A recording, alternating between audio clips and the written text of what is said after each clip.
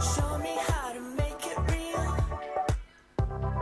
I won't let you down. If this is how we're meant to feel, I never had a doubt. Through every test, I gave you my best. I am obsessed, believe me. So take the next step, we'll make up the rest. Try to let go. Just take me for a ride.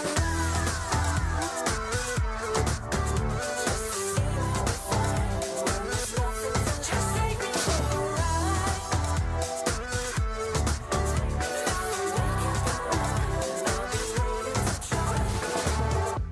You wanted me to break the rules. I can read the signs. I can feel it burning through. You see it in my eyes. It's complicated, 'cause all along I've been waiting. Just take me for a ride.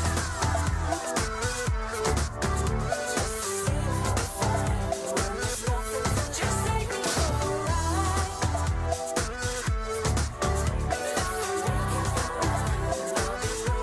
Just take me for a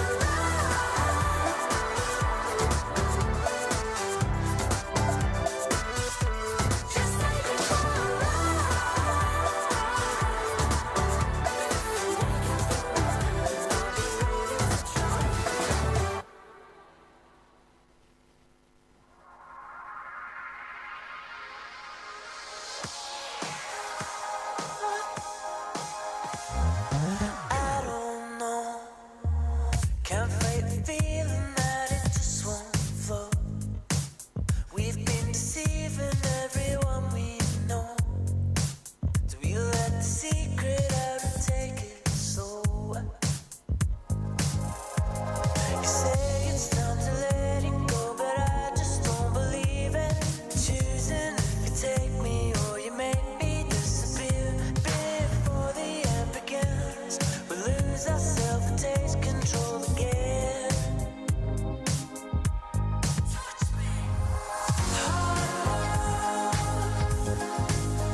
It's keeping us hanging on,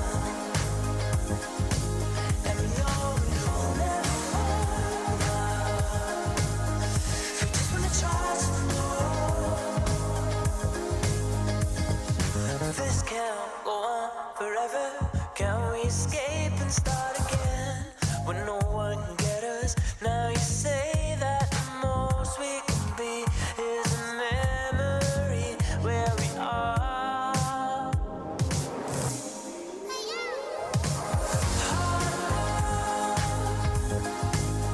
It's keeping us hanging on, and we know it will never hold out. We just wanna try some more.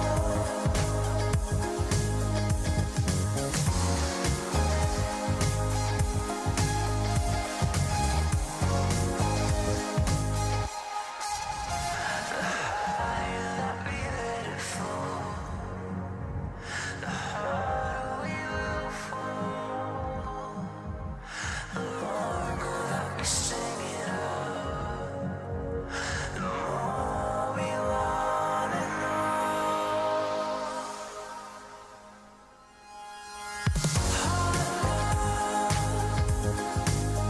It's keeping us hanging on, and we know it will never hold out. We just wanna try some more.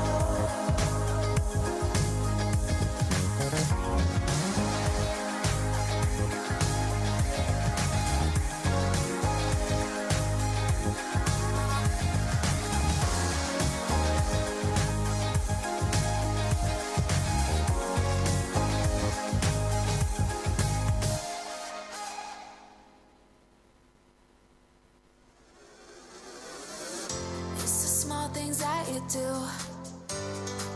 to keep reminding me there's magic inside me and you. Dreams to reality. All of my worries and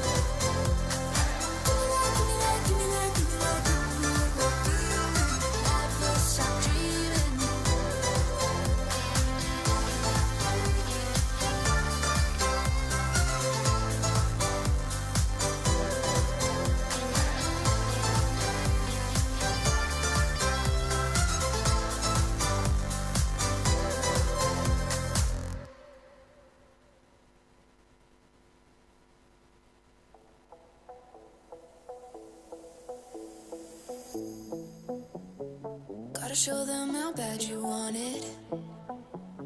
You don't always get them second chances.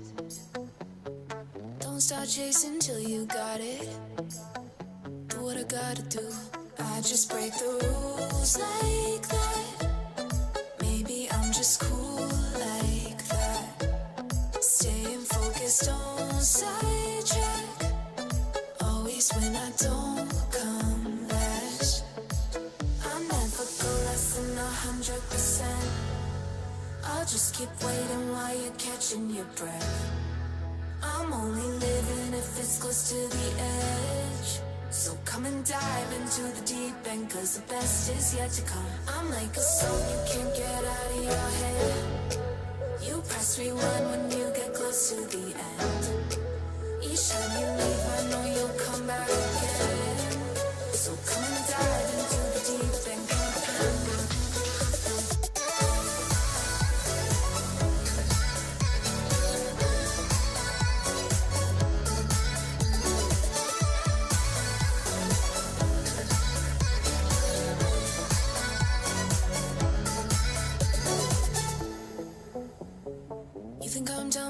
Just started.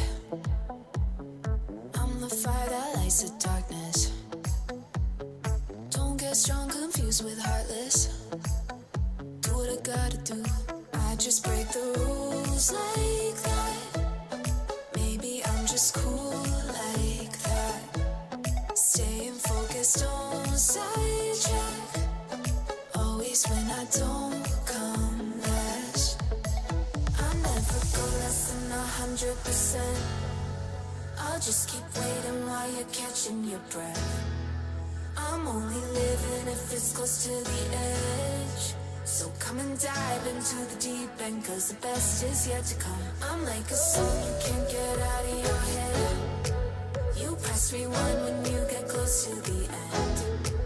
Each time you leave I know you'll come back again. So come and dive into the deep end.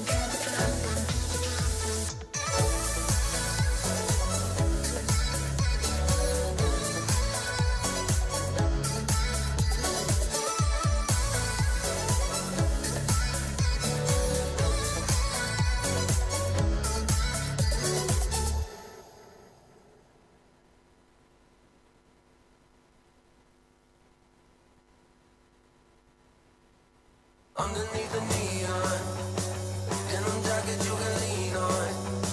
In the dark we can be gone. Like a dream, I think I see one. On the reg, you know I need that. On my neck, your name is ink black. Got your hands up on your hip like a pin up in that fit. I be lying through my lips, say anything to see a dip. Drop it low, let it show. Do your thing out on the floor. I'ma count to 1, 2, 3, chorus on the phone. I'm better when I'm with you. I feel it in my bloodline. Ice cold with the go-to, but you the one shining bright. Bump it like woo, baby. Better get your thing ready. I'm better when I'm with you. So would you be mine tonight? Too bad we breaking woke pink. Matter take it slow. Back into the moment when the summer had a summer glow. Body like somebody gon' be missing, they somebody.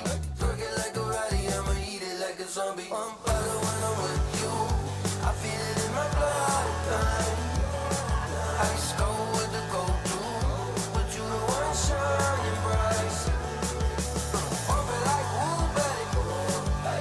Better get your thing ready. I'm better when I'm with you.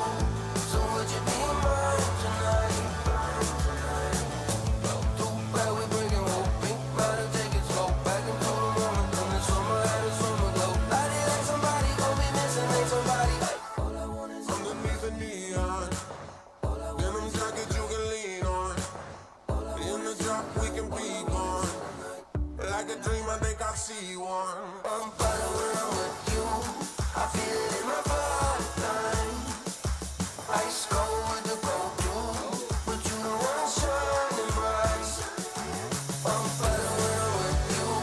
I feel it in my bloodline. Ice cold with the go-to, but you the one shining bright. Bump it like woo, baby. Better get your thing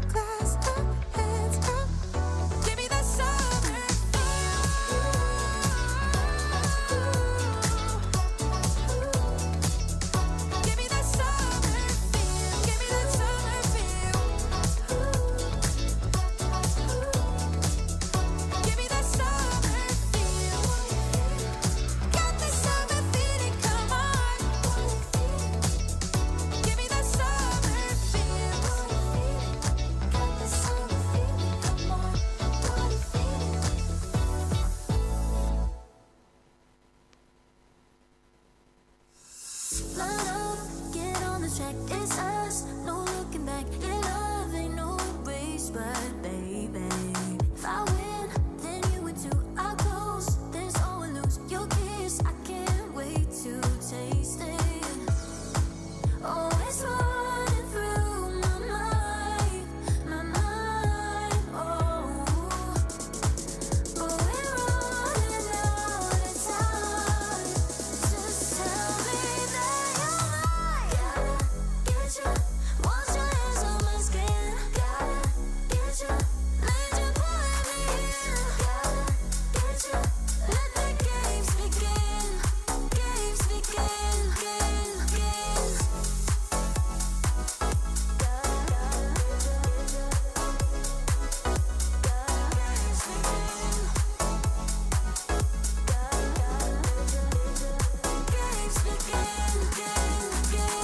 Green light, it's overdue, but right, don't leave me blue. We go mad and there's in training. If I win, then you win too. I'll close, there I will lose. Yeah, love ain't no race, but baby, ooh, oh, it's running through my mind, oh. But we're running out of time. Just tell me that you're mine. Gotta get you, once your hands on my skin. Gotta get you, need you pulling me in. Gotta get you, let the games begin. Games begin, games begin.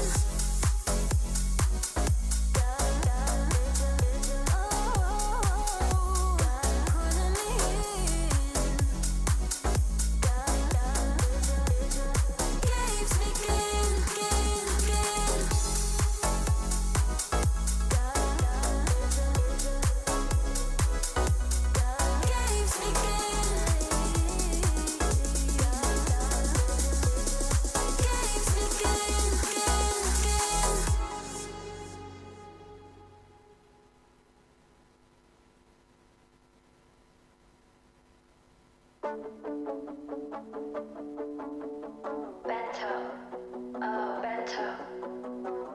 I can feel the walls closing in.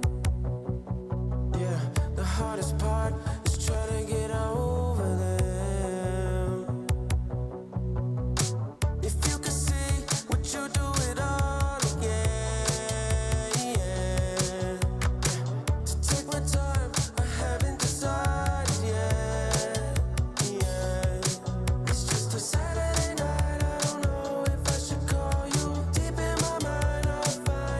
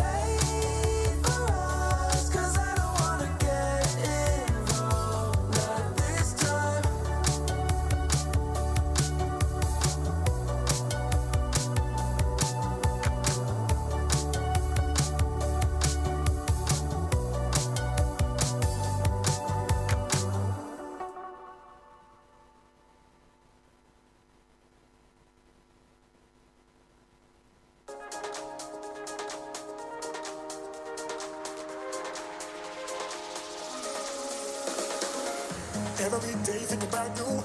Every night dream of you. Love the way you smile, love the way you move. Every day think about you. Every night dream of you. Love the way you smile, love the way you move. Every day think about you. Every night dream of you. Love the way you smile, love the way you move. All I want now is you. Every day think about you. Every night dream of you. Love the way you smile, love the way you move. All I want now is you.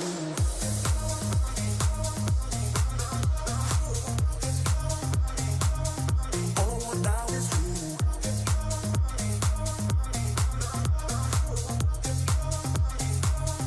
All I want now is you. Every day think about you. Every night dream of you. Love the way you smile, love the way you move. All I want now is you. Every day think about you. Every night dream of you. Love the way you smile, love the way you move. All I want now is you. Doesn't really matter if the stars don't shine. Who can love you better? Doesn't really matter if the stars don't. Are you curious to play freestyle chess but don't know how to? No opening theory, no memorized moves, just pure strategic creativity. But how do you navigate 960 possible starting positions with confidence? That's exactly what I'll teach you in my Freestyle Chess Masterclass. You'll learn how to develop your pieces effectively, recognize key positional patterns, and avoid early disasters. I'll break down some of the best freestyle chess games ever played, featuring Magnus Carlsen, Alireza Firouzja, and Fabiano Caruana. Freestyle chess is still in its early days. This is your chance to get ahead of the competition. Sign up now and let's take your freestyle game to the next level. Join my Freestyle Chess Masterclass today and save 20% only during the Grand Slam. Vincent, you just won your last game against Fabiano. Let's start there. A lot of people thought a draw was good for both of you, but you went for it. You quickly got a winning position. What was going through your mind before the game and what happened in the game? Yeah, I mean, before the game, I was already happy to be in the situation that I was. I mean, even with loss, I think I would have been guaranteed a playoff. So that's quite comfortable considering that after the second game today, my chances were not looking that great. So I was already happy with that, and of course it was in my mind that a draw would be a great result, but there's no real way to simplify the position. And I think he was trying not to be slightly worse, and that attempt got really messy, and I think taking the pawn the way he did certainly wasn't a great idea and gave me too much play.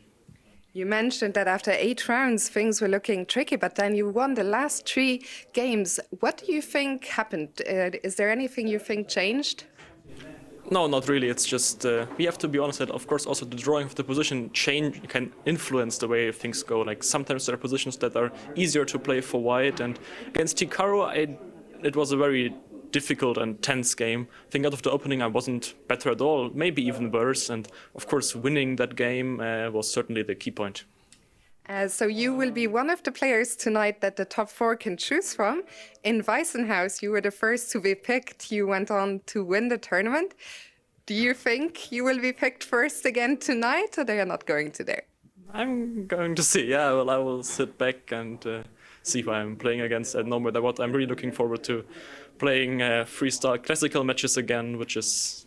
I like it better than the rapid, and of course it's great that I don't have to play for 9th or 11th place, but can still fight for the top spots. Vincent, congratulations on qualifying to the quarterfinals, and best of luck for tomorrow. Thank you. Arjun, congratulations. You finished on 6.5. You're qualified for the quarterfinals. How was your experience of playing this round robin over the board here in Paris? Thank you. It was very intense and very exciting. I'm happy that I made it to the knockout phase.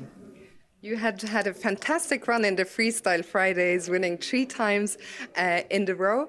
Was that the only prep you did for this event, or did you do something else as well? No, I was analyzing many possible starting freestyle positions, and I was trying to make some principles out of it. And I did spend quite some time on it. Tomorrow we move to the classical portion. The top 4 players will be able to choose their opponents out of 5 to 8. At the moment, it's still unclear whether you will finish in 4th or in 5th. It will depend on the last game running. Do you have a preference, finish 4th and not getting a choice, or finishing 5th? Probably slight preference towards 5th because like 4th player usually gets the best one like between 5 and 8. So maybe 5th, but it doesn't matter that much. I imagine tomorrow will be your first time playing classical freestyle chess. Are you excited for that? Yeah, I'm quite looking forward to it. It will be quite new for me, and I know some of the others are experienced, but like I'm excited for tomorrow. You are the only Indian to make it through to the quarterfinals. You have a reputation for having quite a creative style. Do you think that gave you an advantage in freestyle chess? Probably a little bit because like sometimes in classical I have to go out of my way and accept some worse positions to make it complicated. While here most of the times like on move 1, move 2 itself it's already complicated. So maybe that does help a little bit. Well, it's been a pleasure to watch your games. Arjun, congratulations and best of luck for tomorrow. Thank you. Jan, congratulations. You finished the tournament on 8.5 out of 11. You scored 4.5 out of 5 today. How are you feeling right now? Well, to be honest, I didn't feel quite well today, so like I didn't expect like anything to be quite good. So I thought like I will try to sit on my +2 and just make sure I will qualify. But somehow like I got a couple of easy games with white. I mean, especially with, actually all 3 games with white I was massively better after opening. Yeah, let's say with Maxime or with also like with Arjun and also with Gukesh. And yeah, somehow with black I also like managed to outplay Vidit from a bad position, and then okay against Magnus at some point I was winning. But it was like already time scramble and I couldn't calculate. So okay, so far like, today was a great day, but it's important to keep the momentum, because the main tournament starts tomorrow. Absolutely, but so far this is your first time playing in the Grand Slam Freestyle Chess Tour. How was your experience of these 2 days of round robin rapid? Well, I'm not going to whine too much, like scoring 9.5 out of 11. So yeah, maybe the time control is favorable for me. So it's like semi-rapid, semi-blitz. So it's a bit faster than rapid and a bit slower than blitz. So it's like possibly my 2 favorite types of chess. Yeah, currently. And also it's it does a great job when you shouldn't like spend like hours and hours preparing. So my head is relatively free of like any extra knowledge which could bother me during the game and before the game. So yeah, it was fun. But yeah, once again, like tomorrow is the day.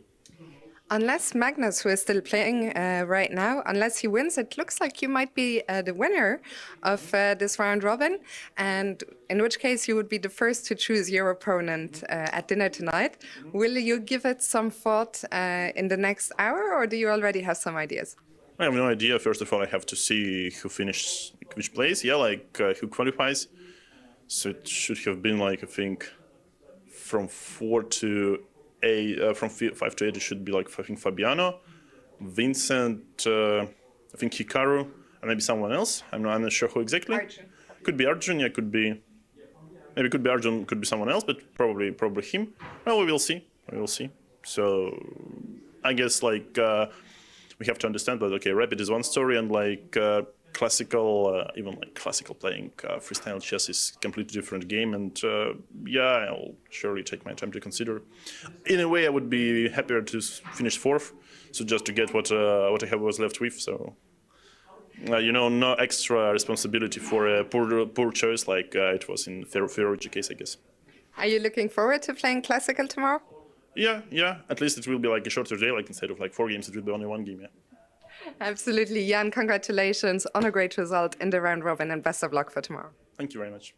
Maxime, congratulations. You are through to the quarterfinals here in Paris. How did day 2 of the round rapid go? It was a bit less convincing than yesterday. I had a lot of bad positions, but again, I managed to save myself in some of them and to win very luckily against Vidit with 2 pawns down. So, of course, I'm satisfied with the qualification, and now we move to the unknown. The unknown, the classical portion awaits tomorrow. Before that, tonight at dinner, the opponents will be decided. The top 3 can choose between places 5 and 8. It's not clear yet whether you will be 3rd or 4th in this round robin.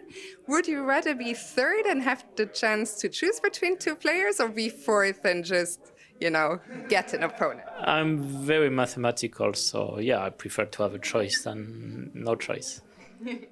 Is there anyone here that you would particularly like to play tomorrow? I think we know already we're 5th to 8th, but we'll see. I don't really care. Is tomorrow your first time playing freestyle chess in a classical format? That's why I said I was coming into the unknown. Have you done any kind of special preparation for the classical part of the tournament? Not really. I just was watching the games from previous events and was looking at time management from the players. Hopefully that helps a bit. Well, Maxime, congratulations and best of luck for tomorrow. Thank you so much.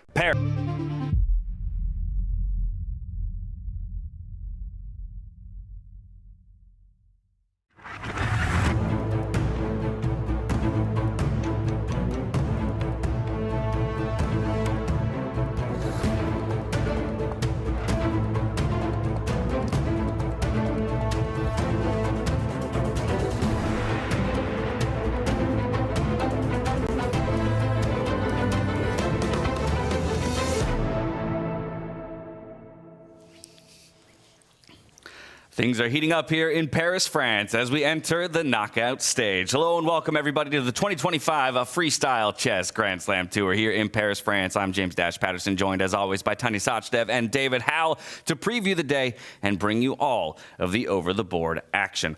All 12 players still remain, importantly, fighting in different brackets, which we will go through in just a bit to make sure that you have a complete understanding of everything that's at stake over the course of the next 8 days. But in a number of ways, I think the most important thing for us to acknowledge is we come into a period of time where we slow things down. Classical time controls. It's a totally different approach to the game, as well as matchups between players that will take place over 2 days. Yeah, and this is the business end of the tournament. It's knockouts. The margin for error for these players is absolutely nothing here. It's going to be a best of 2 in classical. And to your point, James, absolutely a different animal when you go into these longer time formats. And that truly captures the essence of freestyle chess because it's required to spend those extra minutes at the very start. Yeah, and so while, David, some players are going to feel a lot of confidence coming out of those initial round robins based on their performance, it's almost a full reset, right? It doesn't really matter at this point if you finished first, you finished 8th, as long as you made it into that top 8 playoff picture, your chances are equal of going through, as we very well saw back in Weisenhaus. That's right. I mean, the first 2 days were a lot of fun. I really enjoyed covering the Rapid, and a lot of the players enjoyed it, some more than others. But ultimately, that was just all about survival. As we saw in Weisenhaus with Vincent Keymer struggling in the round robin, but upping his game in the classical, it is totally different playing field now, essentially, and it's just about who adapts better. Survival is one thing. The top 8, they lock that in. They're all going to be feeling good. And now it's just about who can adapt to the new time format. Who can adapt, and of course, I'm sure plenty of people want to know who chose who drew who. We had the pleasure of diving into the dining hall last night and getting to watch all of that play out in real time. Have no fear, we'll have brackets for you that explain it all. It is a bit of a complex system here because one of the important things when it comes to freestyle chess being a year-long circuit is that we do award not just cash prizes to every single place from top to bottom, but also circuit points from top to bottom. So fighting for 5th is just as relevant, as fighting for 1st if that's the position that you end up finding yourself in. So those brackets will continue to break down, and everything is superbly relevant. You don't want to give up the fight until the very last moment. Yeah, not just any old cash prizes as well, very decent cash prizes, but most importantly, I think the players really care about the tour points. They all want to be in South Africa at the end of the year when things really matter. I mean, I love this phase of the tournament when it goes into knockouts. It's a one-on-one, it's spread over 2 days, and the players really have to outplay the other opponent in pretty much every format, because sometimes it can go into tie breaks. And I really want to ask you guys, I mean, yesterday we were at dinner, right, when the players were picking up, and once again, James, we had Jan Nepomniachtchi take the first pick, calling out on Vincent. Were you guys surprised with that? To be honest, I wasn't. I wasn't. Largely because he wasn't at Weisenhaus, number one. And so I don't think, no trauma. there's no trauma with it all. But also, I think at the end of the day, you look at that field of players and you still probably have to, you challenge the guy to prove that it wasn't a fluke. There's kind of I think that's maybe the mindset here, right? Is like, all right, prove to us that your win in Weisenhaus wasn't a fluke. Did you see the way he did it? He was sitting. He was so happy. He was so chill, and then he just sort of, shouted across the room, I pick Vincent Keymer. I pick black. Yeah, with a big old smile on his face, tucked away in the corner of the dining hall. I mean, if there's one thing Jan Nepomniachtchi has not lacked in his career, it's confidence. We saw that in the play-ins. I mean, he was crushing the field yesterday. He rose up, overtook Magnus to win that, and confidently picking Keymer. I think it's a brave choice. Also, we have to put it in context and say the other choices weren't so great either. It would have been Hikaru, it would have been Fabiano, or Nodirbek. Exactly. Well, so that's a preview of one of our 4 top bracket matchups. Let's pull up the schedule for the whole day, though, so that you know what's in store. We, of course, had Carlsen making the second pick, and he elected to go up against Abdusattorov. Then Maxime Vachier-Lagrave chose Caruana as his opponent. Caruana having scraped through those round-robin stages, in part because of Nakamura's performance at the end of the day. Arjun being left with Nakamura, doesn't get the choice of his opponent, would get the choice of which side of the board he'd like to start. And that's our upper bracket picture. Of course, the bottom 4 are still in play for those 9th and 10th places. So Praggnanandhaa up against Vidit, and there you can see the upper bracket. Like I said, it looks complex. Don't worry, we'll walk you through it all the way, day over day. But those first 4 matchups will take place. Obviously, the winners move on after the second day of play along the upper parts of the tree. Losers will fall down, but playing all the way for 7th place, like I said, money at stake, points at stake in this tournament. We can even look at the lower bracket here. It's a little less complex, but like the upper bracket, winners move to that top game playing for 9th, and then of course the losers will still play for 11th, or share 11th, I should say, because 11th does not get circuit points. We do conclude the circuit points at 10th with 1 point for that player. That lower bracket is heartbreak for India. I mean, 3 out of those 4 players, 3 Olympic gold medalists right there. And I have to say, I think it was a disappointing moment for the Indian chess fans.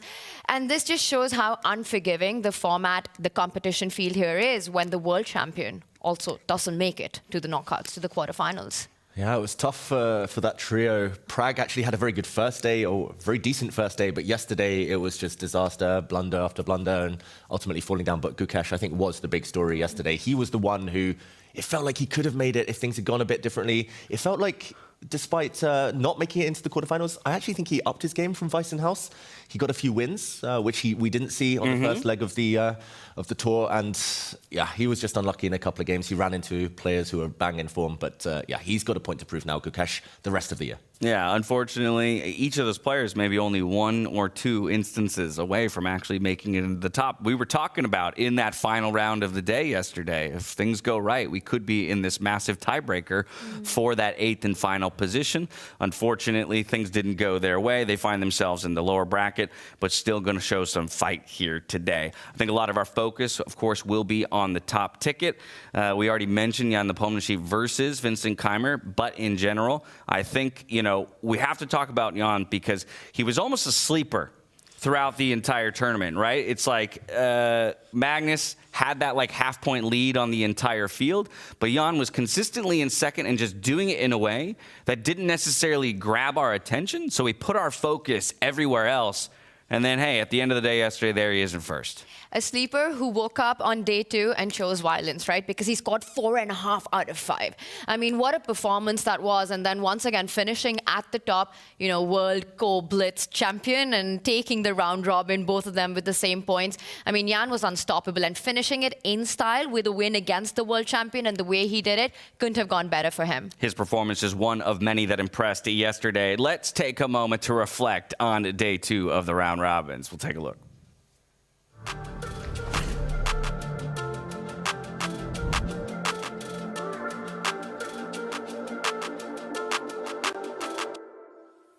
What a finish to the round-robin phase in Paris. 2 days, 11 rounds, 12 elite players chasing 8 quarterfinal spots. And today, there was one number on everyone's mind. 5 points, that was the magic mark. Reach it, and you're in. At the top, the picture was clear. Magnus Carlsen, Jan Nepomniachtchi, Maxime Vachier-Lagrave, and Arjun Erigaisi were the first to qualify. Carlsen played with ice in his veins. He survived a tough position against Keymer with a fortress. Yes, the man who once said he doesn't believe in fortresses built one to hold. After storming into the event, late arrival Nodirbek Abdusattorov also cruised through, despite some shaky moments. Hikaru Nakamura clinched his spot with an incredible defense against Nodirbek, under pressure and with seconds on the clock. After all, he is one of the absolute best defenders in the world. The real drama played out just below the cutoff. It came down to the final round, and it was messy. Fabiano Caruana with 4.5 points only needed a draw, but he lost to Vincent Keymer. With that win, Weissenhaus winner Keymer jumped to 5.5 and into the quarterfinals. Caruana, he made it too, thanks to Nakamura, who knocked out Richard Rapport in the very last game. The other heartbreaks, Gukesh, Praggnanandhaa, Vidit and Rapport.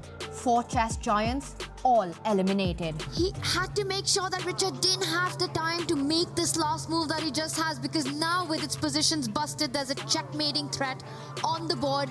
I don't see a way of surviving it with 5 seconds on the clock. No, now he slides the rook over, but that's over. Yeah, not to the position he needs, and just like that, Richard Rapport will take a decisive victory early in the day, shaking his own head somewhat in disbelief. I think both players will be replaying this one in their minds. For world champion Gukesh, it was an uphill battle all day. A misstep in the opening against Nepomniachtchi almost cost him the last game by move 7. For Gukesh now to kind of create too much imbalance. Whoa! And you saw the reaction as quick as the eval bar was on Jan's face there. He saw it instantly. A questionable move here from Gukesh. And he does take the pawn. The bar says it's the right approach. For Gukesh, the problem is now you normally want to maintain the integrity of your pawn structure. You want some presence with pawns in the structure. Here, we saw him wince, but if he takes back with the black pawn, the white knight jumps in, and this is just terminal. There's a threat of a fork, a family fork, a royal fork. King and queen would be caught here. Not just that, but the white queen is coming out. This could be an early checkmate. Vidit had one brilliant moment, beating Caruana with a tricky mate threat, but too many blunders earlier in the event left him with no buffer. Rapport showed flashes of brilliance, like giving up his queen for a mating attack, but it wasn't enough. In the end, these 8 are through. Magnus Carlsen, Jan Nepomniachtchi, Maxime Vachier-Lagrave, Arjun Erigaisi, Nodirbek Abdusattorov, Hikaru Nakamura, Vincent Keymer, and Fabiano Caruana. Quarterfinals begin tomorrow. The slate is clean. The fight is on. You stay tuned.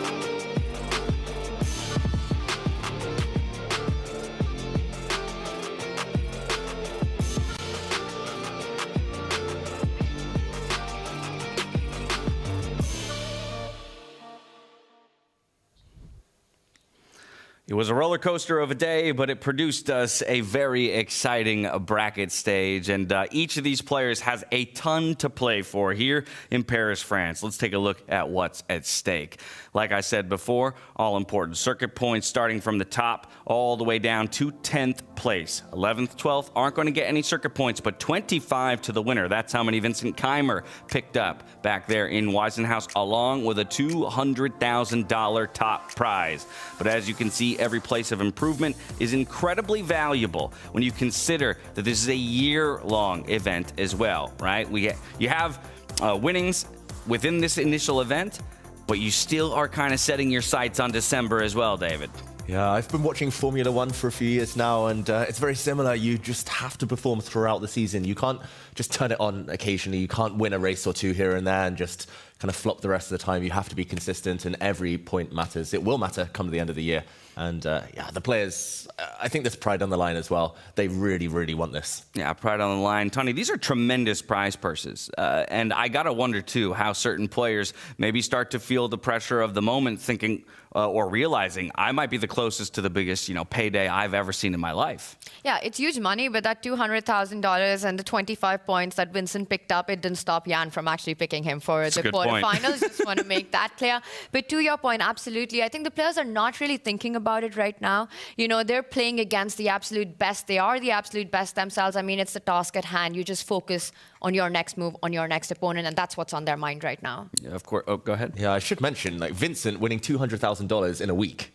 That's more than most professionals earn in a lifetime. So not too bad at all. And hopefully this is the future. Hopefully this kind of trickles down. Hopefully this kind of encourages more and more tournaments to incentivize. Makes it aspirational, I think, is one of the most important things. One of the biggest prize funds in the chess world. Yeah.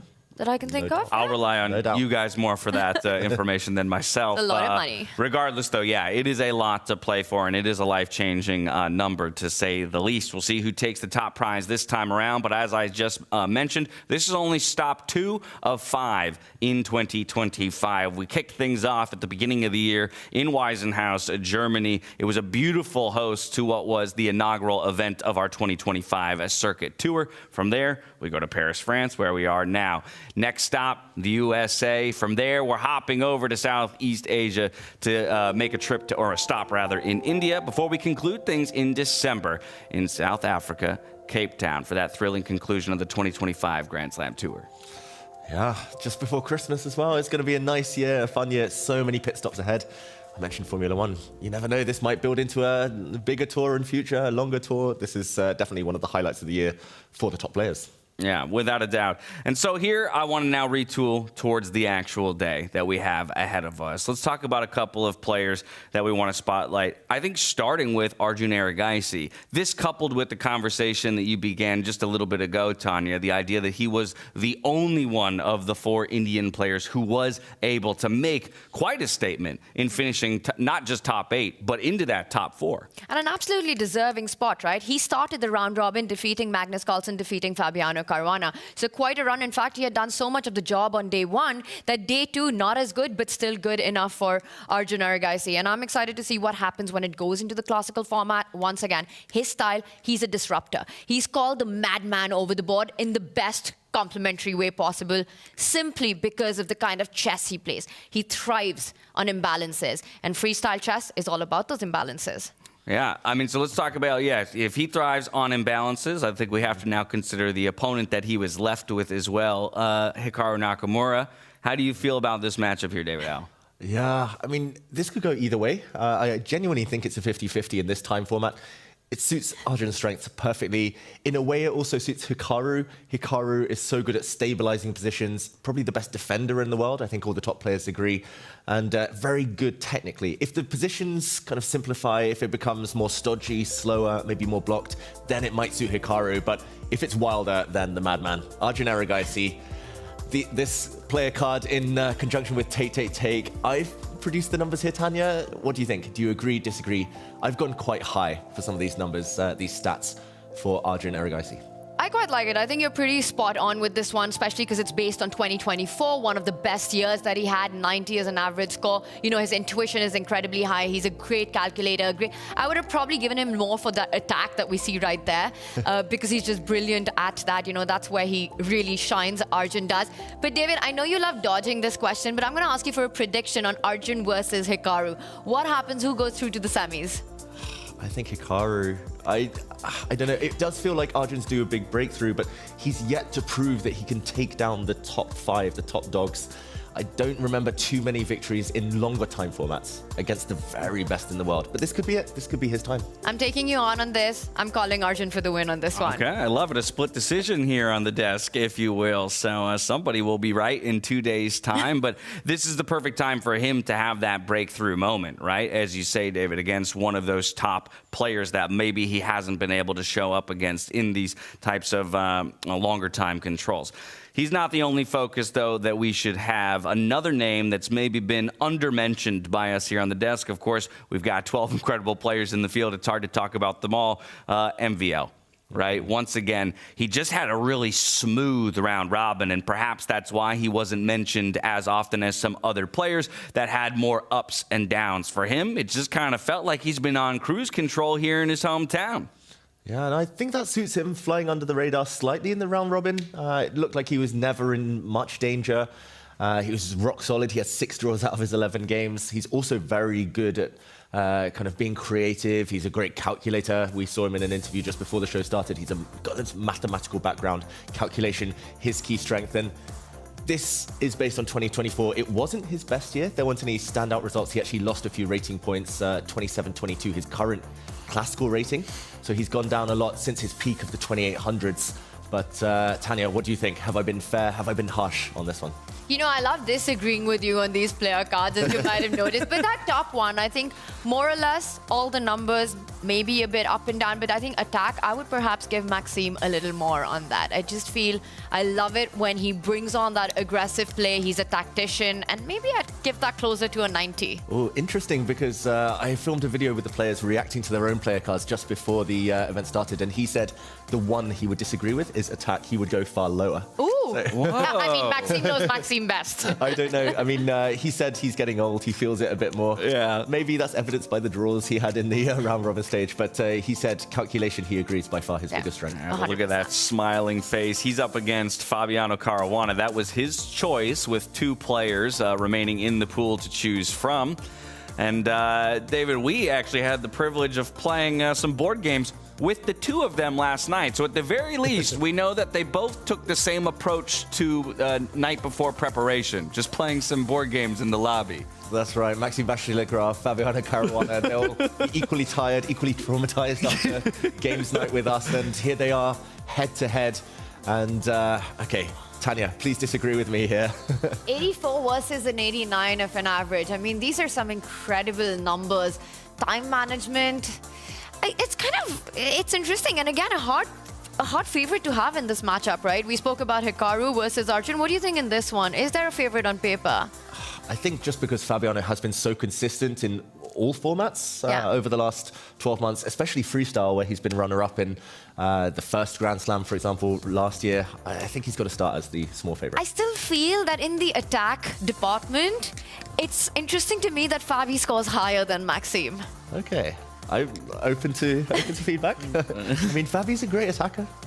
He's a brilliant attacker, but I feel every kind of game that I've seen Maxime on, again, you know, whether it's in the Champions Chess Tour, in so many of his events, he really thrives in those positions. But then, as he said, he's getting older, getting more strategic, more positional. He enjoys that more. They're all getting older. Oh, tell me about it. The one thing I will say, Fabiano, one of his biggest strengths is his openings. And those numbers, they're not just the average of those stats. There's many more. There's openings, endgames. And openings, Fabiano's biggest strength, they give him the opportunity to attack a bit more. Maybe for Maxime in classical traditional chess, he doesn't have the most attacking openings these days. But freestyle, they all start on a level playing field. So that could kind of level out that factor. We give the descriptor of consistency to Fabiano, but do we feel like he's lived up to that descriptor in this tournament specifically? I'll reflect. Day 1, 3 losses in a row before putting any points on the board. Yes, then came back in a big way to end the day, 2.5.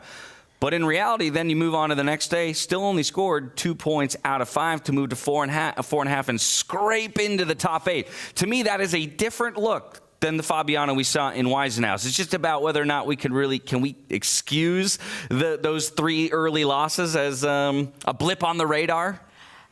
I would agree with you, James. I mean, it was surprising to me to see Fabi struggle to make it through. It almost felt that he was doing everything not to qualify. That last game against Vincent Keymer, I mean, that was an absolute disaster, something that we're not used to seeing Fabi. He had to rely on a Hikaru win to actually make it through to the knockouts. Yeah, it has happened in the past. We have seen world-class players be dead lost after 10 moves in freestyle, especially in the rapid. But maybe he just needs to take inspiration from the man who beat him in that Weisenhaus final, Vincent Keymer. It's just about survival that first stage. And if he can up his confidence, if he gets a good start today, Fabiano, then we might see him back at his normal level. And Maxime picked Fabi as his opponent. Yes. So Maxime versus Fabi, who makes it through to the semis?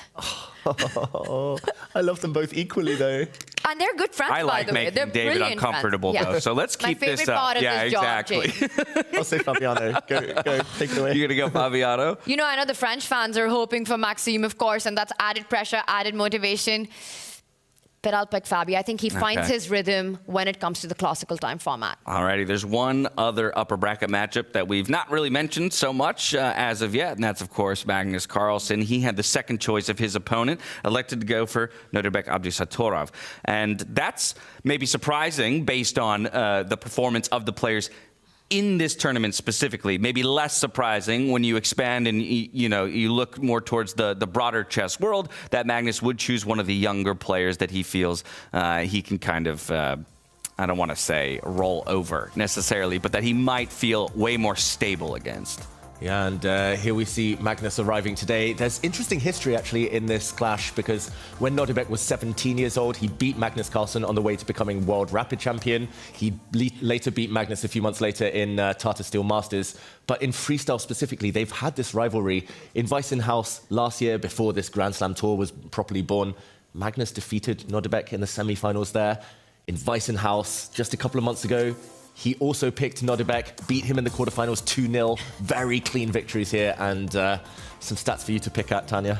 I just want to say that entry shot of Magnus and Ella, that looked like a Hollywood couple walking in. Yeah, it did. How cool was that? The swag and all of it. But coming to your stats, your player cards, I think 94 to Magnus, I would give it 100 or a 99. I mean, he's just brilliant at so many of these things. Attack, 88, maybe a little more on that. That's strategy, positional play, 99. Yeah. Did you check with him what he thought about that? That's the highest score you've given him? He said he's not perfect. He thought it should be a couple lower, but I think in general he didn't complain too much. Yeah, I mean, I would put Magnus at the 97, 98 average, maybe give him a little bit more for the attack. His time management also, I think 91's a bit low. I've never seen Magnus spend more than 10 to 15 minutes for a move. He's brilliant at it. Coming to Nodirbek, yeah, I think a little bit more generous than that was required. Yeah. A bit harsh. Maybe I a will bit say one thing. I mean, Nodirbek's luck, right? He's just riding into Magnus every time at freestyle chess in the quarterfinals, and that's not something a player wants. Right? Yeah, the guy got the call 48 hours before the event started, hops on a plane, flies here, has such an impressive performance in the round robin, just to get picked by Magnus again. Just to run into the Magnus brick wall. Are you kidding me? I mean, look, I'm not trying to count him out, but it's definitely going to be an uphill battle here for Nodirbek if he wants to extend his tournament life and challenge for that top spot. One other little mechanism that we haven't talked about too much is, of course, that the higher-seeded player also gets to select the side of the board they'd like to play on the first day. Of course, they will flip-flop on the second. Is that really a factor? Is that a non-factor? How do you even make that decision when you don't know what the starting position will be? It would obviously, I imagine, in some cases be more relevant when you know the standard starting position, and prep will come a little bit more into play. Is it a comfortability thing? Is it a matchup thing? Where are these players arriving at a conclusion that I want? Because they chose differently. Yeah. Some chose white, some chose black. It's interesting because when I was young, the conventional wisdom in knockout tournaments, for example, the World Cup, where you face each other once with white, once with black, you normally always start with black. You see how it goes. A draw is a great result. Then with white, you decide how hard to push. You can lock it up with white. It's easier to keep things solid, or it's easier to go on the attack. It's easier to... when you know what result you need in the second game, it's easier to play with white. But in recent times, there has been a clear trend away. Magnus always chooses white first.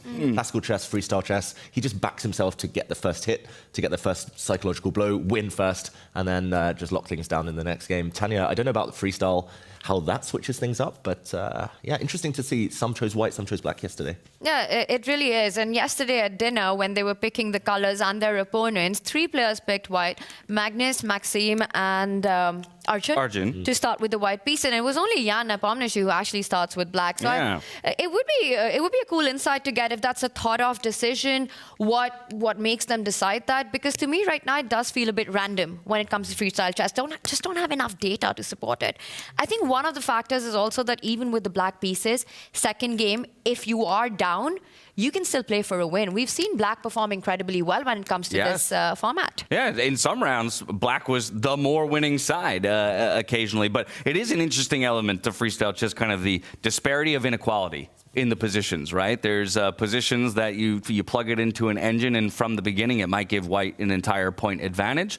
There are also some positions that are akin to equal, or maybe even after 1 or 2 moves made, now all of a sudden black is feeling really good. And again, they're not savants. They don't know what's going to come next on the following day, but it's just an interesting secondary, puzzle to have to crack. Yeah, and I've been talking to Magnus a bit over the last few weeks, ever since Weissenhaus, and he said it's clear the level's increasing. Last year, 1 year ago, people with freestyle, the openings were terrible. They weren't knowing what to push first. They were bringing their knights out to bad squares. They were getting their queens trapped.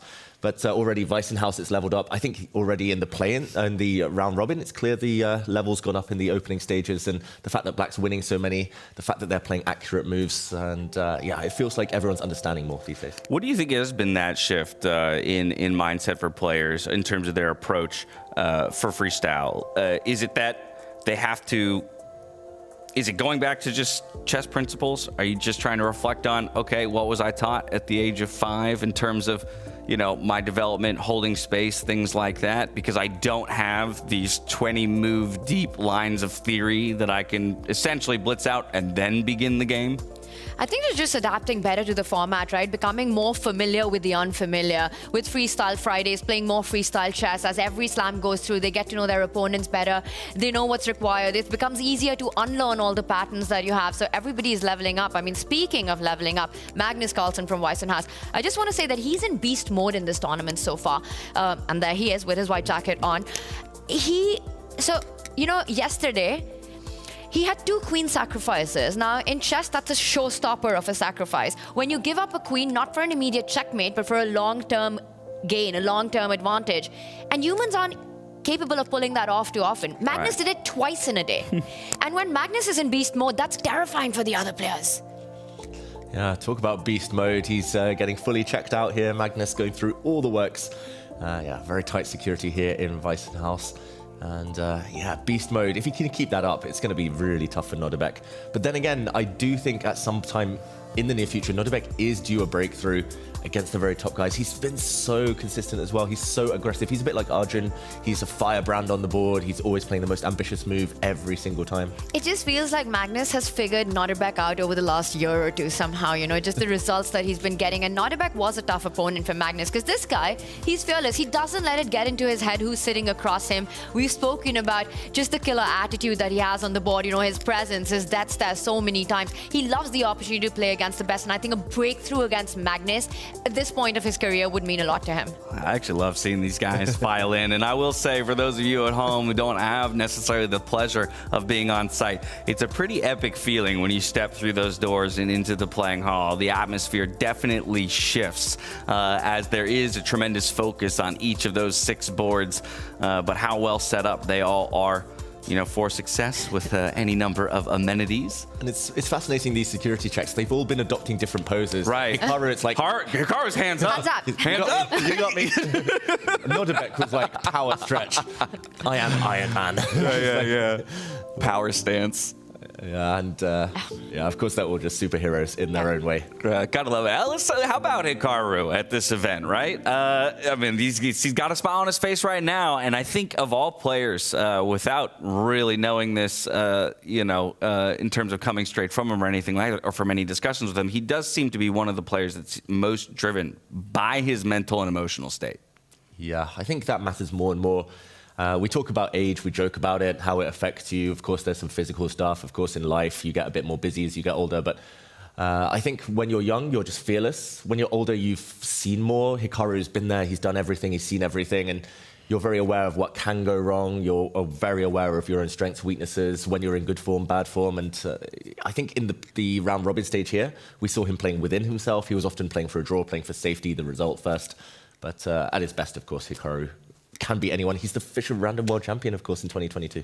I'm a huge Hikaru fan, and he's such an enigma, right? Because he took to streaming. He calls himself a streamer first, everyone's favorite streamer. And then he's been able to maintain to be absolutely the best in the world. Like, he's world number 2. That is incredible, right? I mean, at that level, to be able to play that kind of chess consistently. And yes, he doesn't play maybe as much as he used to, but when he does, he has top-level performance every time. And imagine handling a full-time streaming profession and being the best in the world at chess. I don't know how the guy does it. No, Jesus, yeah. I don't understand how most of these guys do anything they do. And that's why I'm so glad that I'm joined by the likes of you two to help me, at least point me in the right direction. And hopefully we'll be able to do that for all of you at home all day long. You were pestering David for some predictions for a few of the matchups. I feel like we should just complete the circuit, Yes. right? Let's do it. So we had Arjun against Hikaru. You chose Hikaru. You chose Fabiano against MVL. You choosing Magnus over Nodirbek? Or is it going to be the big surprise? I think I have to. Okay. And Have to bet and then against Magnus. you're also going to pick... Yes, this one's... All right, Jan versus... Vincent. Come on now. Oh, this is tough. And it's such a clash of styles, by the way. Jan... Total opposites. Yes. Polar opposites. Clash of generations, clash of styles, and I think, Jan saying, hey, none of you could do it in Weissenhaus, I'll try to do it. Vincent saying, I'm going to do it twice, I'll show you, Jan. I'll go with Vincent, this one. Me too. I'm going with Vincent. Let's go. The repeat. All right, we'll find out soon enough. Into the player hall we go to see what that starting position will be for our first quarterfinal.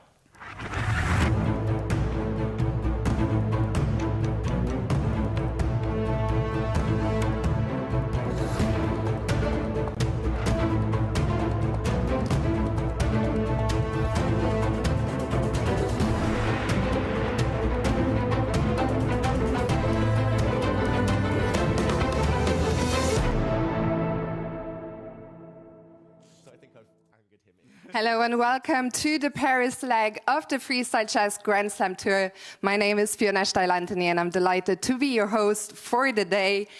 So today it is time. We are going to play freestyle chess in a classical time format, day one of the quarterfinals. For the players, we would like to remind you that the confession booth is right there behind you. If you would like to use it, we encourage you to do so. And before we get to the draw, let's take a look at the highlights from yesterday. What a game day at the Freestyle Chess Grand Slam Tour in Paris. On the second day, the best chess players in the world are once again faced with a huge challenge. Only 8 players advance to the knockout round, while 4 of them must leave the tournament. History's youngest ever Grandmaster Richard Rapport, and Indian prodigies Praggnanandhaa and reigning world champion Gukesh. After winning the Weissenhaus Grand Slam, Vincent Keymer had a difficult start in the rapid round. However, by the win of his last 3 games, he secured a spot in the quarterfinals and emerged as the player of the day. The second game today, my chances were not looking that great. Even with a loss, I think I would have been guaranteed a playoff, so that's quite comfortable. I'm really looking forward to playing freestyle classical matches again. I like it better than the rapid, and of course it's great that I don't have to play for 9th or 11th place, but can still fight for the top spots. Magnus Carlsen led the round-robin stage for most of the day, but with a final round win, Jan Nepomniachtchi caught up to share first place with him. Today was a great day, but it's important to keep the momentum, because the main tournament starts tomorrow. The first 2 days delivered unexpected upsets, bold strategies, and thrilling time scrambles that had the crowd on edge. The unique freestyle format pushed players out of their comfort zones, blending preparation with creativity. Paris proved to be the perfect backdrop for this high-stakes drama, where even the best couldn't afford a single slip. With the knockout stage ahead, the tension and the brilliance can only grow. Stay tuned.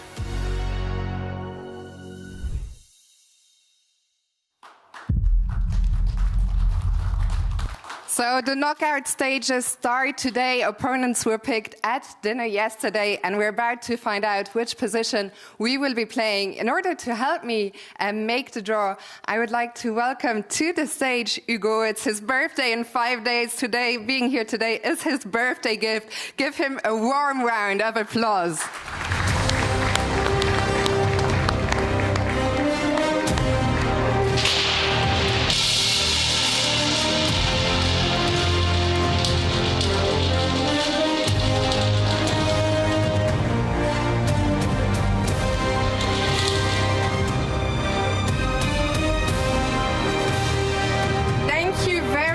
The position today is 841. The players will have 10 minutes to prepare. We are going to be listening in. Merci beaucoup, Hugo. So good luck to the players and to the audience. Please enjoy.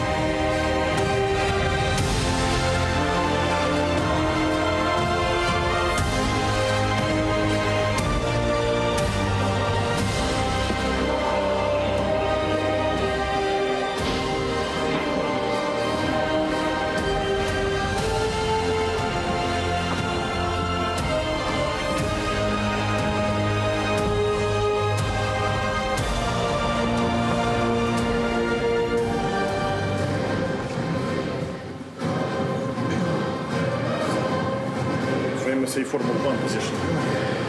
Just A4, A5 changes, right? no, I mean sometimes okay, once again, like knight b3 comes in tempo in some lines. Okay, so f4 probably. F5 or d5, right? Going. Maybe try to play g4 move 1. You know, like, f4, f5, g4. like, I mean f5, g4. F5, G4, G6. I mean, also f4, can you play f6? It's also d4. 6 normally like you just give up some space, yeah, like maybe not bad, but I saw with d5, E4, E5, and then knight D3 and knight G6. Yeah, knight d3 always like something like d6 wouldn't be as bad. Knight G6 looks more. Yeah. Is f5? It might be too much. F5? No, but f5 you get d5. And d5, d3, knight d6. 6, knight f7 maybe. Or knight D6, yeah. Yeah, No, like that looks the main very like fun. Pieces are well placed for this. out for game and learn But also D4, I think, is good for black. Yeah. D4, C5, and just get space. Yeah. But okay. I mean, what else can white play? G4, E4, it's reasonable. E4? E4 always. E4, yeah, very reasonable. Makes sense. Yeah. Because you can the king's gambit. Yeah, here. E5. Not exactly. If F5, let's say F4, F6, yeah, and we are pretty much. Yeah, but I at the mean, you same. never know on this one because you can never cancel. G6 always good in these positions. I can like, I mean, always. You want to go literally. G6 here? No, G6 and G9, G6 is like always like evolution is about to go the equality. I mean, no, I mean that's no, but like that's like that's not me. That's not me. That's like stop. This looks reasonable. D4 like E5, like whatever. Like, then bishop to G6 and so on. But D4, E5 I don't like. What? You take knight f5 and it goes to c4, bishop g6, bishop f6, and you're already winning like knight b6. no, seriously. No, actually, what doesn't look bad. It doesn't look bad. Winning is a. No, like, and, I mean, it's interesting how that can be like. Bishops come to a good place. It's interesting, yeah, this gambit. Yeah, what about F5, E5? Maybe F4. No, I think F4 is very good. F4 like restricting the management. Yeah, no, this is quite nice. Okay, so E4, E5. Are you sure about the gambit? I'm not so convinced. Yeah, I'm not so. A lot of the stake. Okay, why should take it? But how does white play? Because the pieces develop so nicely. I mean, the worst case you get is Catalan structure, like. No, why? Like, I mean, like in this. Catalan 96, let's say. Yeah, your bishop's not on B6. Because okay, this pawn, like, I mean, okay, but that's even better for us here because it's true. smaller E5, D5. Yeah, pieces develop very, very reasonably. Like, what does white play? Knight G3 or what? Okay, whatever, like, that's true. D3, but D4, E5, I really think this is good. D4, I think it's like quite doable. Okay, white should take, right? Yeah, white should take. F3 is the move. F3? F3, okay, I don't know. Yeah, take bishop and B6, maybe. Yeah. Or bishop F6 immediately. Yeah, also. Interesting, yeah, maybe. Or knight yeah, let's go with B6. knight C4, yeah. This knight is also very. No, I mean, this is like quickly gets out of control for white. Okay, so what's first moves? So what not E4? G4. G4. Okay, G4. Can we go H5 here? H5 takes F5. Ah, no, maybe then E3, yeah. Or knight G. Yeah, knight G3 was the idea. But what's wrong with G5? Not so much. Also maybe E5 or something, but F4, no? Yeah, E5 and 4 maybe is not so easy. F4 here. Yeah, F4. F4 probably. Takes an F. Take no, an knight H5, huh? Yeah. Take an H5. Yeah. Looks fine to me. F5 But then I was wondering, like Queen F4, how do we? After H. After Queen F4. But H5 looks really bad. It looks fine. Yeah. Harmonious. Yeah, I think F4 is quite F4, likely. F4 is very logical. F4 seems okay, so F5 or F6? F6 D5 maybe. Is D5 not playable? I'm not sure. It is also always playable. G4. Now F6. Now F5 is F5 maybe E5. E5. Yeah. Maybe yes. Yeah, F5 doesn't work. Insolvable. Yeah. Bishop G3. So this is some knight B3. He flights it. Knight D3, knight D6. Or yeah, let's say A4. Let's say we play A5. Okay, so what's the general like if white plays A4? Yeah, on white plays A4. Okay, let's check this. E5. Yeah, maybe. But that also looks completely fine. You want to take back or on D6? 5, I guess. Maybe D6 should be okay. Yeah. knight d6 and d5 are just much better. You sure? I'm not sure. Why? Because then all case bishop f2. Yeah, there are some squares. Or rook f3 would be slow. Yeah, but we're also maybe a bit far, yeah? Yeah, We're not Yeah, we're getting... also clearly way too far. So it's like it's not immediately clear to sort of gauge any. Well, okay, d4 feels very Okay, normal. e4 I guess. How about e4, e5? And knight d7. 5-4. Also, it's d4 option. Take knight b3.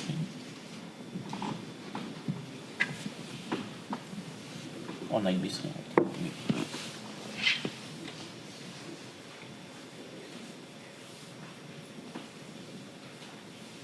So f5 and f1.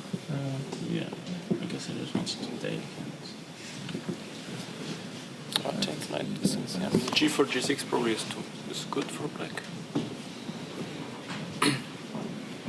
I'm not sure. But it becomes very much like some kind of Catalan decision, right?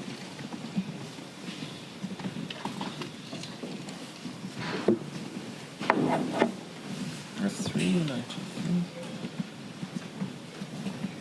Oh, bishop g3 knight f2.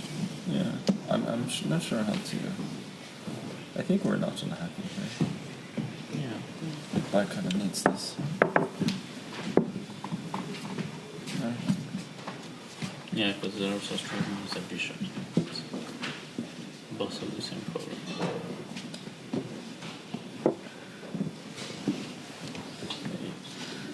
Maybe just take back him. Yeah. I guess knight g3 and f4. Or knight g3 and d4. Or at d4, then some g5, bishop g6. Yeah. I would think that's fine for black. Yes. I think we need to play. Yeah, I think we need to play with f4. F4 you play? Knight g5. Knight g3 and f4. Gentlemen, we will start in 2 minutes. C6, C7. Yeah, maybe white is a little bit better. D5, knight d3. Yeah.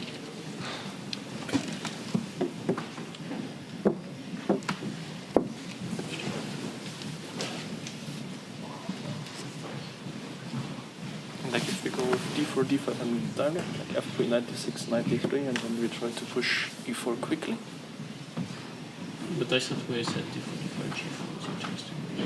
I mean, maybe we anyway, don't want g4, g5. Yeah, okay. It's just not sure whether want or need it. Yeah.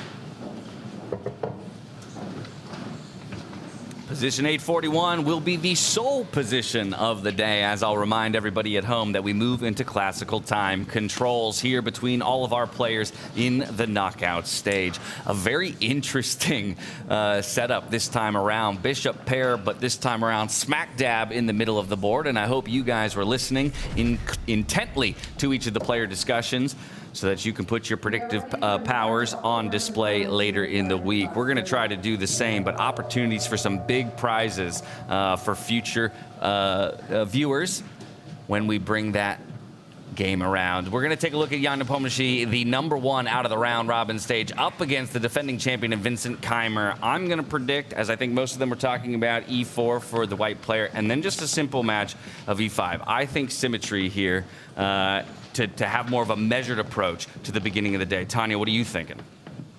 You know, after watching all the analysis the players were going through, I'll agree with your first move, but I'll deviate on the second one. I think we're in Paris. We might see the French defense of standard chess. So 1 e4, which is the bishop pawn in this case, in the center of the board, moving 2 steps forward by Vincent Keymer. And I say Jan Nepomniachtchi replies with 1 e6. That is just 1 step ahead on the center of the board. All right, David? I think e4 as well. I think White here, Vincent Keymer, he does go his own way, so no guarantees on e4, despite the fact that most of the white players were debating that one. I think e4 will be met by f5. And Vincent thinking, as he often does on move 1. So we are all predicting that this pawn steps forward. I think pawn to f5. James thinks that black will play copycat here, solid in the center, and Tanya going for the French defense. And then I realized that Jan Nepomniachtchi is playing with the black pieces, so perhaps the most aggressive of the 3. David's choice of moving that pawn in front of the rook 2 steps ahead could be something more suited to Jan's style. And I think they were discussing this. There was an interesting moment, David, that happened when the players were analyzing, right? Where Jan had an idea with the black pieces, which he strongly believed in. But the others were not so sure. Can you show that to us? Yeah, and I'm just going to show this because Vincent Keymer is thinking on move 1. I remember back in Weissenhaus, he spent, what was it, around 20 minutes on his first move or 2? 20 plus minutes, and was later rewarded. He understands freestyle very well, but yeah, I believe the clocks might have started. He's still thinking. And as Tanya, just while Vincent is thinking, I'm going to put this on the board for everyone at home. This is not Vincent's move, but pawn to e4. Jan Nepomniachtchi was talking about pushing this pawn forward. He was quite adamant that this was a cool idea. And now a pawn sacrifice. The pawn is captured. Instead of taking back, which we saw Magnus Carlsen looking at from the white team, pawn to g6, a sacrifice. And this is a pure pawn sacrifice. Yes, black gets an active knight, active rook, active queen, but it is a full pawn down. So this is my prediction if Vincent pushes the central pawn, but a big if, since he's still thinking. And this is what we saw at Weissenhaus as well, right? Where Vincent in the round-robin stage did struggle to get into the knockouts, but once we went to these longer classical formats, he does tend to take his time, feel the position for himself, not just blindly follow the analysis. You know, you kind of get a feeler there, but then he makes his own decision, and very often, Vincent Keymer is the one who chooses the absolute top engine move to start with. And you know what? If you're going to spend time early, and it serves you correct, it's time well spent. So while Vincent continues to think, let's go ahead and zoom out to all 6 boards just to take stock of the field, because we have a couple of moves played. But like I said, a very different pace to the day than you've seen in the last couple. Only 2 of our boards have made any progress so far. It's your top right board, Maxime Vachier-Lagrave up against Caruana with that bishop pawn, if you will, jumping forward 2 squares, and the same move by Arjun Erigaisi down there in the bottom left up against Nakamura. But everybody else still giving it a good think. What do you guys think? Do we see any French across the 6 boards that we've got? That would be the counter pawn in front of black's bishop on that center line, moving 1 step forward. Just to pay a tribute to the city we're in. Oh, I get it now, Tanya. I get it now. Well, you want to see the French defense. Maybe we'll see Caruana against Vachier-Lagrave in homage. But interesting to see that the 2 games that have begun, Arjun Erigaisi and Vachier-Lagrave making their first move, those are 2 of the more confident players, I would say, in the field. Very, very quick. They like to put their opponents under pressure on the clock. The others, far more measured. Still thinking. Do they not know the clocks have started? I have to imagine they do, as they've all found their way to their seats. But, I mean, like we said, in Weissenhaus, so often we would find, and there it is, the first move made by Vincent Keymer, and it will deviate from what has been selected by the other players who've already committed. And from what we guessed, unfortunately. As well. That's true. None of us will be correct in this one. It is going to be that d4, the light squared bishop pawn move. We need to switch our strategy in the studio, you know. I think we need to cover all grounds. So David needs to go for 1 move, James chooses another, I'll pick a third, and that way at least one of us gets it right. Yeah, we got to throw a wider net. I feel ya. And Vincent leaves the board. Jan Nepomniachtchi, meanwhile, returns to the board and starts frowning. He gave Vincent a bit of a look, then he looked over his shoulder at the screen to see, has anyone else played this?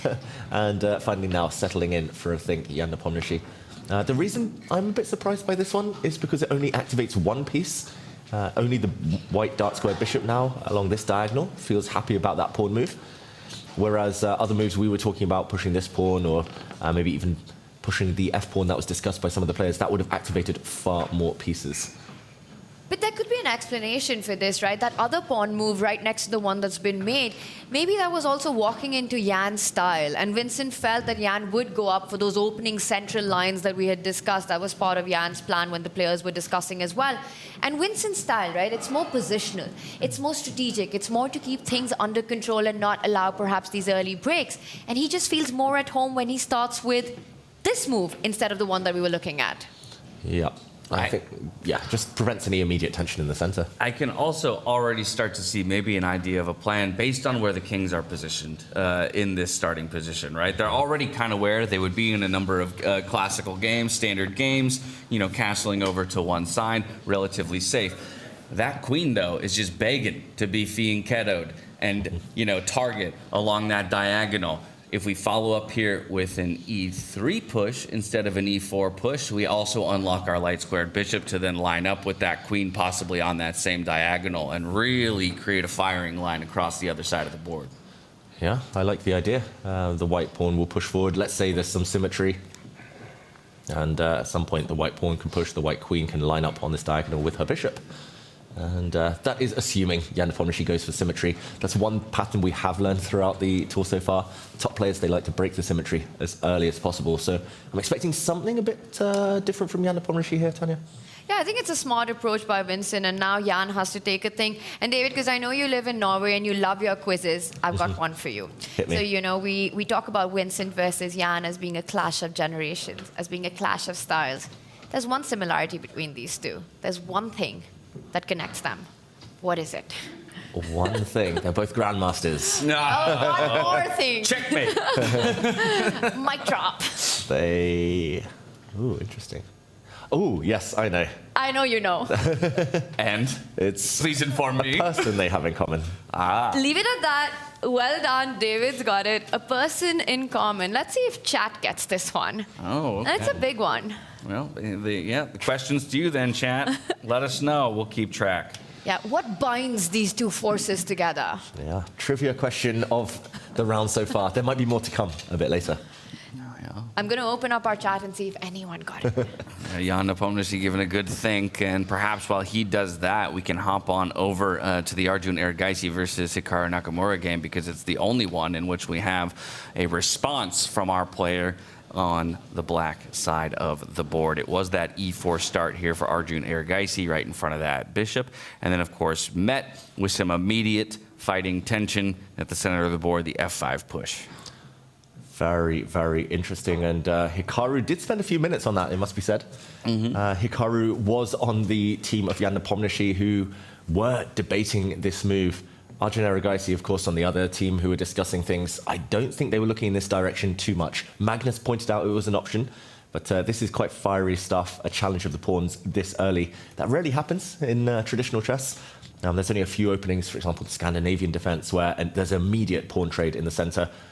And there is a capture by Arjun. Just to point out, bypassing this pawn is another option, but here you've allowed the black queen out, and she could already be swooping into the center to attack loose pawns and causing some damage here. You might also be left with a bit of a isolated pawn almost, a pawn that doesn't have too much backup. The black knight now will come to target it, and somehow the white queen far less active than its counterpart. So I think blocking things up, not ideal, hence Erigaisi's decision. And this is the moment of truth.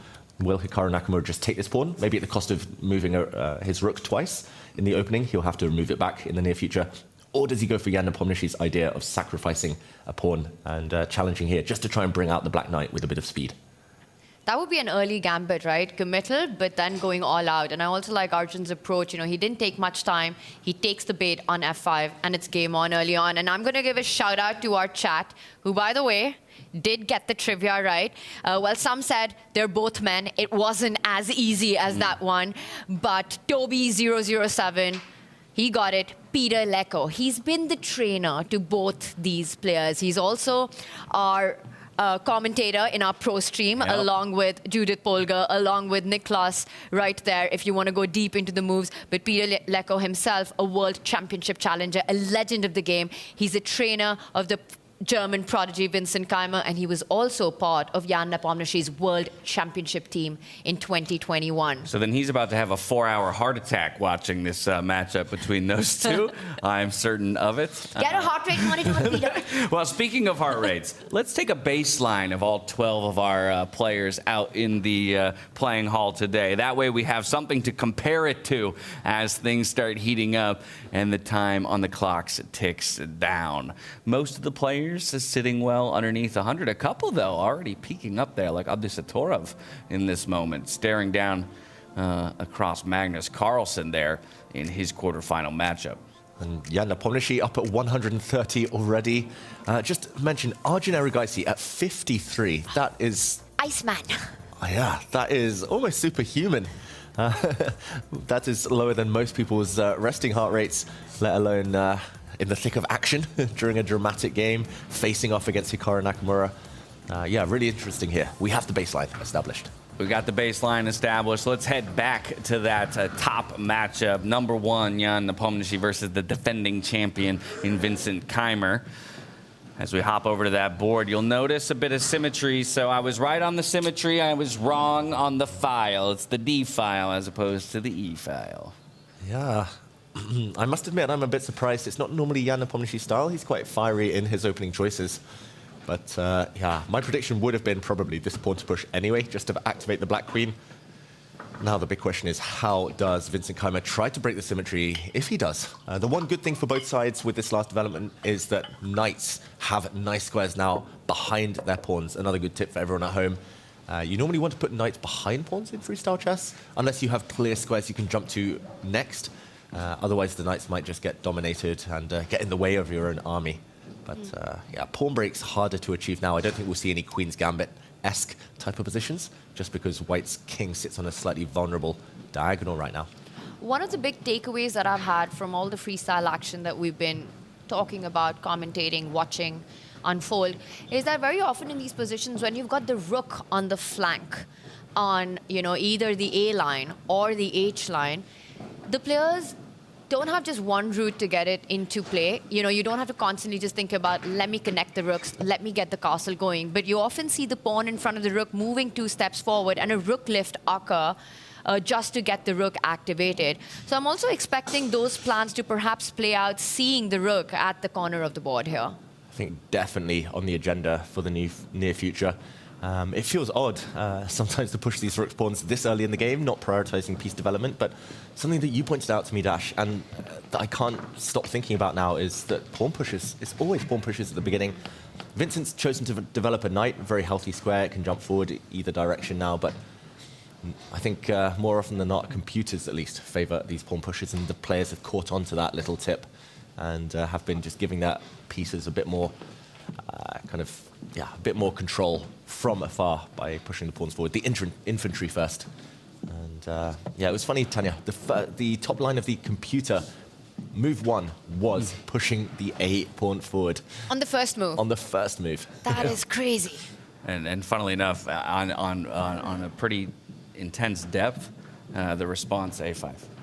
Yeah. That's what it wanted. It just wants pawn pushes on the outside flanks. Pretty crazy to think about. More symmetry, though, in this matchup. And I think from here, maybe we can hop on over to Magnus Carlsen versus Nodirbek Abdusattorov, because interestingly enough, Magnus made his first move with White following Keymer with that D4 push. Did make it after him, but we have a very different response from Nodirbek. In fact, what you were thinking, maybe Jan himself would have gone for, opening up that black queen.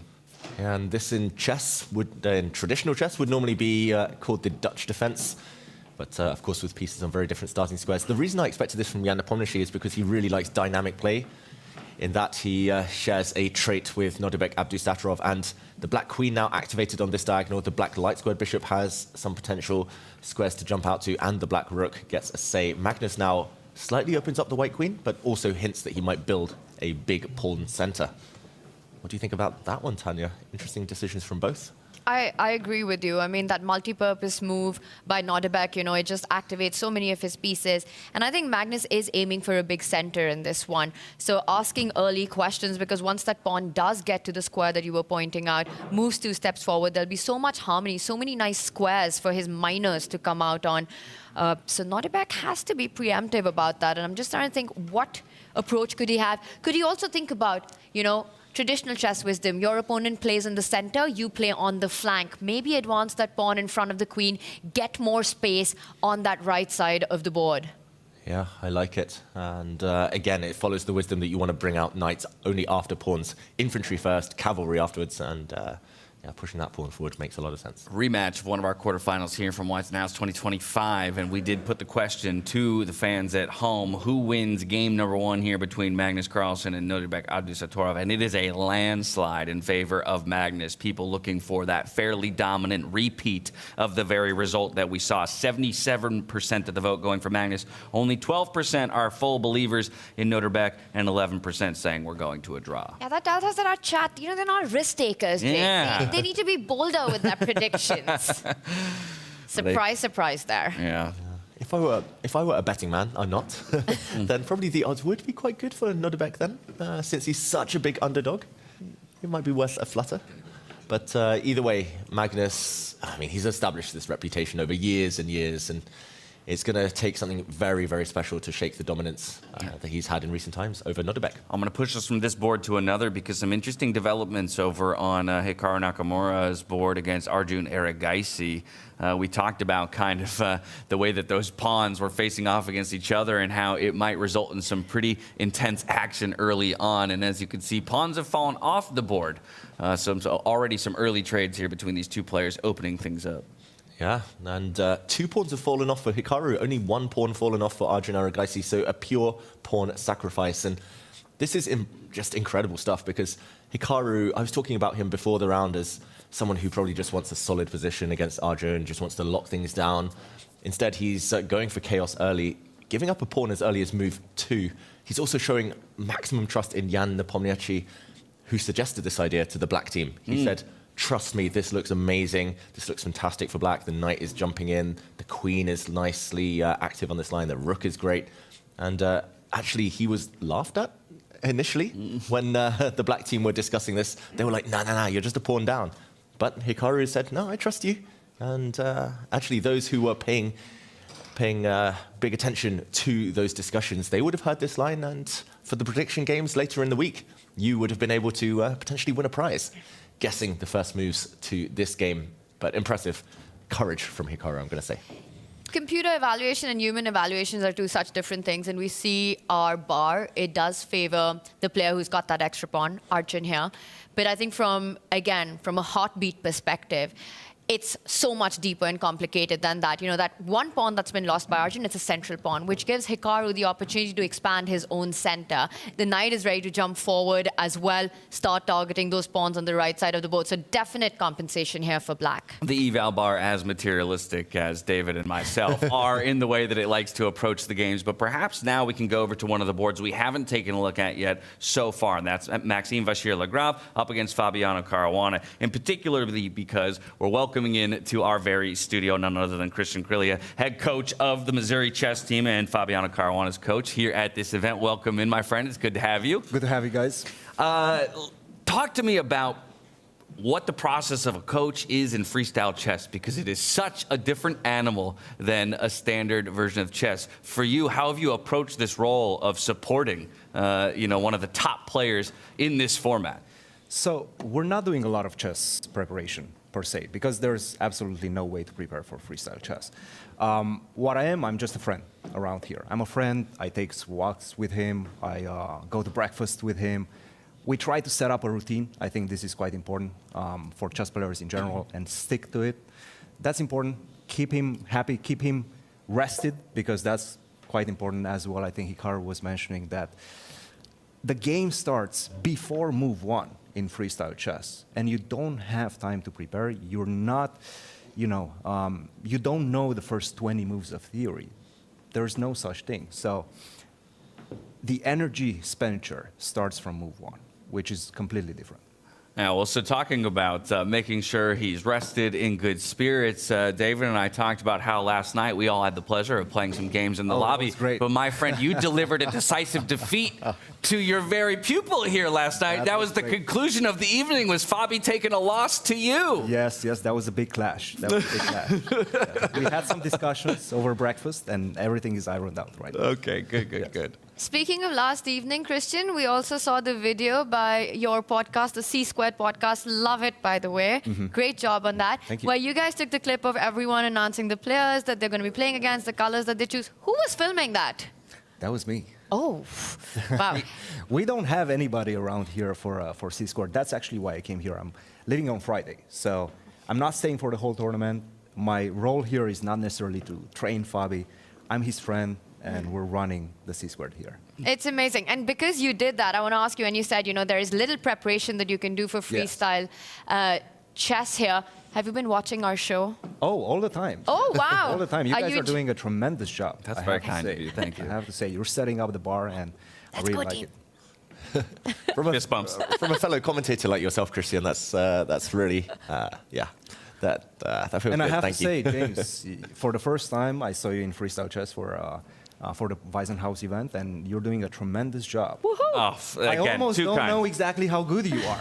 Let's keep it that way, because you'll be sorely disappointed if you learn my We're elo. keeping that a secret. Yeah, I'm just grabbing onto the coattails of these ones and letting them carry me as far as they possibly can. The solid 2,800 Yeah. at hosting. No. I mean, that's you yourself, an exceptionally strong chess player. Taking a look at this starting position, it's quite peculiar compared to a number of the other positions we've seen. We constantly talk about bishops that find themselves paired, but more often stuck over in a corner, and how they already have kind of enabled long sight lines, based on a single pawn push. Here they are completely centralized. Just for yourself, taking a look at this position, is there anything that jumps out to you in particular? I mean, obviously, Fabi has already gone for a bit of a fight here with pawns towards the center right of the board. It's a very strange position, right? Because you don't necessarily know where to castle, or if you want to castle as well. Generally, we are being told that whenever you see that rook on a1 and the king on next to it, you usually go a4. You start pushing the pawns on the side and trying to take more space like that. And then castle on the other side, go all the way on the other side. But there's so many pieces to clear up before you can do that, right? So this is the one issue that I'm seeing in the position as of right now. But the bishops, I see what you were saying, James. I'm seeing ideas of maybe pushing that extra pawn in the center, 2 paths forward, and then getting the dark square bishop out. But yeah, it's very complex. And look, I'm having a hard time understanding chess. Freestyle chess is a completely different beast. I love hearing grandmasters say I'm having a hard time understanding chess. That's incredible. But funny enough that you keyed into immediately the same lines that the engine at some pretty serious depth identified, saying similarly, it's recognizing it wants to get some space in front of that rook. Obviously, we're not looking so far as to when that castling occurs, but yeah, there's a lot of elements just as simple as that. Are those, strategic discussions that you're having, with Fabiano and others around even just a process by which they remember what's possible in freestyle chess? I think sometimes we get into move 20 of a freestyle chess game, and I wonder if the players even remember that castling is still a thing. Yes. Just because the patterns aren't going to match what a normal game looks like.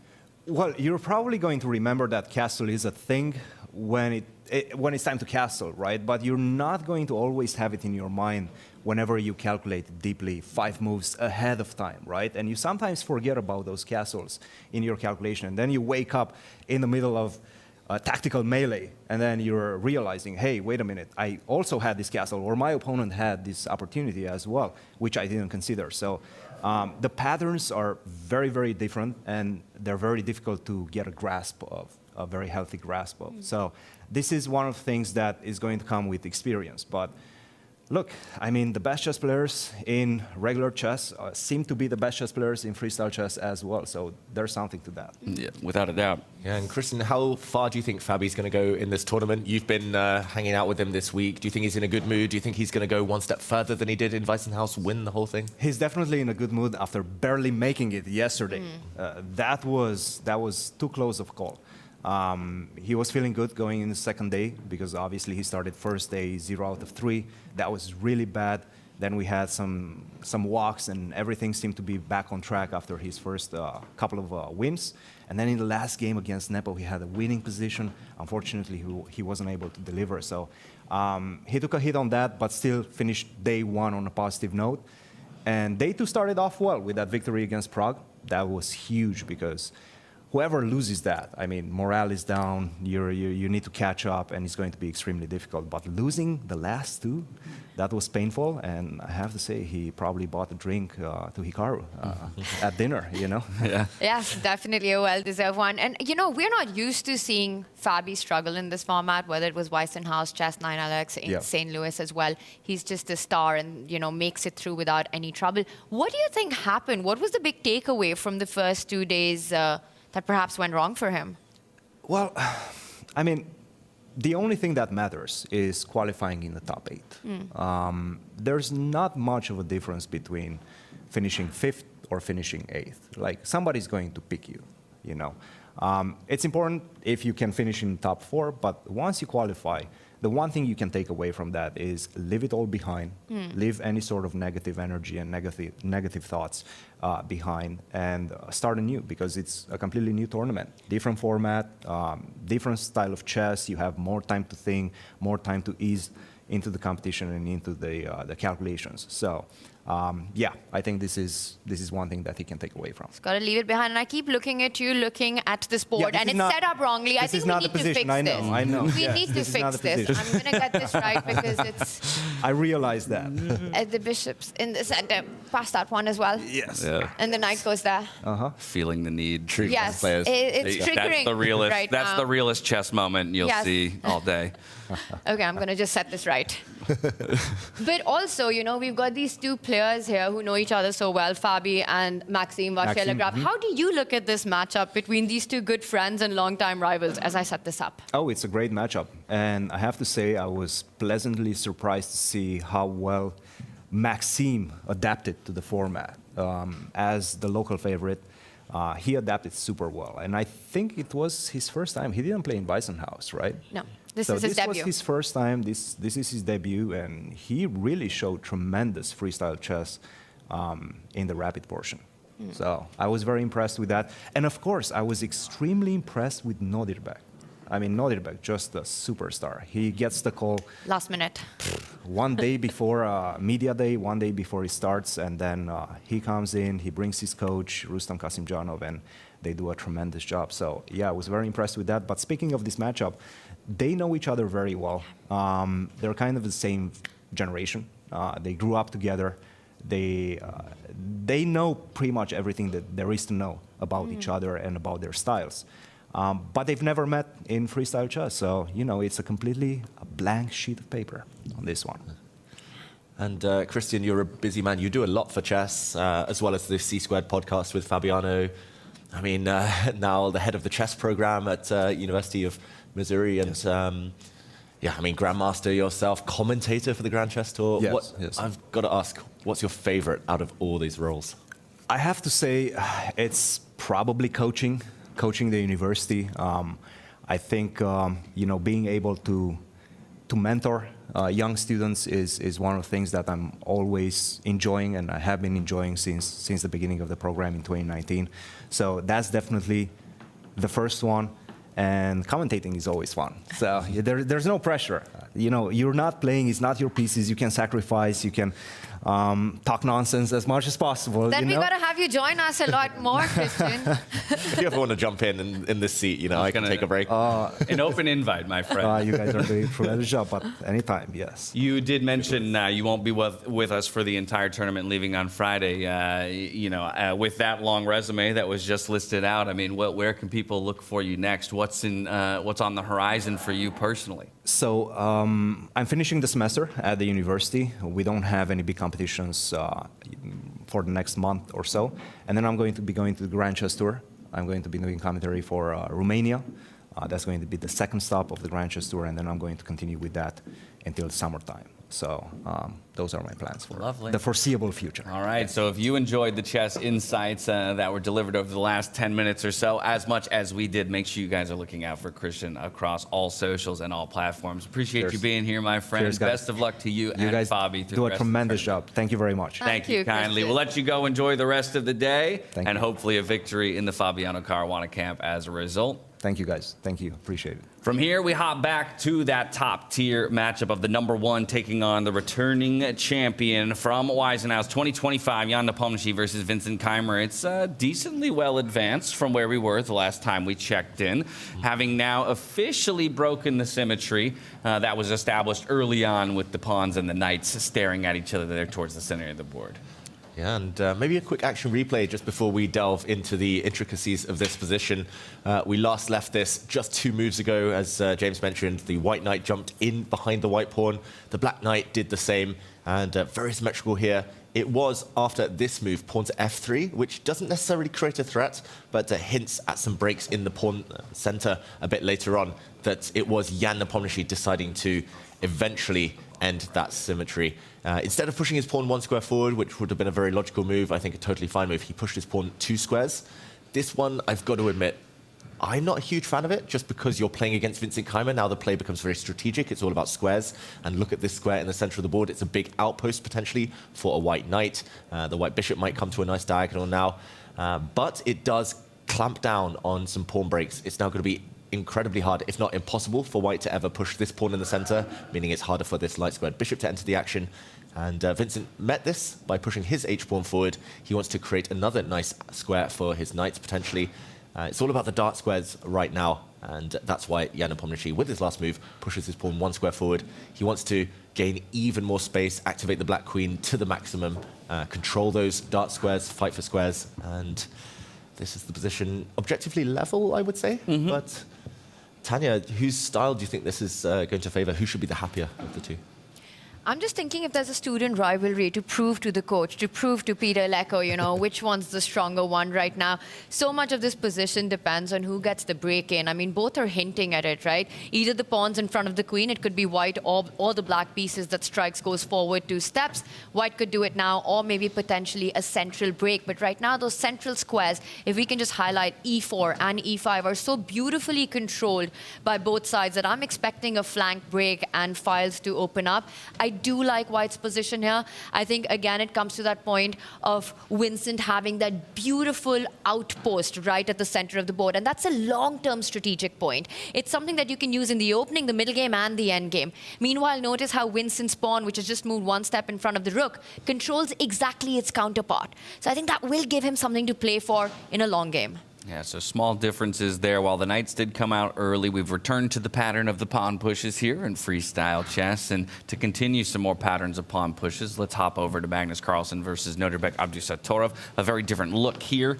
No pieces have fallen off the board just yet, but the opportunity to do so at any given moment should one of the players choose to do so. Whose hero shot did you like better? Nodirbek's was really cool. I thought the same. He gave that knowing look. He's fierce. Like, yeah, I got this. The Death Star. The Death Star. The Even respect through warrior. the camera. And okay, this one, it's definitely 2 clashing strategies. It's central strategy for Magnus Carlsen, very classical stuff. Normally you do want to push your pawns forward in the center in chess, control the battleground, control the midfield. Whereas it's more flank pushes from Nodirbek, who's actually brought a knight out on his last turn. Just a quick recap of the first few moves here. We did see that Magnus pushed one of his bishop's pawns, the central pawn here.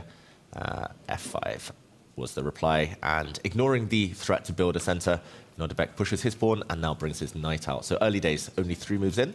What do we think? We were talking about this idea, right? When your opponent plays in the center, you try to take out, gain more space on the other side of the board. And I like it, you know, knights behind pawns, all the strategic takeaways that we've had, I feel like the players are following it. Magnus going into a thing, Nodirbek not on his chair, seems to imply that black is happy right now. Yeah, he spent a bit of time on the clock, Nodirbek, on this last couple of moves. He spent, what was it, 12 minutes on his second move, but I think he should be pretty happy.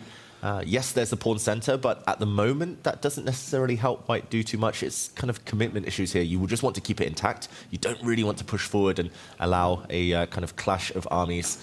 necessarily. So it's just kind of a case of what to do next, and a lot of choice. I think Magnus might start with some knights, but yeah, of course, going in different directions have different consequences. Yeah. Also, that knight at the edge of the board next to the queen, at some point you want that to come out. You know, how often have we seen in freestyle chess that somewhere one piece gets left behind, and that kind of becomes the bane of your existence. It's what eventually costs you that point.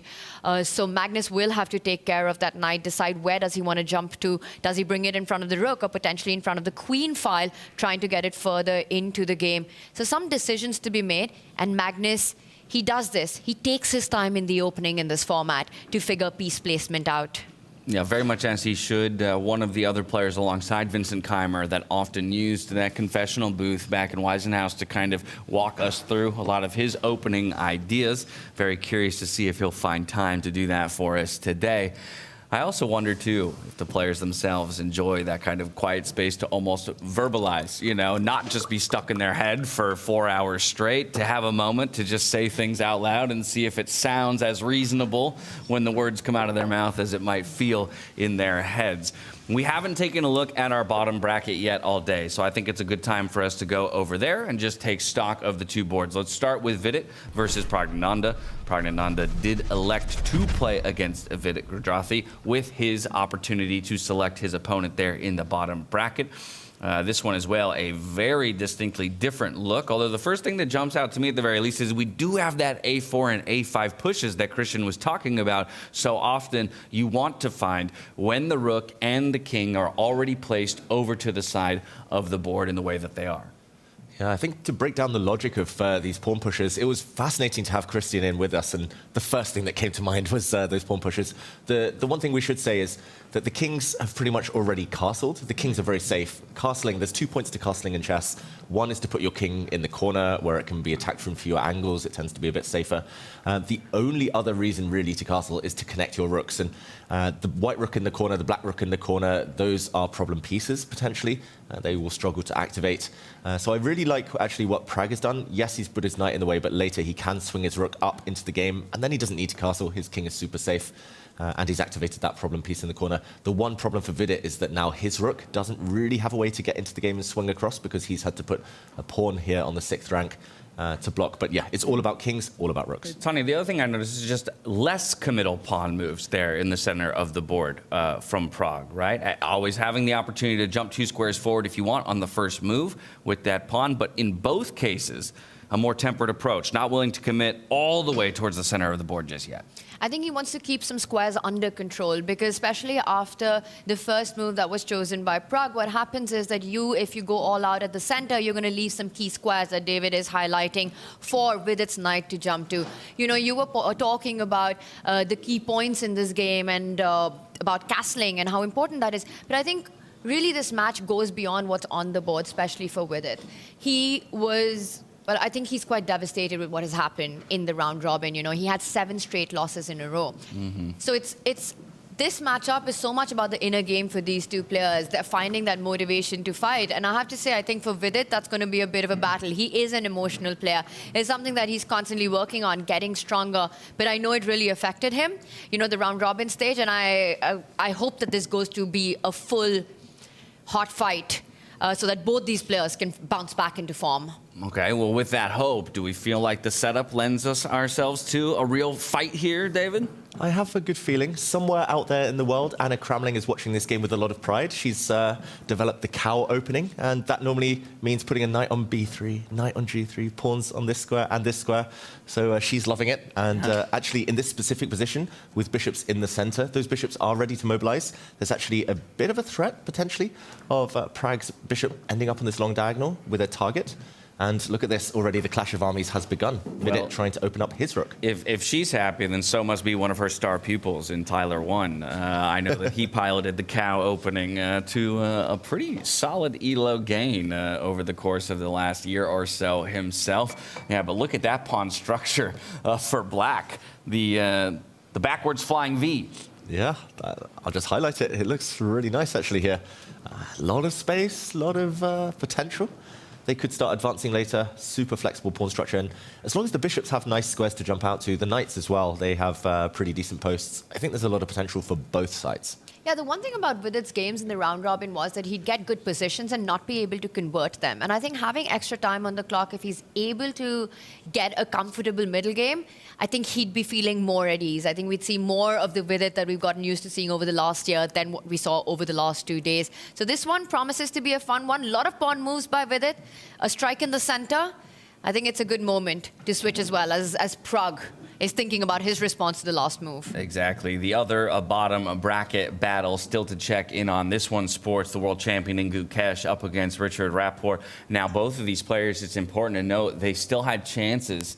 They still had chances, fighting chances going into that final round of the round robin yesterday, but unfortunately for them, robbed of that opportunity and do find themselves here battling it out for 9th place. Yeah, and although we didn't go back to the start in the Vidit versus Praggnanandhaa clash, I think maybe here we just do a backtrack because it has touched upon some themes that we've talked about already. And I just want to point out that the only player to play the computer's top choice on move 1 was Richard Rapport, the creative genius. Pawn to a4. The rook pawn, of course, controlling some squares. We joke about moves like this in normal chess, but here actually the rook does have a nice entry point, and of course that was met by the corresponding move, pawn to a5. That's not actually necessarily to even develop the black rook, just to make sure that, for example, it doesn't get clamped down on. Then the black rook will never ever enter the fray. Also, this pawn a battering ram against the black king. Some moves coming in, so let's catch up with the current position. We saw now a central pawn push, and then this pawn sacrifice that we saw on the boards of Hikaru Nakamura and Fabiano Caruana, both going for this pawn sacrifice. This was not accepted because then the black knight might be jumping in, and we'll see that in a separate game a bit later. Instead, pawn to g4, stepping this one forward for Rapport. Very surprising because now there is a potential queen trade on offer, but taking the queen first doesn't necessarily win the pawn back for black because taking here would walk into a double attack. Whoops. And suddenly 2 loose pieces on the back rank. So instead, we saw the knight jump out. The queens did get exchanged, and this is the current position. Tanya, to my eyes, it looks pretty successful for Gukesh. Yes, he's a pawn down temporarily, but surely this pawn not long for the world. And yeah, he's got a very solid pawn structure here with black. Definitely a healthy pawn formation, right? Once you do pick up that pawn, notice how white's pawns are separated on the right side of the board, giving more targets to Gukesh in the long run. Also, important to activate the pieces as quickly as possible. I agree with you. It's a pawn sacrifice, and even though the evaluation bar seems to say that white is doing better right now, but from a human perspective, it feels like it's enough. You know, you bring the rook to align with that f-pawn, pick that pawn up, take your pieces out eventually. The knight will come out to the square on that g-line once the pawn disappears. Maybe jump even further into that f-line from there, and things are looking pleasant for black. So I don't really understand the evaluation disagreeing with the compensation we're talking about for Gukesh. Yeah, very balanced position, I think, but maybe the computer just being slightly materialistic. And again, interesting to me that you say that because just the idea of now the doubled pawns, the disconnected pawns as well, goes against a lot of those kind of fundamentals that you're taught in chess.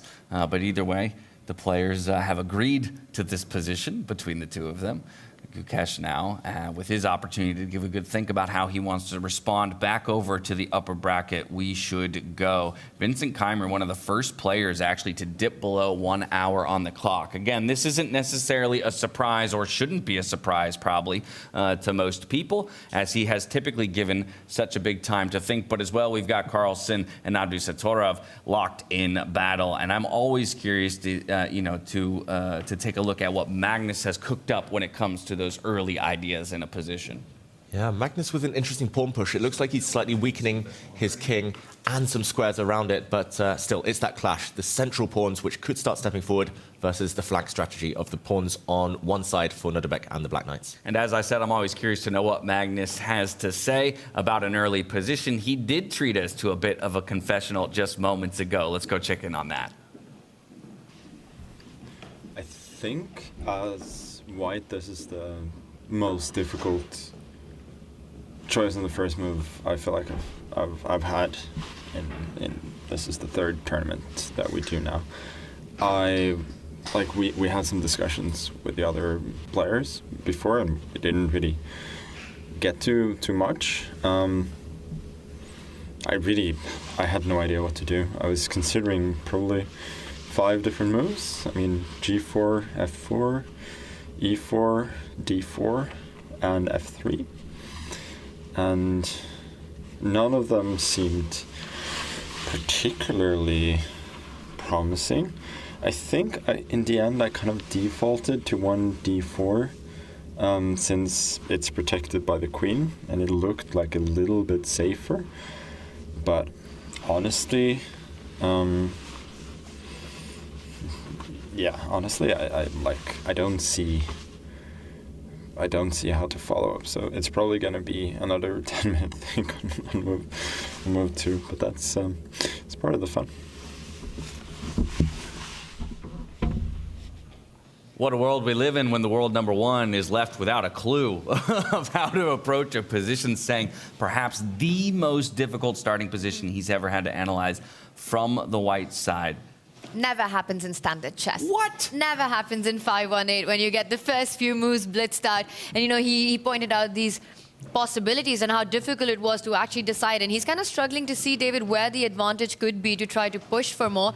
And I also really like Nodirbek's approach that he's taken. You know, he's gone head-on for the battle.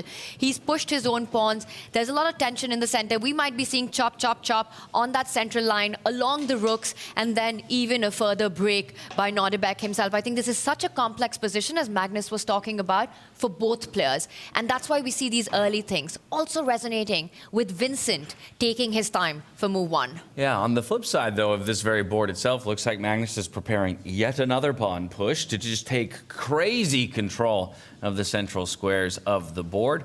Obviously, still plenty of opportunities for trades, as we've highlighted many times. But this is kind of where I would be curious if Nodirbek is feeling any kind of pressure to start grabbing some space back before he gets smothered out of the game. Yeah, sooner or later, and normally sooner rather than later, you should be fighting for squares, fighting for space. And I fully agree. I think it's time for Black to start pushing pawns before he gets squeezed by Magnus's central avalanche. And the first move that comes to my mind is maybe this one. I agree with Tanya. The big question is whether to trade off a bunch of stuff first. Do you take, and then push your pawns forward? Nice plug in there, David Howell. Love it. Very smooth. Thank you. Yeah, I guess you could keep the tension and push this pawn forward. I think the one thing to avoid for Black right now is to allow Magnus's pawn kind of phalanx here to just continue advancing, because this would just lose too much time with a piece that's already developed here. You don't want to move a piece more than once or twice in the opening normally, and this Black Knight would be kicked to a really bad square if Magnus is allowed to advance further. It's so tough to decide, right, as a chess player. I mean, how many times you're faced with this decision? You have this plan, you realize the urgency of the situation. You can't allow Magnus to get all the space in the world that he wants. You want to push that central pawn.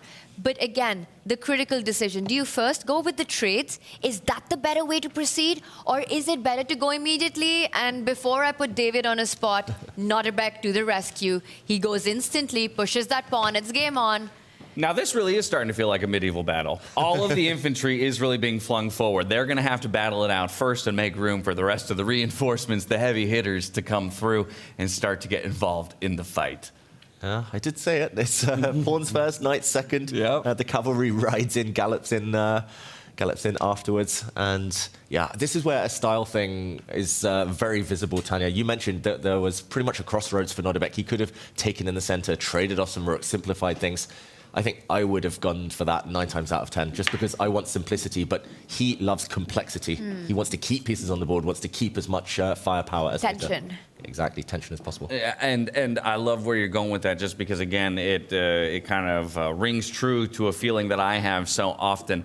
I hate board states like this, because at my level, it feels like it just increases the burden of calculation by such a degree, right? I don't want to think about how many different opportunities or ways of capturing or orders of operations of capturing as there is. These players opting into it so often and testing and pushing each other for, all right, what if I just add one more piece of tension to the puzzle, one more variable that you have to calculate? This is Tension Ultra Pro Max version, and I think the younger generation is so good at doing that, you know, keeping their calm, keeping their nerves, and just not easing it out in the center. It's that Mikhail Tal's forest of complications, you know, where you want to draw a player out, where 2 + 2, as they say, is equal to 5. The path out is narrow enough for just one to get out. And I think that's really where, when you're playing a player like Magnus Carlsen, you have to create those opportunities where both players can go wrong. If you want to try to get a point against the very best, you need to create tension. You need to create the possibility for your opponent to make a mistake and complications. If you give a simple play, I mean, how much did you give Magnus on strategy and positional there? 98, I want to say? Strategy was 99, right? Strategy was 99. Yeah, I mean, You're perfect. Where do you touch this guy if you want to play strategic and positional? You've got to make chaos like the one we're seeing Nodirbek do right now. Yeah, you can't stabilize, allow him to stabilize where he can just slowly build up, slowly put his pieces on the right squares and then come at you. You have to hit him hard, hit him fast before he's able to compose himself. No better example, right, than that 117 move win over Vidit in the round robin where, you know, again, with perfect play, could have been maybe taken to a draw, but Magnus will continue to ask questions of his opponents all the way to the very end and look for every avenue to victory. Tanya, earlier you mentioned Vincent Keymer, and I think it's wise we check back in with him because once again, I'll remind people at home, he's the one who's ate up the most time on his clock, now down to about 52.5 minutes, whereas his opponent, Jan Nepomniachtchi, it's almost like he's still playing in the blitz rounds. Wow. And this is also one of those positions, James, where not a single pawn has been traded off the board. You know, everything, all the pieces, all the pawns still on. So a lot of tension brewing, and then once an attack happens, once another pawn break appears, I think we're going to see this blow up. And while I think I'm going to let David take this because I have my eyes on another board, Arjun Hikaru, which I want us to pull at some moment because really it's fireworks there, and we'll go there next after this one, David. Yeah, for now, I'm just going to say it's very level, very blocked. The infantry starting to look at each other, the pawns here, maybe one trade incoming, but it's going to be about maneuvering for the next 15, 20 moves of this game. So before we hop to that other board, though, David, you had mentioned in the analysis portion, Jan Nepomniachtchi almost laughed out of the circle when he proffered up one of the engine's top lines. He as well stepped into the confessional booth just a bit ago. So let's see how he's evaluating not just the starting position, but where he's at currently in the match. Yeah, so meanwhile, openings, okay, at least in my game, is quite solid and calm. I'm a little bit concerned because I fed like the gambit of 5g6 to all my black team, and okay, in 3 games it happened. So I'm a bit, I'm a bit concerned, and the gambit will, finally work out because what Arjun did is quite sensible to me, and also what Rapport did is quite interesting too, and and one more game is from MVL, and maybe MVL also like finds a refutation, so it will be Nepo Gambit 3 times refuted. Yeah, hopefully not. And how about that? That is a true confessional right there. Man's not even thinking about himself. He says, I may have just put 3 of my own comrades in a very tough position by offering that idea. I love it. Nepo Gambit. I think we can all agree that is the idea that we need to call out, and a petition to name it the Nepo Gambit in this position. And David, he would have gone for your prediction. That means, had his opponent started with the other pawn, had Vincent chosen that central e-pawn to go forward. Really fascinating insight there. He was hoping for it. That's what the confessional booths are for. More of that, please. We want more of that. And, I mean, earlier it was fascinating. I was just eavesdropping. I hope everyone at home as well was listening in when the players were discussing. And he said, look, you gambit a pawn and it's almost winning for black. He was like, trust me, in practical terms, it's almost winning. And everyone was like, nah, mate, nah. But then the fact he was so forceful, so passionate about it, he convinced them. But you live and die by your word, and his reputation on the line. They will blame him if they are just a pawn down for nothing and end up losing this game. But, okay, it's ironic that he ends up with the most calm position out of them all. Exactly. Out of all the 4 boards, he's the one who didn't get it. And how smart is that of Vincent Keymer to actually avoid an opening move that would play into Nepo's style? The kind of positions that Nepo wants. Because for sure, Vincent would have thought about this pawn sacrifice and realized that the play in return for that extra pawn is immense. And he doesn't want to be on the defense against this guy. It's true. Nepo wasn't given an option, right, to follow his own line that he had offered up because of that initial move from Vincent being on the D file as opposed to the E file. And so, you know, again, this one in a very stable position, just as we take a moment to hop over to Arjun Erigaisi versus Hikaru Nakamura, where Tanya wanted to go. I will just let everybody know that, once again, we asked those at home for predictions across all of our quarterfinal matchups. And in that Jan Nepomniachtchi versus Vincent Keymer matchup, there is more faith given to Jan Nepomniachtchi from his performance in that round robin. 54% of the vote going to him. 32%, though, still going to Vincent. And only about, quick maths, 15%, therefore, thinking it will go to a draw. But you mentioned some fireworks here over on this board. Interestingly enough to me, while I do see a number of pieces have maybe fallen, it feels like a very empty board. Yeah, emptying up, at least in terms of pawns. Although most of the pieces for both sides still on the back rank. 7 out of the 8 pieces still fast asleep. It's all been about the pawns. And a quick recap of those fireworks. We last left this. Actually, let's show the Nepo Gambit from move 1. Yeah. One more time, action replay. So this happened on 3 boards, as Jan Nepomniachtchi mentioned. Pawn into the center, met by a challenge. Pawn captured, not met by a recapture this time, which is also totally fine, we should mention. But instead, the much more ambitious pawn to g6. And after a trade, the whole idea is to accelerate black's development, to open up lines for the rook, for the queen, for the black knight to be nicely placed. And now a controlling move. Not a good move for the white knight in the corner, we should say. Not a happy move. This white knight is still stuck. But more importantly, controlling the black knight. And suddenly a very clever move. And I should mention the top move of the computer for white, by far. Arjun Erigaisi finds the best move, fighting for space. It's all about those pawns, as we're becoming used to by now. Not resting on his laurels, not just trying to consolidate the material advantage, but trying to forcibly simplify the equation. This black pawn was about to be joined by a fellow. No time now. There's a trade of pawns, and due to the fact there's tension between the queens, black cannot go and win the pawn back. Knight takes pawn, for example, would be a backfiring move here after rook takes knight. And white has won a piece. Just very important that the rook could come down and continue the action, a double attack. But this is not what black wants, just trying to equalize. And instead, the queen shuffles, and this is the current position. So can't go for the white pawn just yet. But Tanya, I feel like that's a weakness that Hikaru is going to have his eyes on for the remainder of the game. No opportunity to support that pawn with a pawn on either flank. They've already been removed, so it's going to tie down minor pieces or major pieces at the very least if Arjun wants to hold on to that one. Absolutely, but it does help to have an extra pawn so that you can give it up at the right time as well, you know, once you've found the coordination of the pieces. And you know, it's true, Arjun had to break free, creating this weakness, because otherwise there was no future for that knight next to the queen. So by this trade that we've seen of the pawns, he's also created a square for eventually that knight to land to. The g3 spot is where that knight is headed. And we've been focused so much on Hikaru's compensation on the right side of the board. I also want everyone to not forget the left side of the board. You know, that little move by the queen to that edge, it lines itself up perfectly on the long diagonal to be joined eventually at some point by the bishop to also start targeting some tender pawns in front of the white king. And once we see the idea of the rook lift, something that Christian mentioned, something that we were alluding to as well the whole show, the pawn moves forward, the rook comes ahead, slides over. We're looking at counterplay on both sides for Hikaru for that extra pawn. Yeah, maybe objectively it's slightly better for white, the position a bit of an advantage because you can give up the pawn. Worst comes to worst, you give the pawn back, you probably trade some pieces and you say, okay, it's just level. But yeah, if Arjun is feeling ambitious, maybe he's going to start pushing the pawn forward in the near future, back it up with that knight. I think he should hurry and get that knight into the game, as Tanya mentioned.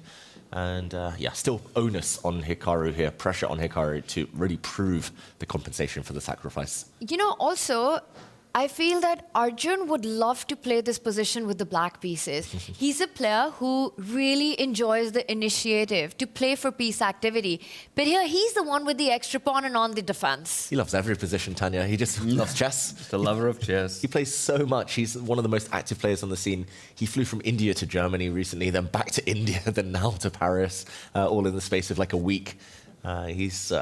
I mean, they call him a madman for a reason, but I love it, this attitude to chess. His chess is so incredibly entertaining, and I would love to get their player cards side by side to see their strengths and weaknesses as David's given them at some point. Because, you know, I think about 2024 and just the meteoric rise that Arjun had in the year. He is the 16th player in the history of the game to have ever crossed 2,800. He's the second Indian after Vishy Anand to have ever done that. All of that with the performance that he had last year. And then he had a disastrous start to 25 at the Tata Steel, where he lost close to 30 points, I want to say. I think he really dropped down on the rankings there. So just being here, playing against the best means so much to Arjun, because he hasn't had these opportunities too many times in his career. It's not been an easy road for him to get here. So to face these players, have those wins in Freestyle Fridays, earn that spot here, and here fighting it out against Hikaru, I know exactly how much it means to this 21-year-old Grandmaster. Yeah, and I think that's one of the things we talk a lot about, right, in terms of each of these, players finding their form, finding their peak, right? And we can pull those player cards up now just to take a quick look at them. Let's do have it. that direct comparison that you're talking about there, Tanya, because while it was a blistering 2024 there for Arjun Erigaisi earlier, David, you said we're still waiting for him to prove himself against that very top echelon, the likes of one Hikaru Nakamura. That's right, and maybe I should have bumped these numbers up a bit, but I think in essence they are very close, but they have very different strengths, Tanya. I mean, 1991, it just shows how close this matchup really is, you know, how incredibly closely matched they are. I think your numbers are actually pretty cool and pretty accurate, somewhere at least close to accuracy here, David. But one thing I would disagree on the Arjun card is his intuition. At 92, maybe a point or two higher on that. You know, I've seen him use his practical intuition so many times in games, and even if objectively it might not be the best way to sacrifice to create an imbalance, he knows exactly how difficult it is for his opponent to respond to. Maybe that number for me would be a 94. Vish, I want to say. And for Hikaru, I mean, he's just a beast in everything, as we can see from the numbers that you've given him. Attack, would that be slightly higher? I think in his younger days, yes, definitely. Hikaru these days prefers a more measured approach, but I did actually film some content with Take for these player cards, players reacting to them, and the players themselves did say maybe time management for Erigaisi. He wins a lot of game by pressuring his opponents on the clock. I think that should have been higher. That's one of my big regrets. Time management, I think, should be in the 90s there. And for Hikaru, yeah, I think he's just a great all-rounder. Maybe time management slightly higher. All right, interesting, though. He's got a 13-minute lead on Hikaru right now when it comes to the clocks. And so, yeah, a little bit of time management there. Obviously, still plenty of time left for both players. I'm curious for the two of you. We've got 6 individual statistics there. From my untrained eye, I would imagine, or at least I would like to believe, that intuition and calculation would be the most important, or maybe even more important in this version of chess than a standard version of chess. Do you agree? Do you feel differently? Would you have more confidence in a player that maybe on average that top left score was lower but over-indexed on their opponent in a different category? Yeah, it's interesting. I mean, intuition definitely important. I think maybe I was a bit harsh with Gukesh in intuition. He agreed, Gukesh, that was maybe not his strongest, but it did show in the round robins with the rapid format, especially that intuitive feel for where pieces belong is so important. These guys very high. I think both of them big strengths, but. Yeah, it was interesting when we had those interviews with the players. Hikaru thought that it was actually too generous on Arjun, his defensive skills. He thought 84 for Arjun. He thought that was far too high, in his own words. So it should be lower than 84.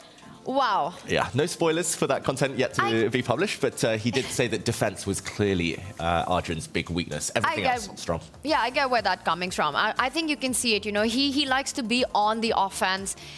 We've seen that. And 96 to defense, that's exactly why Hikaru overshines here, you know. And it's true, he is perhaps, I would say, maybe not even second to Magnus, just at par with Magnus when it comes to being resourceful and holding difficult positions, not just holding them, but often turning them around. So 96 versus 84, that's a big battle right there. Now, I don't know about the two of you. I want to hear from the players as often as we possibly can here, especially on these initial days. And I've been told that Vidit has already made great use of the confessional booth, hopping in there not once, but twice. Let's go ahead and get one of those insights now.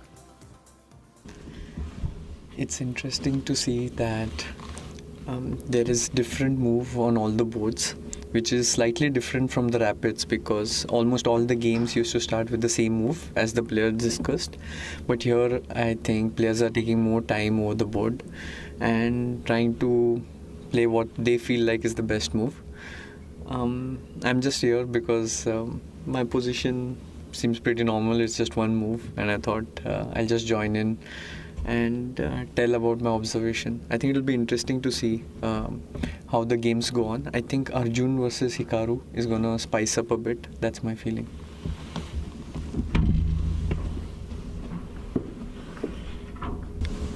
I think my position now is more or less okay. The last move looked a bit weird, knight on h4, but I needed to stop his bishop to come to f3.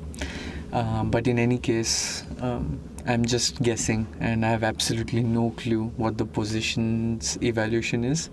But the good part is no one here is sure about it anyways. So I'm just trying to play what comes to my mind, and because I've realized that by thinking also, it's not like I'm going to create any miracles. So I'm just trusting my first thought.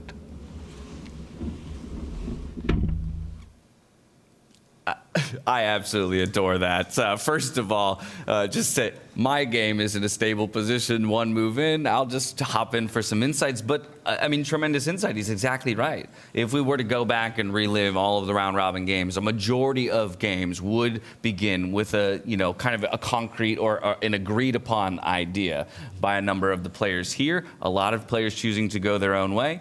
And as he cited, just kind of having to trust his intuition. I'm going with my first thought. But that makes a lot of sense as well, right? When you've got a little time on the clock and you sort of come to some consensus, you know the big questions lie ahead, you try to minimize your sort of time management earlier on, you don't want to burn the clock. But here, it's classical. So you want to spend those extra minutes. I also really liked how he said, nobody knows what's going on. It's like, if we go down together. That song, Paris, taken from that. Shout out to Chainsmokers right there. But it's really about that in classical, that you have to figure your own way out. When you analyze, yes, you get some ideas. And I think the MVP for the analysis award definitely goes to Nepo in this one. We saw that idea being played across 3 boards. We saw it happen, except his own board. And to what David said earlier, it was one of the top choices by the computer. So incredible understanding there. Yeah, incredible understanding, and really nice as well for Vidit to come in. I guess some pressure is off for him, but he will want to win this match. A lot of honor, Indian honor on the line here. But I think he evaluated this quite well.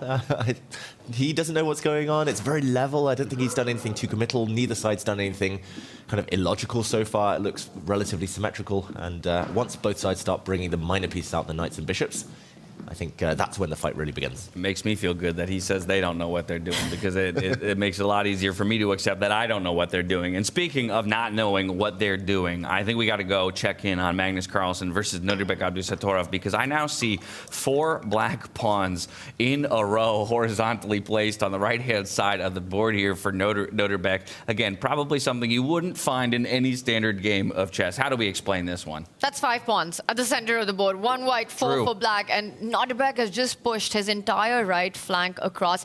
He's putting pressure on Magnus, and I don't know what the deeper evaluation is, but the first, the intuitive instinct that you have when you look at this position, it does feel good for black. Like, Nodirbek's the one who's going to strike against that developed knight that Magnus has first. He already has pressure on that central pawn that Magnus has pushed on that central line, which is about to lose one of its defenders.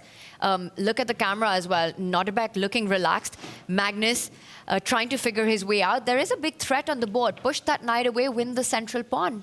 Yeah, if he gets one more move, Nodirbek, he'll push this corner pawn away and force Magnus into a kind of undesirable exchange, or force him to retreat and win in the center.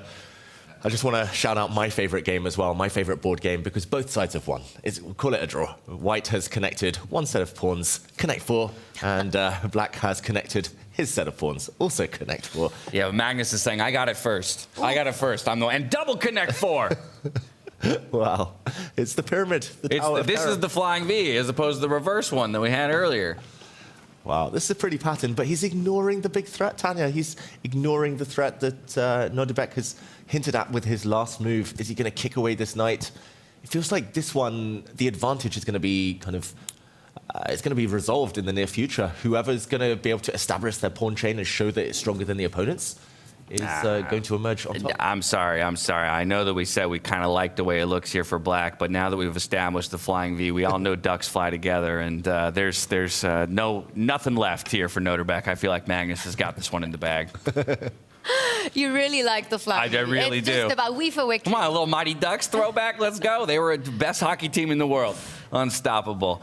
Speaking of some fireworks, though, we heard Vidit himself say, taking time to look at a number of the other boards, and he very much like you, Tanya, had identified Arjun Erigaisi and Hikaru as a board that might have some fireworks here in the near future. We'll jump straight to that. But I really want to point out, I think this one's about to blow up, by the way, in the next move or two, because I'm expecting Nodirbek to continue with his plan of going on advancing those pawns on the right side of the board, and we'll check in with that if Nodirbek does make these decisions. But absolutely, this is where the action's at.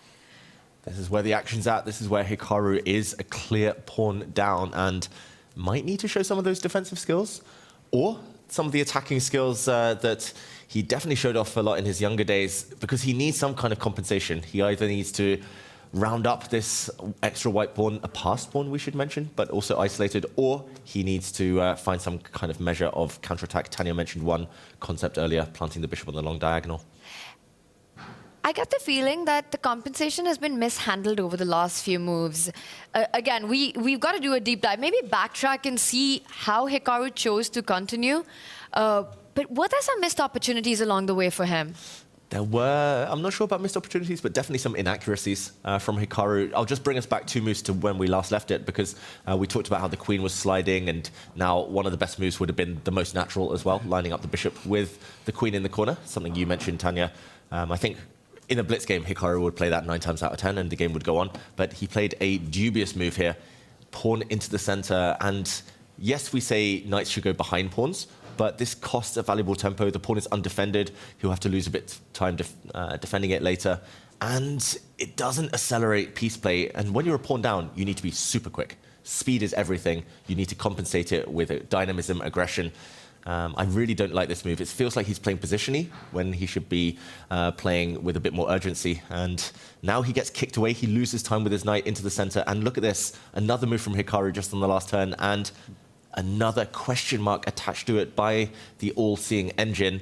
A natural follow-up to his previous move, but mistakes do often come in pairs. I think this was just a flawed concept. Instead of getting his rook from the corner into the game, instead of getting his bishop on the long diagonal, he's wasting a bit of time here. And this pawn push, another downside. The white knight has a beautiful square to jump into in the near future.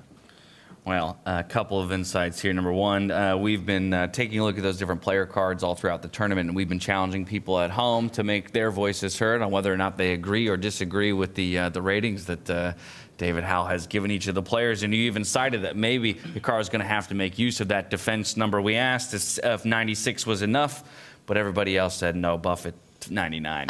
57% of the chat saying it's not enough. He's a more defensive player than that, and he might have to put some of that defense on display in this one, as the computer very much loves the position that Arjun has found himself in, and questioning some of the accuracy of Hikaru Nakamura. Speaking of accuracy, maybe we zoom out, take a look at the accuracy of all of the players here in the field of competition to see who the engine believes has been piloting this starting position the best. Did you see Hikaru nodding to that? He said, I agree with chat. Yeah, he does. You know, hype that up, bring that up to 99. Mm-hmm. Talking of 99, Fabiano Caruana in the top right of our screens there at 99% accuracy. Richard Rapport trumping even that with 99.3%. Very creative player, Richard Rapport. Normally his accuracy can kind of fluctuate quite a lot, but so far, so good for the Hungarian. Yeah, Arjun, of course, down there in the bottom right, no slouch of his own, 96.8% with a slight advantage in his game. He stepped into the confessional booth just a little bit ago. Let's hear what he had to say.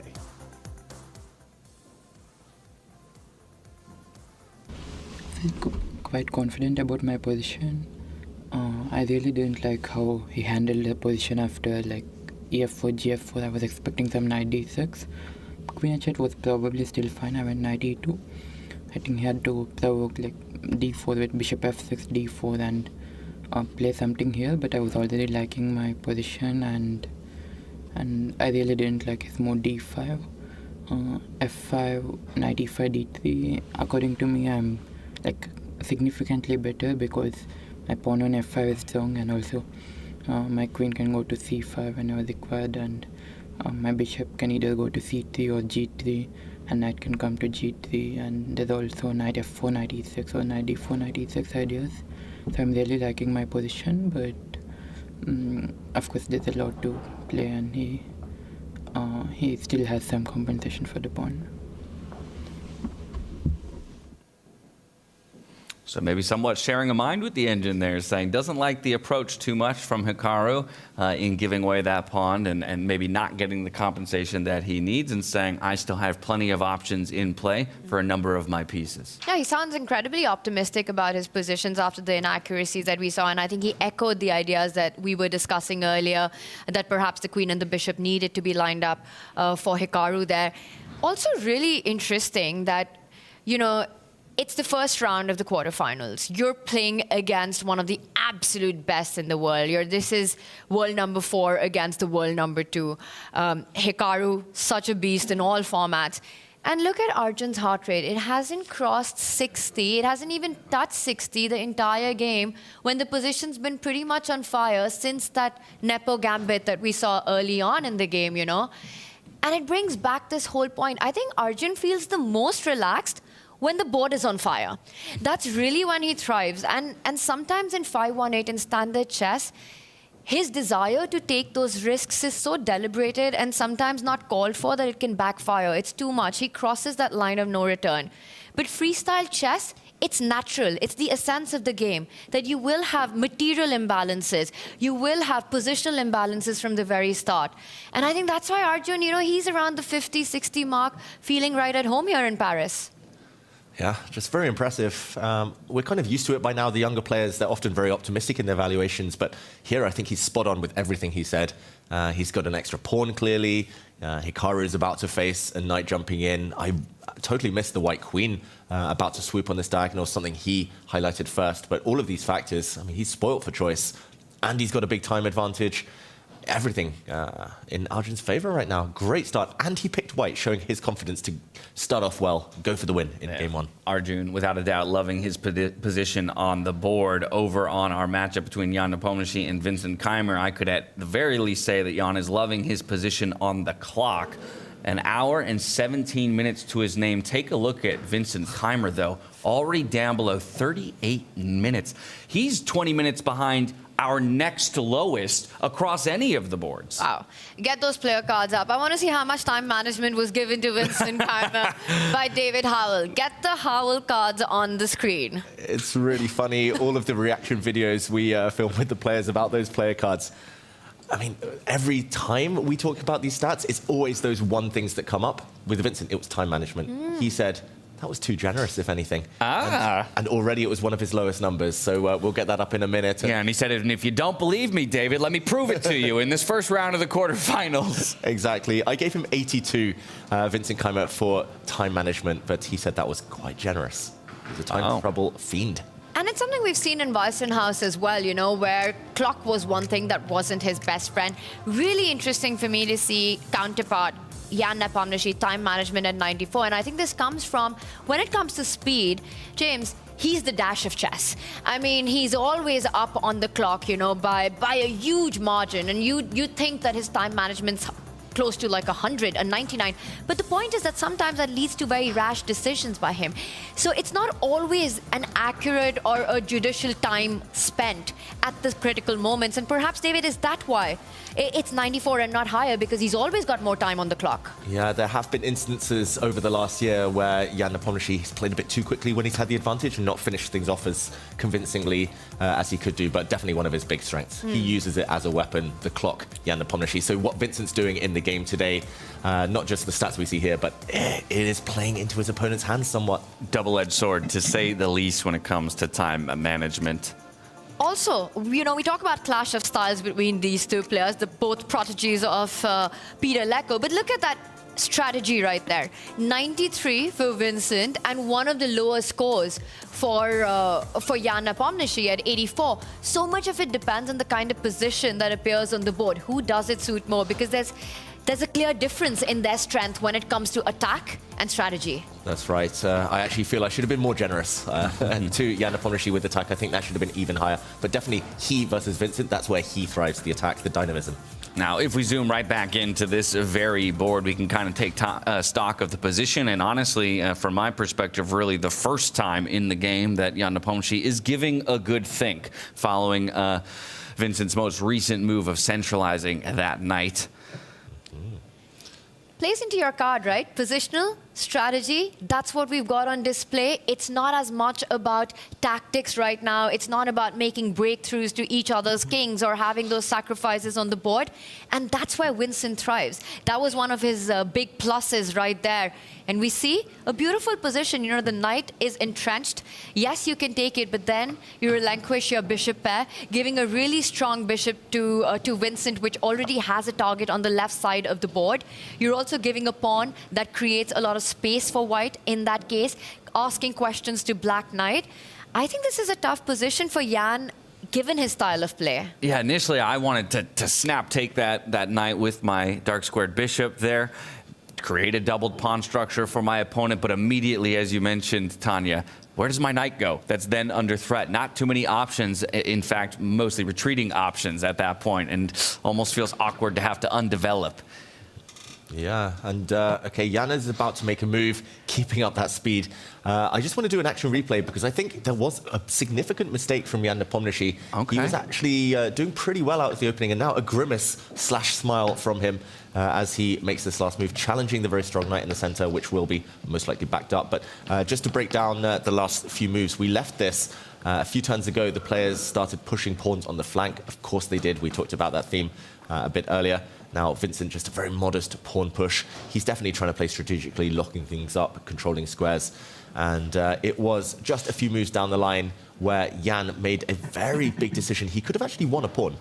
Just to mention, he could have taken this pawn on the edge of the board, and it is double-edged. Yes, these doubled pawns aren't necessarily the best, but you do open up the black queen. There is a backward pawn for white you can stare down at. I don't think it's about winning a pawn necessarily, it's about activating your pieces. This would have given black a small advantage. Instead, we see the computer react to this move. Given a miss, not the best, allowing the knight to be kicked back. And I think the reason this was maybe underestimated by Jan is because this pawn cannot actually be captured. If you take it, you walk into a fork, and this would be deadly. So this is not a pawn sacrifice from Vincent. The knight was challenged, as we just saw in the last move, and it was backed up by a new knight. It's currently a fight for this central square because Jan has just added some pressure with his queen to that knight. All right, so immediately, though, this does go against one of the ideas that you were teaching me just the other day, knights guarding knights. How do we feel, though, in this situation? Is obviously, for every rule, there can be an exception, and so I do wonder if this is maybe an example of the exception where you are quite intentionally looking to replace that knight on the very same square, as opposed to kind of getting stuck in a I defend you, you defend me kind of a situation. It really is about who blinks first. I think white in this case really wants to keep that knight right there where it is. And if you trade on Jan's term, if you were to pick up that knight next to the black king, you're only helping Jan, because eventually the dream would be for black to break open the center, pushing that e-pawn one step forward, solving all problems, and suddenly you can see Vincent on the left side of the board could have some trouble. So for Vincent, it's incredibly important to triple down on that defense. You know, in some ways, provoke Jan to capture that knight. You can't let that beast be living there at the center of the board for too long. That's a stallion right there. You know, so I'm looking at moves like bring that bishop onto the defense.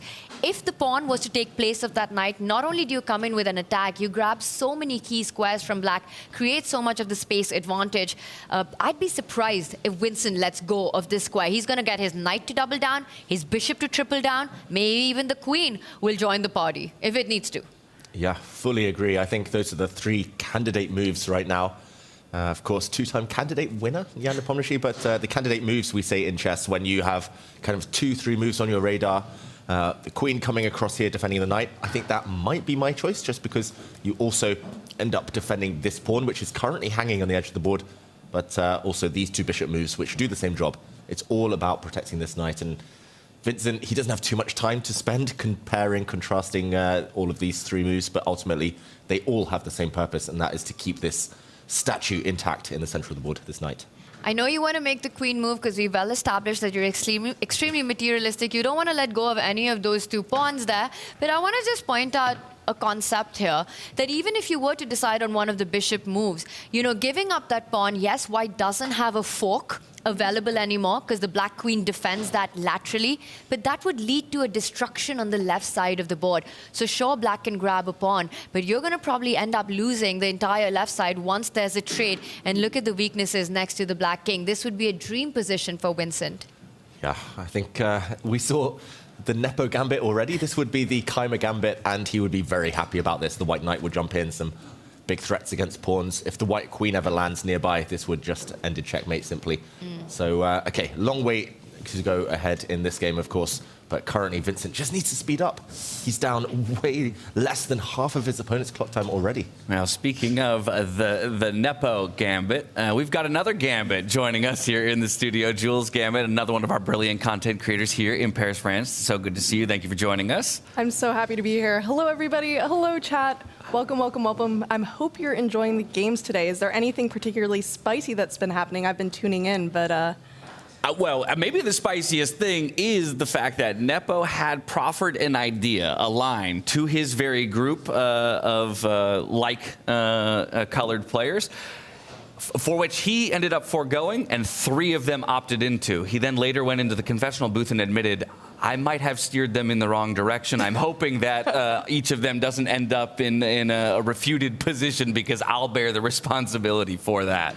Oh, wow. Okay, he's going to have a rough dinner tonight, basically, is what we're hearing. Exactly that. I mean, we'll wait to see how the results fall. We'll wait to see if he is stung by Vincent Keymer, the very winner of our last event. But I'm curious for you what your experience has been like here so far in Paris. I know that you did have the opportunity to co-commentate the rematch, if we will, of Anna Kremling and Alexandra Botez. For yourself, do you feel like you're ready to take over our jobs at any given moment? Oh, absolutely. That's why they called me here. Actually, they're all fired. Oh, no. The solo cast. That's bold. That's bold for day one.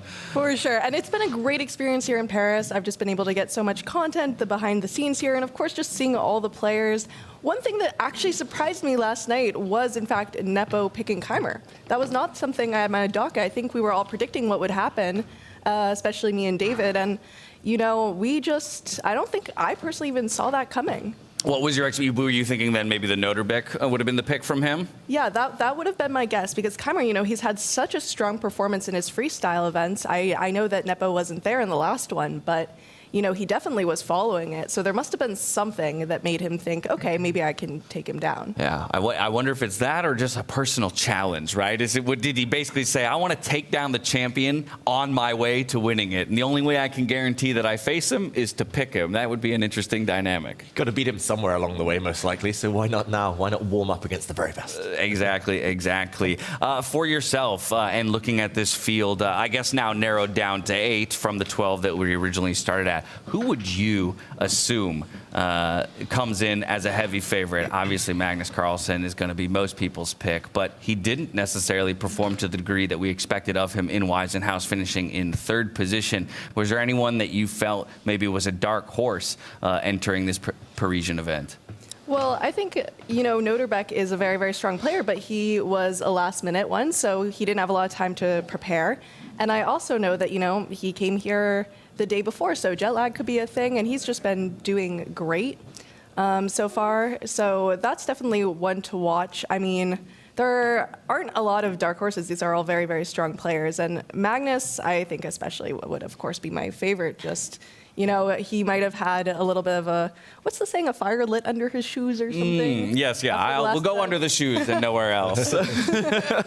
No, but it's exactly right. It feels like you can never count him out. I think until we maybe see, you know, what would be a pretty significant string of poor performances, that maybe that conversation would really start in terms of who is maybe usurping him for the top spot. But I think we're still quite a ways away from that. Yeah, we've been treated to amazing drama and fighting chess over the board, and you've been giving us some amazing content, Jules, on your channel, and it's been awesome to watch. Have you had a personal favorite one that's been awesome, that's been fun to shoot?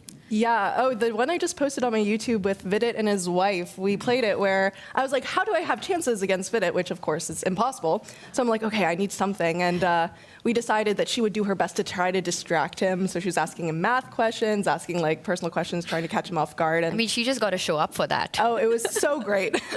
So that was a lot of fun to shoot. I enjoyed editing and posting it as well. So I think that was probably my favorite video so far. I mean, have you guys had just a favorite moment in the games today, a favorite moment in your experience commentating? I think my favorite moment today has actually been Nepo talking about the Nepo Gambit, it appearing in every single game except his own and the confession that we had from him. I thought that was really fun. I think that's a perfect pick. If I'm going to expand beyond today, I think it's got to be Magnus giving up his queen in favor of 3 minor pieces and then proving, that move to us. I think which will, I'll always want to call into question the willingness to give away a queen, such a strong piece, but you love to see someone use it to great effect. Doing it not once, but twice. Exactly. Same day. Why not? One of them against Nodirbek to beat him yesterday. My favorite moment is actually away from the chessboard. Games night. True. Where you always know when I'm lying, Jules. Yes, but I second-guessed myself because you made me second-guess myself. You're like, no, I'm not lying this time. So for you guys who don't know, they've probably explained this before. We play a game where there's good and bad guys. And, David is always the bad guy. And when he's the bad guy, we can always tell that he's the bad guy as well. Okay, I just want you to remember that you said that because you as well turned to me last night and said, I always think you're bad. And I don't know how I can get away from being painted as the bad guy in every situation. No, yeah, you really do give off bad guy energy. I don't know. What? You said David's always the bad guy, but is he good or is he bad at being the bad guy? No, he is, well, usually he has some tells, He smiles a little, he does a little He does wink. this. He goes catatonic. Yes. He starts disassociating. I don't know what you mean. But at breakfast this morning, he actually ended up fooling me a little bit, and I got in my head, and I lost the game for everybody last night. So I had a little bit of an axe to grind.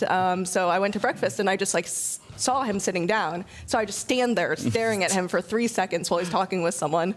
And, it just broke my heart. But do you think that happens, on game nights when you play games like Avalon, you start having trust issues with your friends when you see them the next day? Oh, yeah, for sure. 100%. Well, Maxime Vachier-Lagrave, Fabiano Caruana, they both played yesterday, maybe, and now they're facing each other today. Maybe some trust issues there. But Jules, you were in Weissenhaus. You're now in Paris. The next leg is in the US. How excited are you about the Freestyle Chess Grand Slam Tour in general? Oh, it's just an amazing opportunity to be able to, at first, even just see the games in person has been a dream for me because for people who know me, I'm a huge chess nerd. And just being able to see these players that I've been hearing about my entire, chess time. I even, in college, fun fact, my professor did a segment on Magnus. So, there's just all these connections and just getting to see it's been a dream for any chess fan. And also just as a content creator, there's not a lot of opportunities where we can all collaborate, get to know each other. And the best thing about this event is we've all been able to get to become really close friends and seeing all the players just interact and play games with each other and all the creators do the same. It's been a really cool experience. And I'm wondering actually if that's a little distracting for the players after being friends with each other the whole time, playing games with each other and then having to go on the board and do what they need to do. I think it's a super interesting question, right? Part of what comes with becoming, or being in an evolving space, one that's becoming even more and more at the forefront of, pop culture or, like you say, digital media. So many people have access now to pro players. Therefore, the demands on them become even greater, not just in the game, but outside the game. We had some questions as well around, Gukesh, you become the world champion. There's a lot of demands that come with that responsibility of bearing that title. You arrive at an event like this, you're playing in show matches. Magnus is playing blindfolded against people. There's simul matches going on.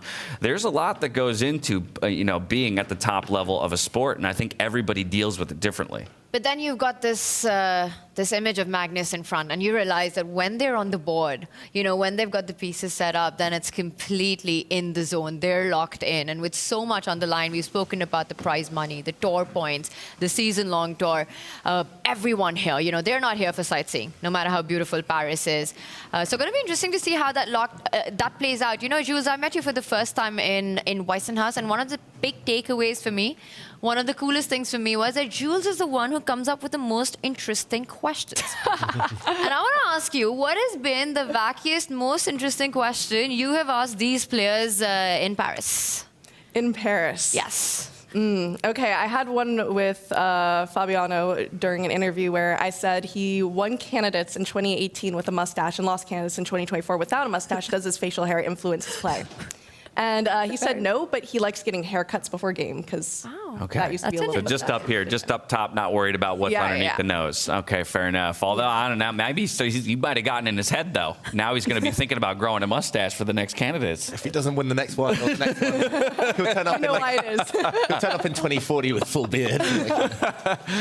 Facial hair sponsorship and everything to boot. We talk about being in Paris, and I think in some ways such a different experience to what we had at Waisenhaus, kind of that, closer knit perspective where we were all, congregated in one space. Have you had an opportunity to explore the city much and take advantage of just the sights that Paris has to offer? Absolutely, yeah. I'm very lucky to have a lot of friends here, and during the daytime, since most of our work is after the rounds, we've been going and exploring a little bit, just trying to make sure we're seeing stuff. So very lucky to be here. It is a really cool experience, and I think everyone's been really enjoying it a lot. Paris is beautiful. You couldn't ask for a better spot. Absolutely gorgeous city. Of the 12 players, is there anyone you've yet to be able to snag yet for an interview or some kind of content that you're really hoping to get a hold of? Well, some of the players run from me, understandably, because... Give us names. Yeah, we'll talk to them. Name it. Well, part of what I'm doing here is I do some of the post-game interviews, and I've noticed sometimes when players go to the hall, they see one of the team going to grab them, and they start dashing towards the car. But we managed to catch them, so I think we just maybe need a faster intern or something, or There you go. to Give us the name of the intern. Get them on a running program for real. They're going to be training from this day on. They need to start running. Yeah. But they've all been very, very kind. I know it can be very stressful in these kinds of situations, especially, if you look at Nodirbek prepping against Carlsen, do you really want to take your time instead to do an interview? But they've all been so kind and understanding of the media presence and everything. And these are professionals. So they understand how to lock in and then kind of be their funny interview selves. Has there been one player that you've been surprised to meet that you were expecting them to have a very different personality from how it turned out to be when you actually see them here and you've got the best of the best here? I mean, since I've only really known them for their chess, it's kind of hard to say I had any expectations about personality. I did get to play a content game with Arjun Erigaisi where we were trying to it will probably be out later on the Freestyle page, but where we were trying to figure out where different players were born, what's the search history for different players. So he was actually very, very good at that game. So I was very impressed by that. But I think everyone's been very friendly. It's been a cool experience getting to talk with anyone.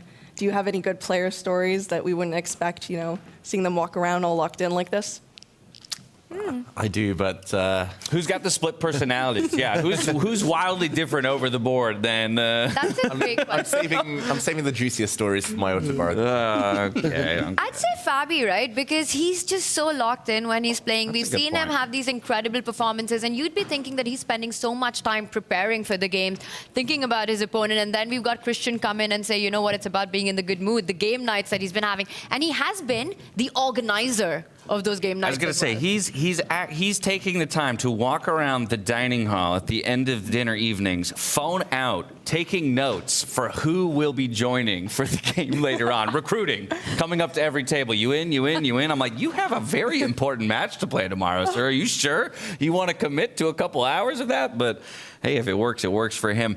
I'm going to put the pressure to you, as I've done to these two as well. With our 8 remaining players, who do you feel, who would you predict is going to walk away the champion here in Paris? Would it be the repeat of Vincent Keymer? Will the #1 in the world, Magnus Carlsen, return to his throne? Will Fabiano get that one position that he has eluded him up to this point, or will it be someone entirely different? My guess right now would be Magnus Carlsen, just because, I think that third place finish really just, as we said, lit a fire under his shoes. I know that's not a saying. Forgive me, chat. Now we're sticking with it. We're sticking with it. But I definitely see almost a new player here when we're looking at his games and how he's taking the tournament and what he really wants from it. So I think he's been really in form lately. So that would be my guess there. But there's so many people who could take it. I mean, Keymer also has been playing very well. He's very good at freestyle, as we have learned. And really, anything can happen. That's what's so interesting about this format, is you just get into these wild positions where anything can happen.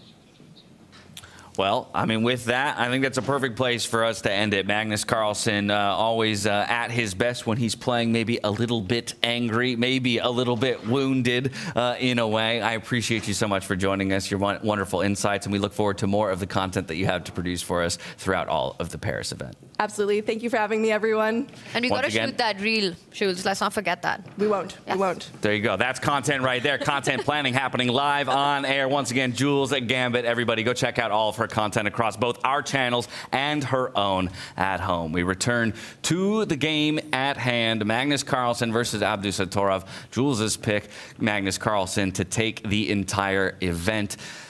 David, catch us up. Where have we gotten to? I noticed that my all-important flying V has been disrupted. Boo. Half a V. Agreed. Half a V. But one Connect 4 still intact. It is one pawn chain for Magnus Carlsen that looks pretty good right now. And I only say it half-jokingly, by the way. I do believe that he has the better pawn structure. I just want to point out before we do a quick action replay, a quick recap of what's just happened, that all of White's pawns are on light squares.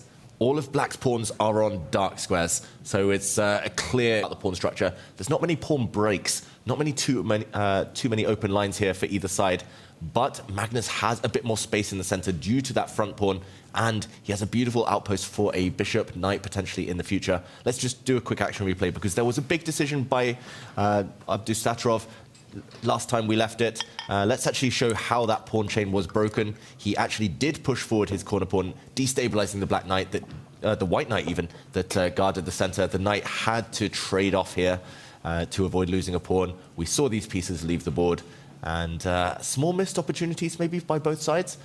This pawn stepping forward, apparently gifting the advantage to Magnus Carlsen, and the reason is very subtle. I think the reason is that the black bishop actually needs to use this diagonal to find any life in the position. Once this pawn is pushed forward, this black bishop has been locked down forever behind its own pawn chain, a bit of a prisoner behind its own lines. Magnus Castle's not necessarily the best move according to the computer, but here, a really classy move, I think, from Magnus Carlsen, a very instructive one for everyone at home. In block positions, if you have the better pieces, you have the advantage, you should kind of embrace that block nature, and Magnus pushed this corner pawn forward. He said to Nodirbek, okay, you're never pushing this pawn now, you're never pushing the corner pawn either, and if you can't move this one, it means your bishop is trapped, your queen is trapped, and the game is going to take on a very slow nature. We're going to be seeing this pawn structure, I feel, for the next 20-30 moves. Yeah, it makes you wonder how and when then that bishop will become involved in the game. Might be a while until we see that. A game that might not last forever, though, would be Vincent Keymer versus Jan Nepomniachtchi, as once again, Vincent Keymer continues to lose time on his clock and eventually is going to have to start blitzing out some moves just to stay in it. Wow, Tanya, I mean, it's like looking at myself in a mirror. 25 minutes left on the clock after just 14 moves. And we should remind everyone, you don't get added time at move 40. This is sudden death, pretty much. This is till the end of time. You do get a 30-second increment after every move, but Vincent doesn't look comfortable at the board. He just leant back and exhaled. What do you make of his position, though? The clock is the biggest problem, because on the board he's doing absolutely fine. You know, he sort of maximized everything. He's combined both our ideas, David. He's gotten the bishop out. He's doubled down, tripled down on that knight at the center of the board. And at some point, you have to make progress. And that progress often now depends on a pawn break, once your pieces are in their ideal position. I think for Vincent right now, he's got 4 attackers on that central piece. He's got 4 defenders. He's thinking what happens next. It's a very pleasant position. Does he take the time out to improve the position of that rook next to the king? Or is it time to start striking with one of the pawn moves and asking some actual trade-off questions? Is this the moment? But whatever decision he does take, he needs to do it fast, because we still haven't traded a single pawn or a piece. So most of the game, most of the critical questions lie ahead. Nepomniachtchi's barely spent any time on that chair. Yeah, and this is, I mean, I know Jan very well, but this is classic Jan Nepomniachtchi. He's been doing this ever since we were 8 years old, when I first met him, first played him in the world, no, actually in the European Under-10 Championship. Wow. He was the same. It was just blitz chess. Other players are playing classical, he's playing blitz, and he's never at the board. He's always strolling around very confidently. And you need to know these things in order to let the kind of chess speak for itself, not to let his behavior get under your skin, not get flustered. And it's clear, look at him on the camera, Vincent Keymer getting flustered, feeling that he needs to speed up, and then you start to panic. You're like, oh, I'm too slow, and it's only later that the mistakes creep in. Yeah, you can tell on his body language, and he knows that the whole game lies ahead of him, and he's got about 23 minutes on the clock. You know, the time has just vanished, and really nothing's happened so far. He's just placed his pieces on ideal square. Speaking of that under 10 championship, David, is that you being humble about the podium finish that you just had? Magnus Carlsen finishing, I think, silver medalist, Jan Nepomniachtchi finishing first, and that was a different one, but thank you, Tanya, for bringing that up. and then a certain David Howell winning the bronze medal. Wasn't that the world under... That was the World Under 12 Championship in 2002, just yesterday. And that was the first time I ever got a high five from Jan Nepomniachtchi when I stopped Magnus in the final round from leapfrogging him. Was it also the last time? It was the last time Jan has given me a high five as well. He's given me many beatings across the years on the chessboard.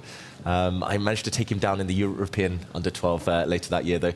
But yeah, the European Under 10, when I first met him, he was this cute little kid. He actually brought a notebook with him full of his opening notes, handwritten opening notes to the game, and he would just sit on the book throughout the whole game. And I don't think that would be allowed these days, but I just remember he had these habits already. He was blitz fast already back then. He had this cute little smile, so confident, so sharp, and already he was being talked about in those days as the next Kasparov. That was his nickname in Russian chess circles. Of course, he never kind of became classical world champion, at least not yet. Still some chances ahead, but yeah, it's kind of clear that in recent years something's clicked. He was stuck at 2700 for a long, long time, unable to break into the world top 10. Then, yeah, around 2016, 2017, suddenly his game shot up, and yeah, he's just a beast these days. Winning the candidates twice in a row. I mean, I'm struggling to think of another player who did that. You know, he's a 2-time world championship challenger, an absolute class player. He lived up to that promise that he showed then. And I'm gonna throw a challenge to our chat, James. They've got to find that photo of Jan Nepomniachtchi, Magnus Carlsen, David Howell on the podium. I know it exists somewhere. Yeah, surface on that the photo internet. for the internet sleuths. Will get on it as Keymer rapidly approaches just 20 minutes on the clock. I'm going to bring this over to Fabiano Caruana versus Maxime Vachier-Lagrave because it's one of the first times throughout the early stages of these starting positions that the computer has kind of swung in, well in favor of one of our opponents, but it comes off of what it considers to be quite a questionable move here from MVL. Someone that I had said felt like maybe the most solid player through the round robins in a lot of ways, maybe taking that moniker away from Fabiano. This time, maybe have just put himself in a really tough position. It's good news for Fabiano Caruana, and it's also good news for Jan Nepomniachtchi, the Nepo Gambit. It looks like it's paying off in this position. True. This game did start with that famous opening that we've been talking about for a while now, but the Gambit wasn't accepted. Vachier-Lagrave gave back the pawn very quickly. And just to backtrack one move before this mistake, this was the position, looks very level. Black actually has an isolated pawn here. That is compensated for by the activity of Black's pieces, especially this knight in the middle. But Tanya, I'm going to say the question mark given to this move, it's fully understandable. That's actually a very ugly move. The intention is to clamp down on the other Black knight getting into the center, so it's trying to control the enemy pieces. But not only have you weakened your own king on this diagonal, you've also weakened some dark squares around that side your king sits on. It just looks anti-positional, to say the least, and dynamically maybe some problems as well. It's super committal, right? And it shows Maxime's ambition because you play such a move with the idea that you're playing for the advantage, but the strategic drawbacks of it are just far too many. He's not only taken control of the central squares, he's eyeing those dark squares that you were pointing out, the knight jumping to the center of the board. But the drawbacks that we're talking about can immediately be sort of cashed in on. Fabi could line up his bishop against that weakened backward pawn immediately and start threatening an advance of that f-pawn, not only opening up the rook, but also the bishop to a very deadly weakness and a very deadly diagonal. Hello to that white king.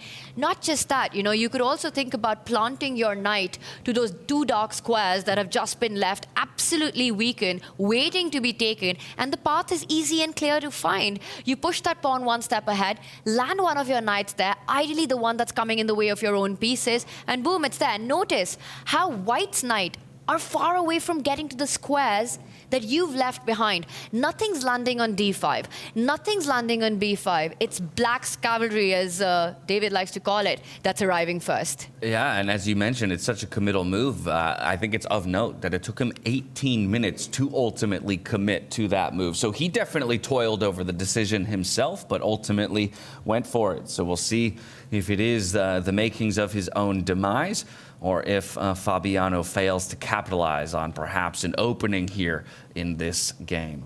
Wow. Maxime Vachier-Lagrave is normally a very quick, instinctive player.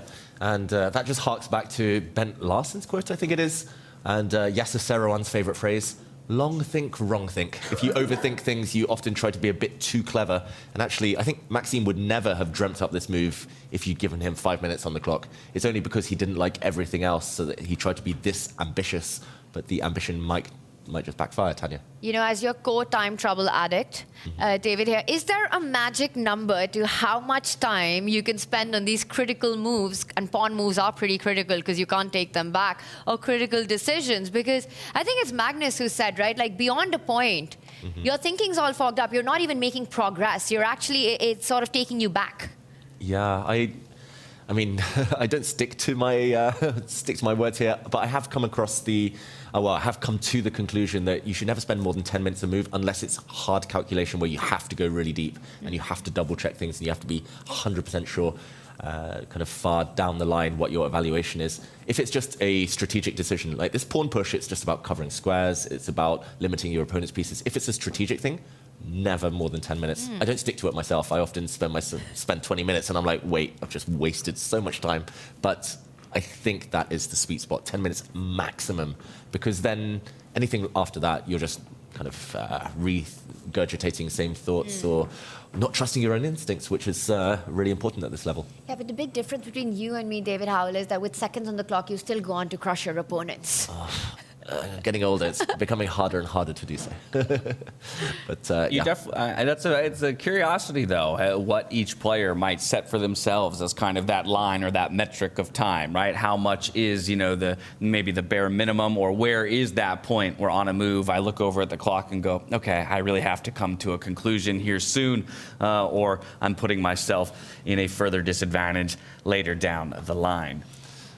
And Fabi senses it, I think he's pretty surprised with this big committal decision that Maxime's taken, a pawn that's very close to your own king. I can't imagine a reality where Maxime wants to castle the other side of the board. It's too far away, too many things have been opened up. So huge decision, could backfire. Fabi, thinking about how to cash in on this, perhaps? Yeah, we should reiterate, it's not a losing blunder by Maxime Vachier-Lagrave, but it's certainly going to put him in a bit of trouble, especially, I think, one of those two moves, pushing the black pawn forward or bringing the bishop out. I'm loving the second suggestion you mentioned there, Tanya, just because it plays against the white knights. White knights there need 4 or 5 moves to get to any good squares, and by then Fabiano will have created threats. So we'll check back in a bit later, maybe. I don't know about you two, but I think it might be wise for us to take a little trip around the horn, just kind of touch base with each of the boards, as we do have 6 total boards in play. I think naturally from here we'll jump down to Hikaru Nakamura versus Arjun Erigaisi, where I see a white knight has infiltrated into the black position. And again, Arjun continues to hold what is a slight advantage that he had created for himself. Perhaps Hikaru, as we said, maybe not navigating the Nepo gambit as cleanly as some of his other counterparts playing the black pieces had, and now all of a sudden he is on the back foot. Yeah, and Arjun's also hanging on to that extra pawn. He hasn't given that away, so that's one healthy extra pawn. Now imagine any endgame that happens with the pieces off the board. That's going to be a deadly passer that Arjun already has. So Hikaru needs to keep all the minors and the majors.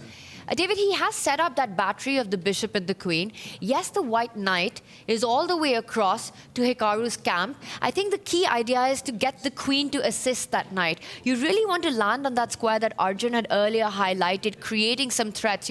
Most of Hikaru's army is on the right side of the board. You want to get your play going, the attack going. And I think if it wasn't for this one big threat, actually Hikaru has quite good compensation. But there are concrete problems to deal with right now. Yeah, big concrete problems. My first instinct was to actually just move this bishop, just to put a couple of moves on the board, to remove this very powerful white knight. But then the white queen does swoop in, creating the threat of checkmate in just one move, capturing this pawn, backed up by the knight. And actually, if you ever take this piece off the board, this white pawn is going to be a real bone in your throat. It's going to be something that's going to make you feel uncomfortable for the short term, long term, and this pawn might just be falling off the board. So current position, Arjun Erigaisi doing everything right. Hikaru needs to somehow stir up some tactics along this diagonal, otherwise he might be facing an ever-growing disadvantage. Yeah, the fragility of the position for Hikaru not to be overstated here. And so with that, let's hop down to the bottom bracket. Let's start with Gukesh versus Richard Rapport, where once again, Richard Rapport, one of our more creative players, or as we've cited all tournament long, has decided to challenge there on the 6th rank by pushing the pawn yet again, supported by that rook, and now giving Gukesh a good think. Yeah, it's another Nepo gambit, essentially. He's been down a pawn for most of this game, Gukesh. Just to mention, rewind one move. This pawn was doomed anyway. So he is one pawn up, Richard Rapport. He grabbed a pawn as early as move 3. But now this pawn is attacked 3 times by the 2 black knights and by the black rook. It was falling, so he wants to give it back now, but ruining Gukesh's pawn structure in the process. And now, just to put one variation on the board, for example, if the pawn is captured, suddenly it's level material, almost symmetrical pawn structure, but white's piece is far more active than black's. There's already a threat. The black rook is clearly the worst piece in this position, whereas white's rook might soon be unleashed on an open line. It's a small thing, but definitely in white's favor here. I don't think there's any risk for Rapport. Meanwhile, Gukesh has some questions to answer. Okay, from there to our other bottom bracket bout, it's Vidit Gujrathi versus Praggnanandhaa. And over there, as we had talked about early on, this was one of the boards that followed that top engine line from the beginning with the A4, A5 push by both players. And of course, we now see that used to the effect of getting that rook unlocked and into the game, at least for the side of Prague. Vidit still may be struggling to find a way to get his opposite counterpart rook involved in the game. But while all of that might be true, fairly even game state.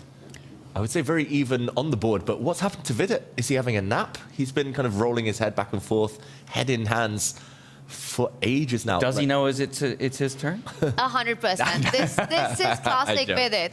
You know, but we've seen him do this so many times, and you know, players have different ways of thinking about the positions. Some look sideways, some look upwards. Queen's Gambit, we've seen all of that happen. A lot of times players are walking around but thinking about their position. Vidit often does this, you know. He just looks like he's napping, but calculations on right now. He's trying to really understand how to handle the fact that both knights are under pressure. You know, with this last move that Pragg has played, retreating his knight back, he's eyeing that knight at the edge of the board, and also the bishop and the rook are lined up against the other knight. And I want to ask you a question. Was there a reason? Because in the previous move, Pragg, in fact, could have picked up that knight with interest, the one that's being eyed by the bishop. Was there a trap that Vidit had set up one move ago? Yeah, right here, David. He's woken up, Vidit, from that little siesta. But yeah, just to answer your question, a very important one, Tanya, there. Bishop takes knight was definitely on the agenda and was definitely calculated by both players. Maybe that's why Vidit was going into such a deep think. But here, after a recapture, I don't think white has enough time yet to capture this pawn, because there would be a fork on the white rook and white right and white knight here. And the bishop, more importantly, defends this pawn, so the white rook cannot capture. The black king does look a bit in danger, so still not entirely clear. But I think this is what he tried to step away from by retreating this white knight from the center. So, as you mentioned, now not only challenging this piece, also trying to get the white light squared bishop involved, by the way. If there is a trade, he'll happily occupy the long diagonal, but also, maybe more importantly, more urgently, threatening to win a pawn by taking this knight with the bishop and then the rook. I look at Vidit, looks a bit disheveled. Maybe I'm in the wrong, you know, maybe you're right. He hasn't slept well after the round robin, been a tough one. Maybe he was actually grabbing that nap. And things are heating up on this one. It looks like it's not going to be easy for Vidit. Somewhere it's turned around since we saw him in the confession booth. Yeah, the eval bar might say level, but it might feel slightly easier to handle for white here. I think Pragg's moves are more natural, intuitive than they are for Vidit here. Camera as well, right? Pragg's looking more confident. Yeah. Yeah, this has been kind of the look for Vidit all tournament long. He's got that small bounce in his body, maybe trying to find a way to let some of the energy out of his system, nerves at play. Though I will say, loved his attitude in that confessional booth earlier on, and so hopefully he can keep that positive mindset rolling forward. 2 more boards to check in on here just to complete our round robin. Magnus Carlsen versus Nodirbek Abdusattorov. Let's look at that one. We had previously seen the 4 stacked horizontal black pawns. Obviously, that's been disrupted as we went over a little bit earlier. Has it been a major factor in the position, or rather, who has an advantage at this point? I think is the question yet to be answered. Yeah, first of all, there is a big threat on the board. And Tanya, it was a checkmate, a very similar checkmate to one that Vincent Keymer missed yesterday. A queen and a knight combo, we call it the kiss mate. That last move, watch out, that queen's about to sweep right in front of that king to deliver a blowing checkmate. That would be game over on the spot. I don't think it would be missed by either of the players in this one. That's going to be stopped. You've got to plant one of the pieces at the center of the board. I think Magnus has taken the decision. It's the knight. You still get your flying V, by the way. Yeah, but now there's a horse up there with all those ducks. That is a horse is flying now? What's going on? So you know what? Fine. Yeah, if in Magnus's world, horses do fly. I would say that this position, on the face of things, looks very balanced. It's so locked up, so blocked, and there's no easy pawn breaks for either side. So for the rooks, for the queens, that is not a great sign. For example, black cannot push on this side. That pawn is locked down, covered twice. White cannot push on the other flank. That pawn is locked up twice. The one problem piece for Abdusattorov, though, is the black bishop. And we could see a scenario easily long-term where Magnus trades off this black knight. He's got to do it at the right moment, not to activate the black bishop, but he could trade off this knight, and it would be a good knight versus a bad bishop scenario. Especially with the queens off, that would be a really scary prospect for Nodirbek. I will say, just visually to me, the white position looks more pleasant. I don't even necessarily have much of, a reason behind that. So much as, again, just kind of the fact that that white knight feels like it's going to be very difficult to kick out at any time because of the inability for pawns to come forward and challenge it. You're absolutely right. I mean, if you look at it, it's only Magnus's one pawn, the one that's on that central line that's sort of gone halfway across to his opponent's camp, which means he's got more space. His bishop, as you were highlighting, David, much more active. Black's bishop is sort of just entrenched behind his own pawns, and there are no targets to be made. All the pawns in the light squares. Things are looking good for Magnus. Also, the kind of position that he really likes to grind down. I think the one thing that Nodirbek can play for, if we look for counterplay, at the right time, if he can go up the board with that flank pawn, try to open up the rook next to his king, get an inroad into the position and create some counterplay. Otherwise, this just looks like it's going to be a strategic grind down. Yeah, Magnus always seems to find the type of game that he enjoys, and we're moving towards that here in this one.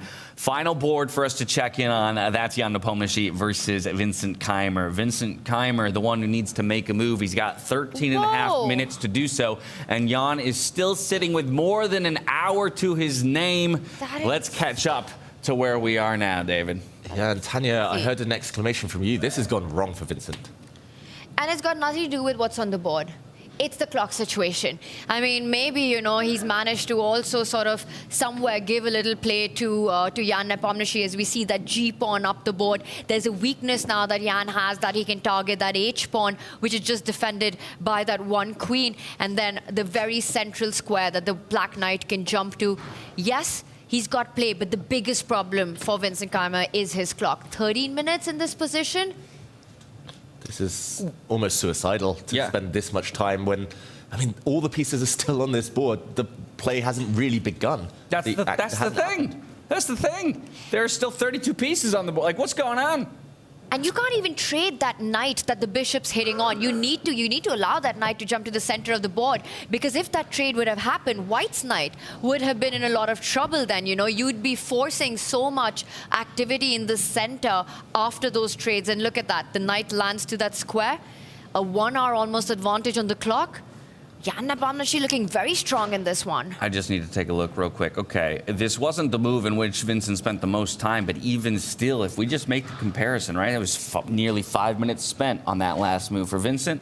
60 seconds, under 60 seconds for Jan. He's just blitzing out those moves. The moves feel almost easy and automatic for him. While it's just, you see almost like a sense of like pain on Vincent's face as he tries to calculate his way through this. And it's okay to spend 5 minutes if you rush with your next few moves, you know, if you're able to get them quick. But here in this kind of a position, David, Vincent will be burning minutes every single move. Nothing's obvious. Exactly, and in chess you have to play the board, that's the main thing, but sometimes you have to play the opponent, and he knows Jan Nepomniachtchi's biggest strength is to hustle the opponent, to trap them, trick them when they're low on time, and he's played right into his hands. I just want to highlight one very brief moment as well.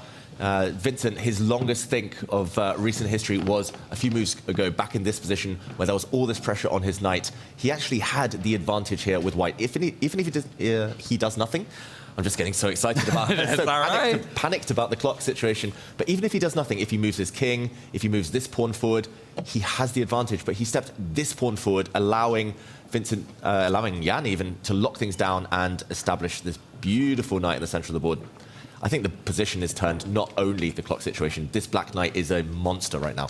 Well, and as we talk about spending some minutes on the clock, we're going to spend a few minutes stepping away. But don't worry, we're not going to rob you of any of the chess action. As we take a short break just to go ahead and hydrate and retool for the second half of the day, we're going to leave you on that marquee matchup of Vincent Keymer versus Jan Nepomniachtchi. And we'll come back to guide you through the rest of the action soon enough. See you soon.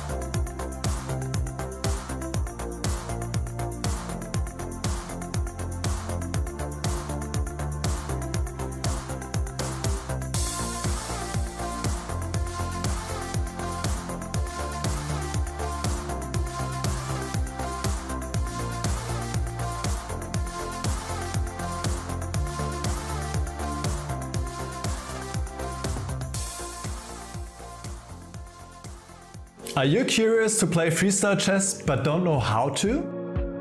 No opening theory, no memorized moves, just pure strategic creativity. But how do you navigate 960 possible starting positions with confidence? That's exactly what I'll teach you in my Freestyle Chess Masterclass. You'll learn how to develop your pieces effectively, recognize key positional patterns, and avoid early disasters. I'll break down some of the best freestyle chess games ever played, featuring Magnus Carlsen, Alireza Firouzja, and Fabiano Caruana. Freestyle chess is still in its early days. This is your chance to get ahead of the competition. Sign up now and let's take your freestyle game to the next level. Join my Freestyle Chess Masterclass today and save 20% only during the Grand Slam. This is Magnus for Freestyle Chess, take 1. The Norwegian Grandmaster Magnus Carlsen, widely regarded as the greatest of all time, began his journey at an early age. I learned the rules of chess at about 5 years old from my father, and then I got into it at the age of 8. One of my first goals starting out in chess was to beat my older sister. I generally wanted to beat her at everything. Undeniably, the 5-time world champion, known for his dominance across all formats, also needs time to unwind. I only started getting into golf a year and a half ago, but I'm loving it. It's good to get out in nature, get some fresh air, and hacking and whacking for a few hours. The first ever winner of the Freestyle Chess Greatest of All Time Challenge 2024 at the Weissen House. He co-founded Freestyle Chess alongside Jan-Henrik Büttner. To call it freestyle chess. Before every game, a new starting position is drawn, challenging the players to rely on their creativity and intuition. And with a $750,000 prize pool, the stakes couldn't be higher. Over 8 days, the Grandmasters will compete for first place and Grand Slam Tour points with the hopes of becoming the 2025 Freestyle Chess Grand Slam champion for all 5 tournaments around the world. The first 2 days is the round-robin phase. Every Grandmaster plays each other once over. 11 rounds with a rapid time control. 10 minutes with a 10-second bonus per move. And if needed, 10 tiebreakers will decide the final standings. The top 8 Grandmasters advance to the knockout phase, 1 round every 2 days, with 1 game per day in a classical time control. 90 minutes plus 30 seconds per move. And to reward the best performers of the round-robin stage, the top 4 players choose their opponents from the bottom 4. Players who get eliminated don't go home. They continue fighting for rankings in a separate bracket. Every win still counts, in points and in dollars. And if matches end in a tie, get ready for an epic tiebreak. We begin with a rapid match, and if it's still tied, there'll be a blitz showdown with 5 minutes plus 2 seconds per move.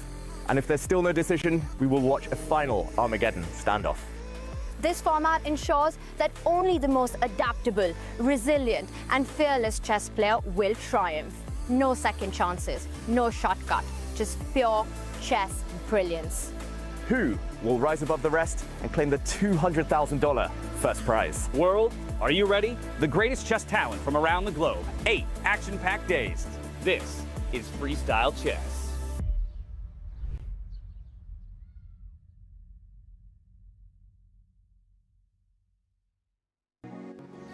Then, the top 8 players will advance to the knockout stage. Time controls will be lengthened to a classical format where players will have 90 minutes and a 30-second increment for every move. Throughout the tournament, we will witness the best talents in chess play at the highest level of Chess 960. Get ready to experience chess in a new dimension at our Paris leg of the 2025 Freestyle Chess Grand Slam Tour.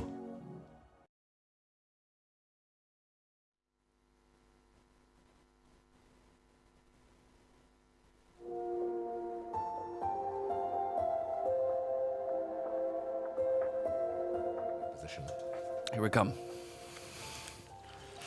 And we're back, joining you in this heated chess action here at the 2025 Freestyle Chess Grand Slam Tour in Paris, France. We left you on the Nepomniachtchi versus Vincent Keymer matchup because it does pit our #1 seed out of the round robin, challenging our defending champion from Weissen House here in the quarterfinals. And it's looking quite scary here from Vincent when it comes to the time on the clock. David, let's just go ahead and relive the moves that occurred while we took a moment to catch our breath. Yeah, although the clock situation's still not looking great for Vincent Keymer, the board position, I think he should be very happy with recent developments. There was a quick flurry of moves in that short break, and let's break them down for you. We left it just a few moments ago with this position, the Black Knight landing into the center of the board, and Vincent Keymer now prevented the Black Pawn from marching further forward with a block.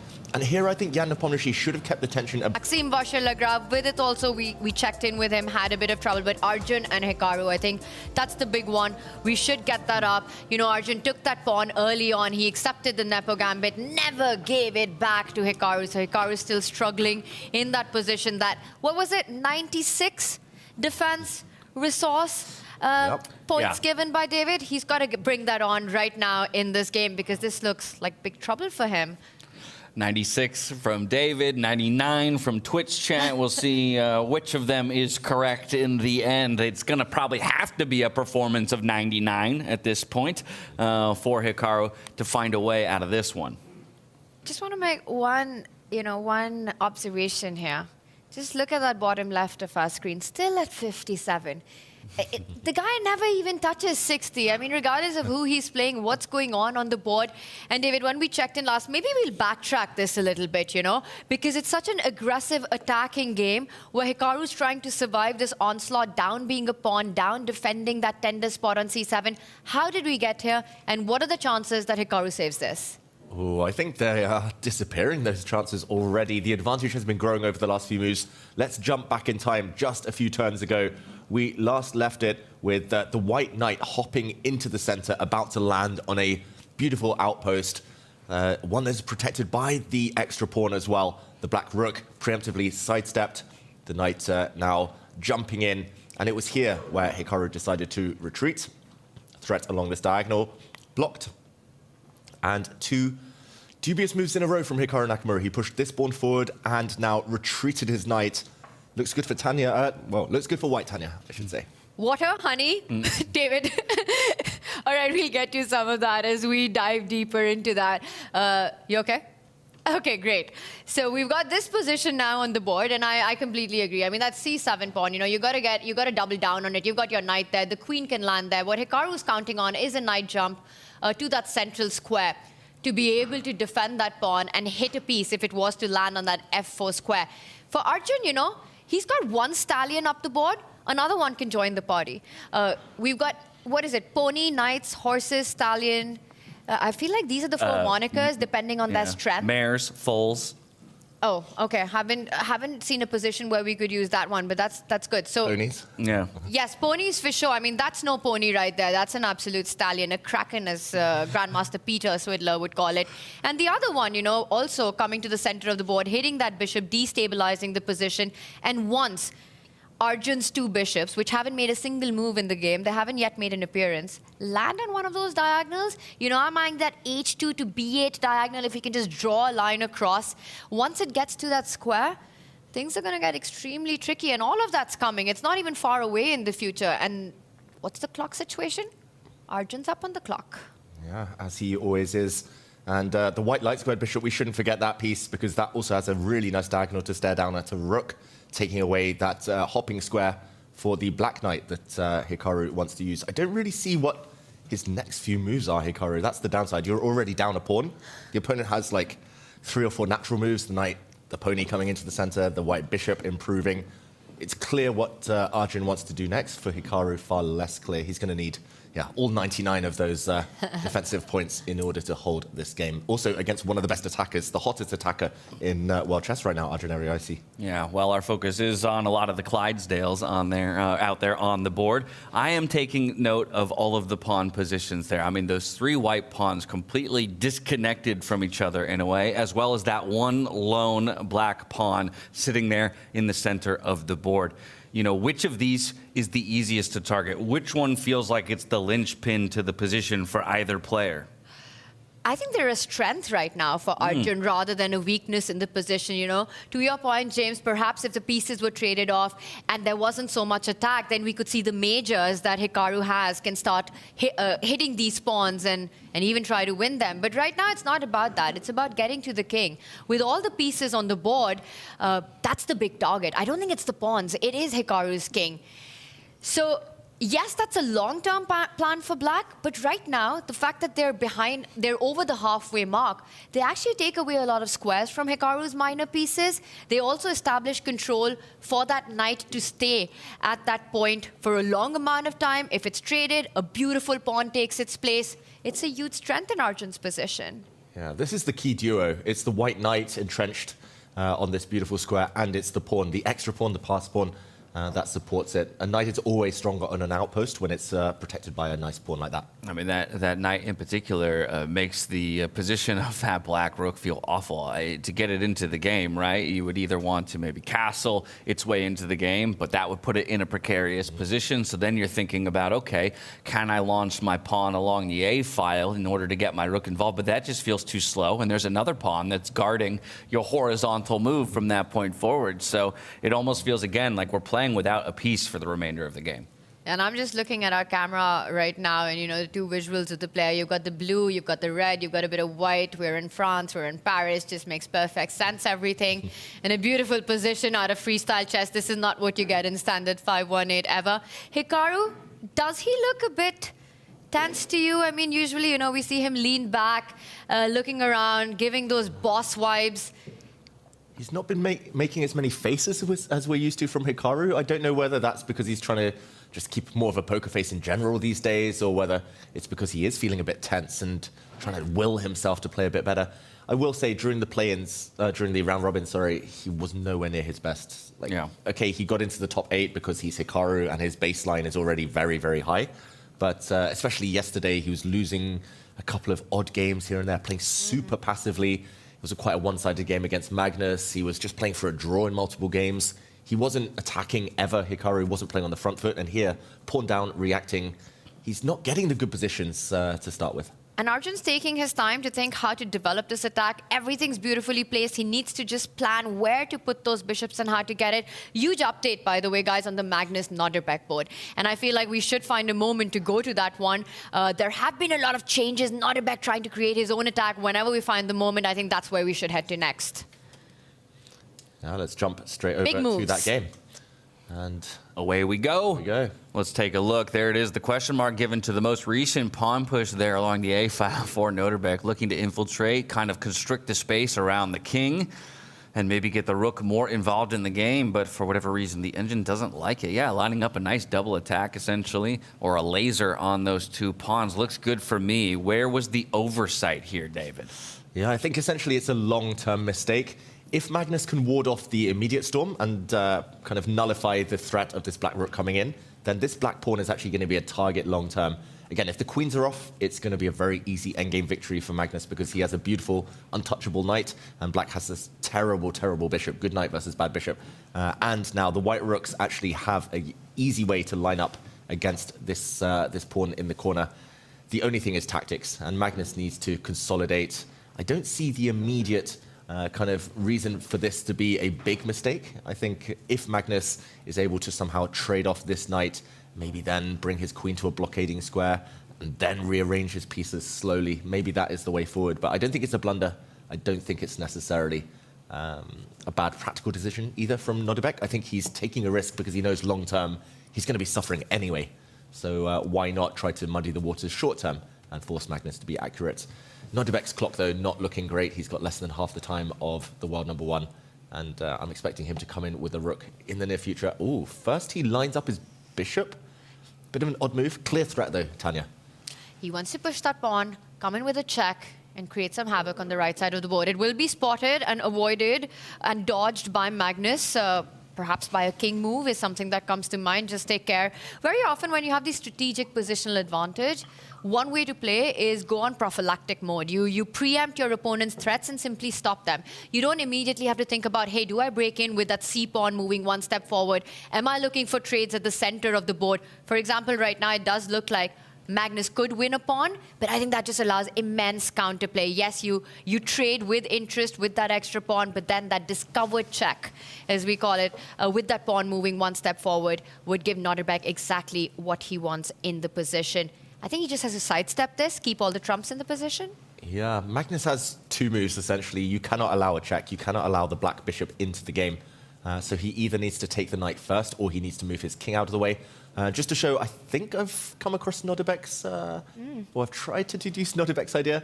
If the white king does sidestep, the black rook will come down now. And Magnus's plan all along was to capture this black knight. But now if you do capture the black knight, this move is flicked in with a check. And just in time, white needs to sidestep, and then black is able to take this pawn. And white's queen is actually caught in two minds.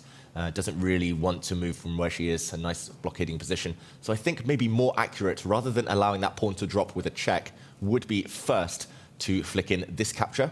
If Nodirbek tries to launch the double, or sorry, the discovered check now, then the white bishop could save itself, come back and block, and white has pocketed a knight in the process. So Nodirbek would have to recapture, and now stepping forward to this square with the king. Now the black rook taking this pawn wouldn't come with check. If it does come down, even the white king could step forward and save the day, attack the rook, protect the pawn, and force black back. Sooner or later, this pawn in the center might drop. The power of the king in the late game, one of the most powerful pieces if it can get in close, and that would be the threat on the rook there. So a couple of different iterations for each of these players to calculate through. And as we return to the live position, there you have it. We're delivered an answer as soon as we ask the question. Yeah, now Magnus will move his king, most likely one step forward. And I think the reason actually the question mark appeared for Nodirbek's decision earlier is he's allowed white's pawns to connect. There were no pawn breaks earlier, whereas now, something you mentioned, Tanya, c5 in the air. This white pawn stepping forward might actually just crack open the black king in the short term. You know, all these trumps that we're talking about, this good knight versus bad bishop in the middle game and in the end game, you know, whether pieces come off the board or you fight it out here, it feels like Magnus has a huge advantage. Are we saying that Magnus takes the lead in this match? Is that our prediction? Oh, definitely. From this position, I would have tremendous confidence. I don't want to be harsh, but this actually looks like a simultaneous game where it's like your opponent creates a couple of threats, you just knock them back, and you just take all the positional advantages, and without calculating anything, you just win. It just feels like he's going to either trade queens somehow on this diagonal, or he's going to break through now, Magnus, or he's just going to pick up some pawns. And it's just good knight versus bad bishop. It's like the 101 of positional chess. And that's the toughest thing, right? When you know that even going into a different phase of the game is not going to help you. Even in the end game, you're not surviving this one. In the middle game, your opponent's the one who's coming for your king once that pawn moves one step forward. Nodirbek thrives on counterplay. He thrives on ideas where he can create his own tricks and attacks. And right now, it's hard to imagine even a single piece of Nodirbek crossing the halfway mark. Well, Magnus looks to be in top form here through the first round of the quarterfinals, and he actually treated us to another confessional just recently. Let's see what he thought around the mid stages of this game. Yes, to building on what I said earlier, I think he's definitely not made the most of his position, and I'm now more or less completely stabilized. Trying to win this position is going to be very, very tough. Even though he has no active play, he's still very, very solid. And I kind of had to castle queenside.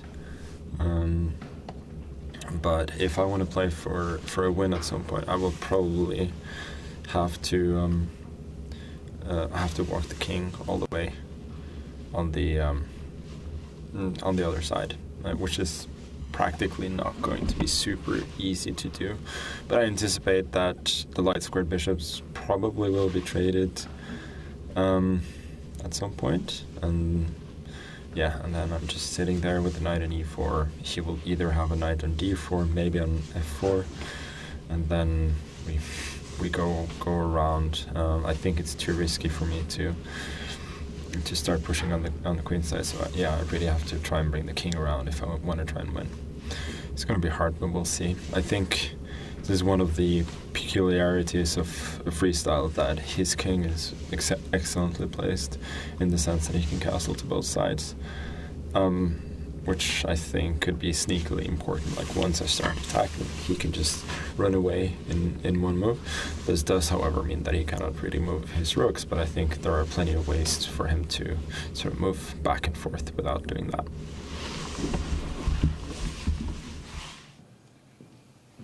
And how about that? So much of what Magnus just offered to us there did end up playing out on the board. Another just key interesting idea, or rather two, both kind of tied to the idea of king safety. We had that conversation with Christian earlier about castling and how, yes, all of the players are still going to a degree, remember that it's a possibility, but you might not be thinking about it sometimes 5, 6, 7 moves ahead in your calculation. Well, it appears Magnus has got that top of mind. While I do want to launch an attack eventually, I have to remember that defensive resource that my opponent has at his disposal later on. But coupled with that, I think it's incredibly interesting how he talks about having to walk his king to the other side of the board just to enable the offensive maneuvers that he wants to go for. Maybe an idea that you can help explain a little bit more, David, because to me, that just almost feels like a waste of time, spending that many moves just to get the king to a specific square, a specific point of safety that now I feel like I can start playing the game. Yeah, there's been a huge pawn sacrifice from Nodirbek, a huge decision just on this last move. We'll break that down in a moment, but first to recap what Magnus was talking about, I'm going to bring it back to around here. He was talking just a few moves before this moment, but if we look at the pawn structure, it does look like White's king is a bit airy, and in order to break forward, you have to play on this left side of the board. In order to go for the black king, you need to push pawns, but that also weakens your own king in the process. I think his plan, if Nodirbek hadn't broken forward and gone for immediate chaos, for example, let's say black waits, we would have seen some maneuvering moves here from Magnus. Maybe the white king would now start stepping across, and you can definitely see how the white king would feel safer tucked away on this flank because there are no real pawn breaks and all kind of lines covered, all lines closed, and only later, once he's fully ready, once his king has been vacated, then he will open lines towards the black king. This was like a 10, 15 move plan, life plan here for Magnus, but of course Nodirbek cut across all of that by earlier pushing his pawn forward. And if we catch up with the live position, it was this pawn move, the question mark move that appeared that kind of swung things in Magnus's favor. We saw the bishop for knight trade just a few moves down the line, and Nodirbek going for the chaos because he knows he's busted long term. Why not try some tricks? He's trying to get his bishop into the heart of Magnus's position. In chess, as in life, not everything goes to plan. So while it was a brilliant idea, thinking forward there from Magnus Carlsen, Nodirbek still has his opportunity to be a part of the conversation, and he's going to make his voice heard here by throwing a pawn forward and look to make things a bit messier. He wants to make them messy for sure, but brave and desperate are two sides of the same coin, and this is desperate. He knows he can't just sit and do nothing in this position. Magnus will steamroll it with all the ideas that he's been highlighting. Get the rook at the right square, just break open on that c pawn. So whatever it takes, even if it comes at the cost of a pawn, Nodirbek needs to make that chaos happen. And I'm trying to figure out what the idea of this pawn sacrifice is. There are two ways that Magnus can have that extra pawn on the board. And to me, it feels like you always want to take it with your side pawn. Why would you want your central pawn go towards the flank? General chess wisdom is you bring your side pawn towards the center of the board. Also, if you were to grab with that f pawn, you open up the f line for Nodirbek's rook. And also, just notice how Nodirbek keeps looking up at Magnus every second. That's got to be a little unsettling right there. So if Magnus was to pick that pawn with that side pawn, and I think he's made his decision, I would bet that it was the h-pawn that grabbed the g-pawn. Wow. And I would have lost that bet. Magnus decides to not give a free hand to Nodirbek's flank pawn to at some point move ahead. Instead grabs it, destabilizes his knight. But now Nodirbek can plant his bishop to a very juicy square and start hitting that knight, making sure that it walks away. Yes, it's an extra pawn, but has Nodirbek managed to create some bit of chaos in the position? Well, he's improved his bishop. He's given his bishop some life. We were talking about that being the problem piece. And okay, a knight protected by a pawn is nice. A bishop protected by a pawn also nice. So I'm expecting him to drive that bishop forward. Just to mention your point, Tanya, I would also probably have just taken this pawn this way. We're taught from a young age, captured towards the center. Right. But here, I think he might have feared and then a second pawn sacrifice, Magnus, this pawn stepping forward, and only now bring the bishop in. And the black rook definitely has some targets. And the pawns all a bit loose. They don't protect each other. Of course, Magnus still has an advantage here with white, 2 extra pawns, but he wants to also open up lines for his own rooks, potentially. Yes, the black rook has an open file, but now the white rook can challenge. Most importantly, this square, the entry square, is covered by the white knight, so no inroads. And if black does post up the bishop, as we're expecting right now, then Magnus, I think, is just going to sidestep, challenge, It's actually really hard for black here to maintain this tension. If, for example, you move your king forward and try to protect your rooks, connect your rooks, then whoops, there's a check. And your own queen is actually hanging on the next move. So there's tactics in the air. Magnus is backing up the strategy here with tactical ideas. And okay, he's castled. Oh, there's that castle. Whoa. All the way to the other side of the board. This is not going to catch Magnus Carlsen necessarily by surprise. It's something that he told us about just moments ago in that confessional booth. And so it finally does get played. The rook will stay on the file that it was on, but the king will make the long jump of 6 squares to the other side of the board. Kings do fly when it comes to freestyle chess. You know, when Magnus went into that confessional, it was a few moves ago. It wasn't particularly in this position. So I'm still amazed that first Nodirbek decides to throw a pawn, you know, give up that one lone pawn in front of the black king. Another one's already disappeared. The h-pawn far advanced on the board. You've got no pawn cover in front of your castled king and just walk straight into that. He just feels it's safer there. It also gives up another pawn, right? There is one more pawn hanging. What Nodirbek wants to do is, I think, just play on the open diagonals. If Magnus got greedy, some pawns are better on the board than off the board for you, and I think this could be a case like that. You want that pawn to stay because it restricts black's bishop. If allowed, you know, that open diagonal, the bishop falls there, the queen comes there, and then you're already looking at checkmating ideas on the left side of the board. Wow, Nodirbek. He just death stare. He just keeps doing it. It's like, yeah, for real. At this point, it's like he almost has to, you know, implant, you know, an idea, psychically implant bad ideas in Magnus's head to try and buy himself something. But I like moves like this. Like we said, maybe a bit brave, maybe a bit desperate. Either way, at a certain point, you need to take risks. If you find yourself wholly on the back foot, Would you take that pawn? Would you take that risk? No. On Magnus's side? Yes. Absolutely, I wouldn't take the pawn. Yeah. For the very reason that you explained, right? We're just you know, stepping into an improvement of line of sight for the bishop while effectively then having to use a tempo, right, to bring my queen back to safety, line up for opportunities to use that pawn that was placed on a3 so long ago to great effect by maybe eventually bringing the queen in. And of course, now the black rooks are connected. So while the rook in the top left corner of your screen was difficult to find a way for him to get involved, he is officially a part of the game. Mm-hmm. Yeah, I must admit, despite the fact Magnus literally warned us 2 minutes beforehand that black would castle, I totally forgot that was legal. But nice practical try by Abdusattorov. Given a question mark, but I don't think it was a mistake at all here. I think it was very important to get the rooks connected, just as important as the king's safety here. And for Magnus, I'm surprised by you, James, materialist at heart. I know, not taking right? a second pawn. Like I said, exception to every rule. So yeah, typically my rule is grab the material. Here, I'll make an exception. From this board, let's zoom out. Let's get a bit of a holistic view of the field, taking a look at the accuracies sported by each of the players across our current match. See who the computer thinks is piloting the position the best. And here we go. Some 95% Jan Nepomniachtchi, Gukesh with a 95 to his name as well. Magnus Carlsen up above that 90% mark, Keymer as well.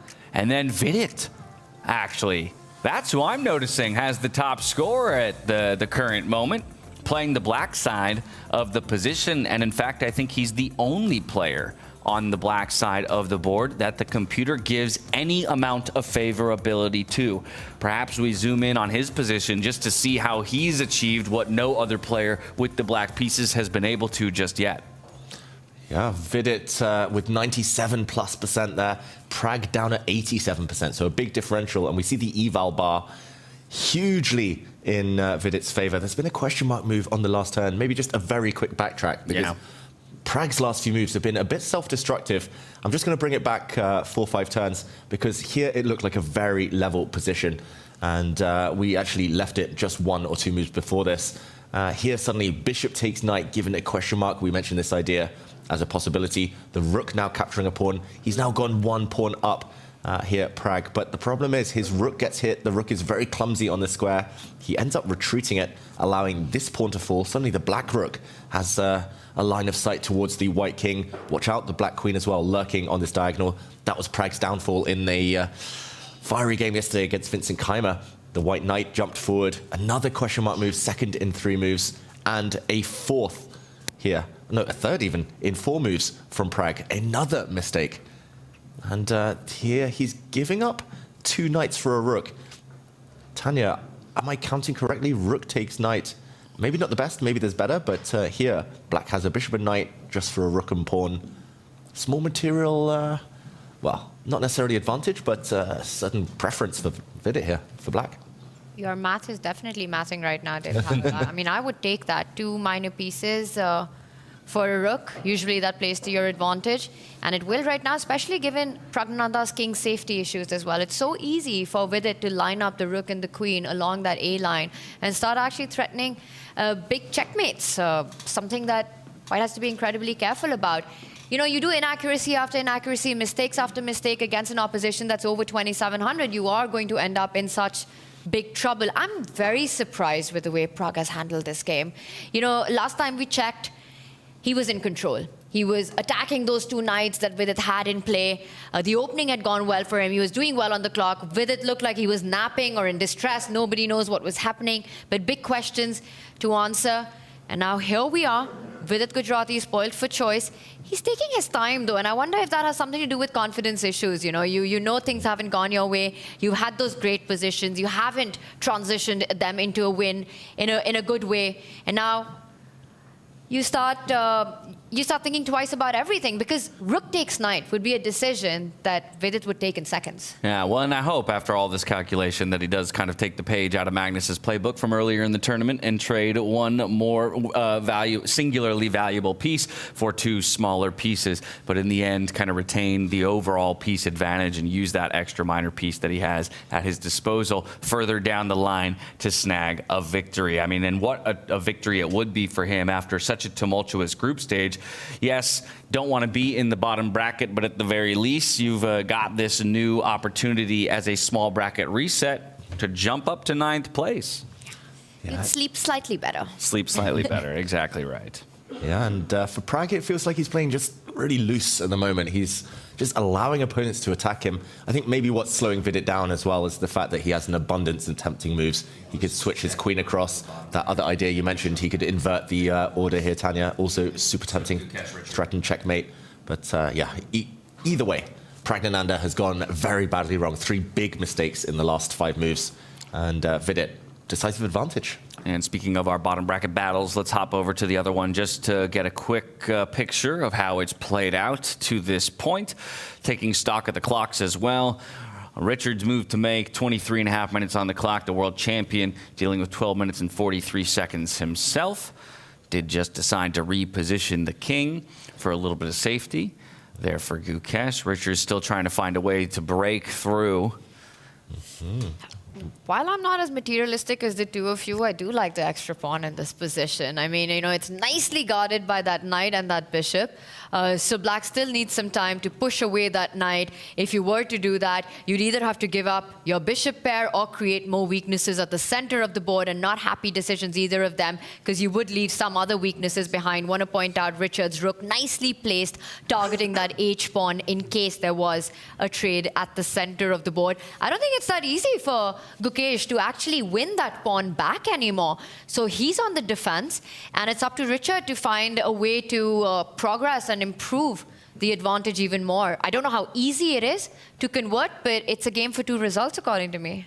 Yeah, fully agree. It feels like Gukesh, if he plays well, if he plays accurately, defends at his best, then he should probably hold a draw, or likely to hold a draw. But yeah, Richard, if he can apply some pressure, if he can induce a mistake from his young opponent, then serious winning chances, I would say. And clock, again, an issue for Gukesh, as it has been throughout freestyle chess this season. Yeah, all of our games, though, starting to enter crunch time as a number of our players fall below those 20 and 15-minute marks on the clock. Why don't we go over to Fabiano versus Maxime Vachier-Lagrave? We haven't been there in a little bit, and we were wondering, you know, ultimately, if the consistency and the stability of Maxime that he's shown throughout this entire tournament would be superior to that of our idea of Fabiano Caruana as a player. And at least to this point in the match, it does seem like he has just the slightest of advantages. Yeah, but where are the players? Just both confessing their sins in the confessional. We've got 2 men missing. That's a really good point. And it's Fabiano's move to make, so he's the one who's sacrificing time on the clock while he has less to spare. while maybe taking a quick stroll around the playing hall, taking stock of the other boards. This does sometimes happen. I do this myself. If my opponent is low on time, they make a move, they rush off to the bathroom, they know now it might be their last opportunity to visit the bathroom for the rest of the game, then I might make a quick move back while their clock ticks down, run to the bathroom myself and get business sorted. And poor Fabi. Hey, you got to play every aspect of the game, my friend. Exactly. Play the player as well, not just the game. Gain the extra 2 minutes. Take any advantage you can. Yeah. White's last move, by the way, we should mention, big threat on the board. This pawn is hanging. The bishop also under some pressure. If you take this knight, you're replaced by a pawn. You lose a lot of light squared control. I think he's going to take it anyway out of necessity. But yeah, this position could go in either direction right now, I think, Maxime Vachier-Lagrave, especially considering he made quite a significant positional mistake earlier. He stabilized, and he should be very positive about recent developments. Does just that, and as Fabi's move is made, MVL sits back down. He'll recapture with the pawn of his own, and the game goes on. The clock's going to be a big factor in this one. You know, both players under 20 minutes and still a lot to play for. You know, you've got an asymmetrical pawn structure. You've got these double pawns at the center of the board. Fabi with his own weakness, the one that you were highlighting earlier in front of the king. There's another one on the right side of the board. Let's just point out the b6 pawn, the f5 pawn, and both rooks that Maxime has can start targeting them. So it's going to be a trade-off between who gets to which weakness. First, the bishop's lined up. Yes, White's got the bishop pair right now, but that light squared bishop, it doesn't really mean anything because his own pawns are coming in the way of the activity. The best move in the position would be take that central pawn and just chuck it out of the board, create some activity for your light squares, but you know that would be illegal right now. So the bishop stands for nothing. Long game ahead, and I think we're in for a big time battle in this one. Yeah, and how about this then? We go back over to Jan Nepomniachtchi versus Vincent Keymer, where we were starting to spin the web of tales that, hey, Vincent is not looking too pretty in this game with the time trouble that he was experiencing and a position that at the time had favored Jan Nepomniachtchi while still very much in desperate time position. Quite an equalization of the position overall here. So maybe Vincent is finding his Weissenhaus form yet again. That's a draw offer. And I think we're going to have handshakes very soon with opposite color bishops across the board. Yes, and we see that draw offer right here. And Jan with a smile. But there's a 40-move rule. It's move 44. I believe the players can agree to a draw. Will they, though? Will Jan try to... He asked. Did Jan smile and say no? He's got to agree here. I mean, yes, you have an extra pawn, but that means nothing in this position, which also, by the way, can be picked up. Now, you pick up that bishop that Jan has and get it to the other side of the board. Sorry, that Vincent has, that you get it to the other side of the board, targeting the black weakness on that right flank. And maybe there's still something to play for. But I mean, this position, Jan can't be serious. Y'all, I'm no grandmaster, but I gotta say, if this ends like it looks like it will in a draw, I gotta say it's one of the more impressive draws I've seen, particularly in a format like this and in the kind of time trouble that Vincent Keymer was in, our defending champion from Weissenhaus, when he was against the ropes, finds a way to navigate to that draw, half a point apiece, and they'll have to look towards tomorrow to be the decider. Wow, I must say, probably a fair result, reflective of the game. It was very cagey, very blocked, very strategic, but maybe a small missed opportunity for Jan Nepomniachtchi. He started trading off pieces when Vincent was so low on time. Keeping the tension, keeping chances alive, might have given him the opportunity to later try to hustle Vincent on the clock. I think he was just trying to play objective chess with black, happy ultimately with a draw. But for Vincent, he will need to speed up before tomorrow. That's a good point. Jan Nepomniachtchi, the only player to elect black as his starting side. And perhaps, you know, hey, happy to sit in the draw because he has a feeling that regardless of what position is drawn tomorrow, he will at least start with the slightest of advantages. Maybe a little bit more confidence that he could close the match out then and there, not allow it to go into those tiebreaker stages. From here, we got to go check in on the rest of the matchups because they are just as quickly going to find their way to some thrilling conclusions. I'm certain of it. Perhaps Magnus Carlsen versus Nodirbek is where we go next. Nodirbek with only 8 minutes on the clock himself. Again, still definitely has some work to do if he wants to end up with a similar result to Vincent Keymer here, hoping maybe at best for a draw. Yeah, a draw here would be a godsend for Nodirbek Abdusattorov. He's low on the clock, 20 minutes behind Magnus Carlsen. A pawn down in the position as well. Still facing a very strong knight. There are some tactics in the air, Tanya, here. White is currently threatening a knight jump. White is threatening to jump out the way with a check, unleashing some tension between the black queen, but more importantly, between the rooks as well. White would win the exchange, rook for knight there. So Nodirbek, I'm really kind of wondering why he's hesitating from dropping his bishop into what looks like a beautiful square, beautiful outpost that we mentioned a bit earlier today. Yeah, it's a move that we've been talking about since he sacrificed that pawn on the right side of the board. And the bishop really does belong there. You know, you not only block out that central line, but also defend a very key pawn in the position. You also take control of that square next to the white rook as well. Defend these tactical threats that you're talking about. Nodirbek needs to speed up. You know, these tactics that you're pointing out are one problem in the position, but black also has some strategic issues to deal with. There's a pawn on the left side, which at any point Magnus wants, he can simply march up with the king or with his own queen and pick that pawn up. You know, anytime there's a trade in the position, once the queens come off the board, that would favor Magnus so much, and Nodirbek will need those extra minutes when we come to that point, when those dangerous endgames do arise. So he needs to take a decision. Big threat on the board. I'm expecting him to jump in with the bishop, but he hasn't already. And I'm going to say we, at some point, have to go to Hikaru and Arjun, because that's really tricky, you know? This one's a bit of a strategic fight.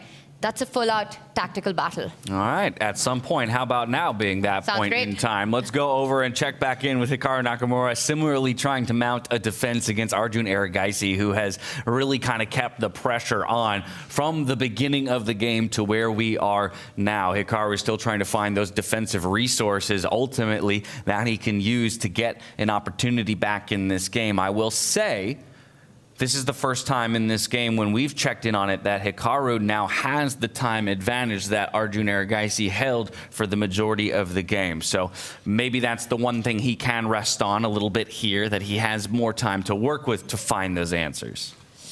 Well, he's got 9 minutes. Is that going to be enough against a very, very tricky Hikaru Nakamura? Because Hikaru, like you said, you know, so resourceful, uses all the weapons that he has to defend a position, and the clock will be one of them. Gets up, leaves.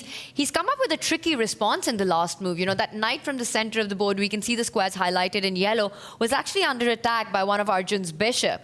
He jumps in with that knight, essentially offering a trade and what seems like a free pawn, but it all relies on the concept he wants to open up that queen and bishop battery that's been waiting for a long, long time, pretty much since the start of the game, to start hitting on that pawn in front of the white king. But Arjun can throw in a trade here, right? You could give up your knight for that bishop and then win a pawn.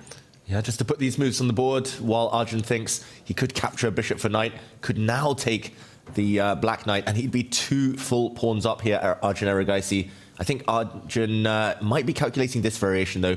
The black rook coming in, threat of checkmate suddenly, the black queen and rook teaming up. This does look a bit scary, allowing infiltration, allowing the black queen so active. You can defend this in a few ways. For example, you can step your pawn forward, but... slide the rook up? Yeah, sliding the rook up would allow a check, though. You get caught on the back rank. No good way to block. If you step forward, you lose this rook in the corner. So there are tricks. There are tricks in the position. Got me. I was playing a new game we call How Quickly Can I Lose This Game? I play it all the time. The answer is in one move. That's how quickly I can do it. We've all been there. We've all been there. Did you see the panic look that Arjun just gave to his clock? You know, he just had a side glance right now, and he can feel the clock ticking. You know, Hikaru trying to, again, muddy the waters here, giving up a pawn to get that initiated, get that activity going. And this is the hardest part as a chess player. You know you're in control, you've got a better position, and then suddenly your opponent changes the dynamics, sacrificing more to get counterplay. It's massive panic for Arjun. His heart rate's gone as high as 70. Oh, my for goodness. the first time today. Whoa. I mean, that's, what is that, 10, 20% increase? I mean, yeah, that's... I mean, concerning. 70 for Arjun is like 170 for other players. Exactly. The Iceman. That's what I'm saying. Heart's beating out of his chest. Yeah, but we shouldn't forget that both sides can still castle. I don't think we'll see it yet because both sides have knights controlling the squares that rooks would end up on. But I'm expecting him to go for that variation. I think he's just got to start clearing the board. He just needs to figure out the consequences. But 6 minutes now. He's normally way up on his opponents. This is unfamiliar territory. Also, remember, he hasn't beaten many of these top dogs before. He's a killer of sub-2,700 players, Arjun Erigaisi. Maybe he senses it's close. He knows he's had a massive advantage. He said it in the confessional earlier. But the closer you get to your dreams, your goals, the more you tend to tense up and start to doubt things. Wasn't there a discussion on the number that you gave Arjun for his time management as well? Well, in this one, it feels like Hikaru's the one who's been better on the clock here. Do you know who told me off for giving Arjun below 90 on time management? It's got to be his best friend, Pragg. It was Gukesh's dad. Oh. Really? Gukesh's dad was like, no, he wins most of his games by just hustling his opponents, basically. Well, and that's very much the way that this game started. Again, Arjun was the one with the time advantage up until, very recent times. And so Hikaru, a little bit more time on the clock to work with. How about this move here? Maybe a slight opening? Ooh, I would say a very natural move, but it comes with the downside that you do kind of get deflected away. Sorry, my arrow going wonky there, but rook takes rook, the queen retreating to recapture, and this pawn, the extra pawn you've been holding on to the whole game, might just drop. So, of course, there's a lot to calculate. It's going to be deeper than that, but maybe not the best by Arjun Tanya.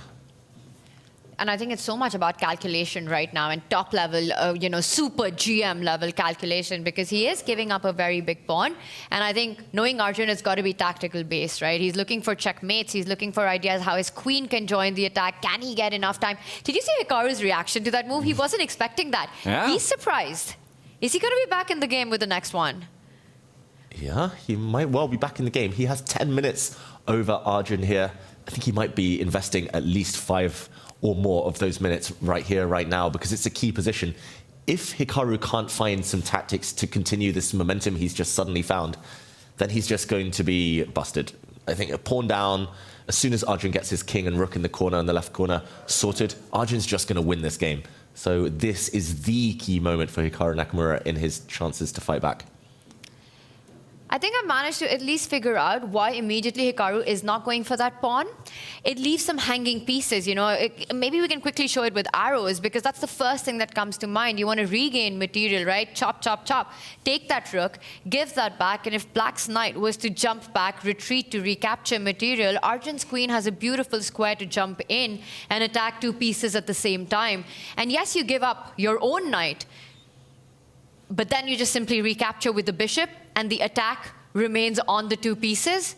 And this is just game over. I don't see a way for Black to fight this anymore. Yeah, clever trick there by Arjun, just 3 moves down the line, but that pawn would be poisoned. He trade done. Does trade the rooks. Don't take the pawn. This would be a losing mistake by Hikaru Nakamura. Of course he won't play it. Of course not. No. Just slides that bishop forward, targeting the H-pawn over on the other side, and centralizing it just a little bit more, creating that wooden shield that I know he talks about at times, where you get a bishop onto one of those 4 central squares where it can target across pretty much every diagonal. And now he wants to take the juicer as well next. There you go. There should be an attempt at a full Hikaru vocabulary cast at some point. Takes, the juicer. Juicer, you got to rotate those knights. Yep. Looking for that wooden shield. Either way, I mean, he's known to have such a vocabulary, not just because of what an incredible player he is, but what an incredible personality he is as well. And, what an incredible amount he's done for the world of chess, not just in his professional career as a player, but also as a streamer and content creator, bringing it more and more to the masses. I think he'd have like a 3,000 streamer rating. This is so brilliant. Yeah, it's only 3,000. Yeah, 3,200, 3,300. Is he Stockfish level streamer? It's insane. I mean, to me, what's most impressive when he's streaming chess is just how accurate he is in his analysis. And if you follow the lines with the arrows, they seem to work out. And he gets all those wins in Title Tuesday all the time. I don't know how he does it. I don't either. The energy. Just the energy that he must have, the capacity for work. I think Magnus said it right, that Hikaru is the streamer that he sometimes tends to tune into. And James Canty, a good friend, he calls him half man, half everything else. Half everything else. We haven't discovered what the other. Okay. Yes. Or is it half beast, half everything else? Or one of them. There you go. We were having that conversation earlier about who would be the best marathoner in the group, and it might just be him because he'd had the energy stores to get across the finish line. And as we've had one board technically cross that finish line, Vincent Keymer versus Jan Nepomniachtchi, perhaps we take that bird's eye view once again, just of the evaluation bars, so that you at home can get a quick idea of who is in the lead on any of our boards. Of course, up at the top left, you will see balance, but also a game result. result, having completed half a point apiece to Keymer and Jan Nepomniachtchi. We'll have to see who can take the lead tomorrow or whether or not they'll go to the tie breaks. Carlsen still has that advantage that he had just a bit before, and perhaps even slightly improved. Arjun and Hikaru, yes, still slight advantage to Arjun, but I will note that it's returned a bit towards Hikaru's favor, and perhaps he has some opening. A balanced game over there in the bottom right against Rapport and Gukesh. And then Vidit, the only player with black today who's really ever found any form of advantage in this position. But that was also a bit of a turnaround, right? Prag was in control, and then we saw that flurry of inaccuracies by him. So the opening position was incredibly difficult for both players. Magnus said struggled with white to find the first moves, but the players with black also haven't been able to figure out the response. Did I just see the bar move yet again in Arjun versus Nakamura? You did. Another inaccuracy by Arjun. He actually just put his queen back on a square it just came from, losing a lot of time. Arjun Erigaisi. And look at that question mark attached to this move. It's clear that he's panicking with the clock situation. He's never this low on time in classical chess, Tanya. He's normally 30 minutes up on his opponents, 40 minutes up on his opponents, but here he's 11 whole minutes down on Hikaru. And feels like the worst is past for Hikaru Nakamura. He just needs to get that black rook in the corner into the game, and the pawn deficit, not the most relevant factor anymore.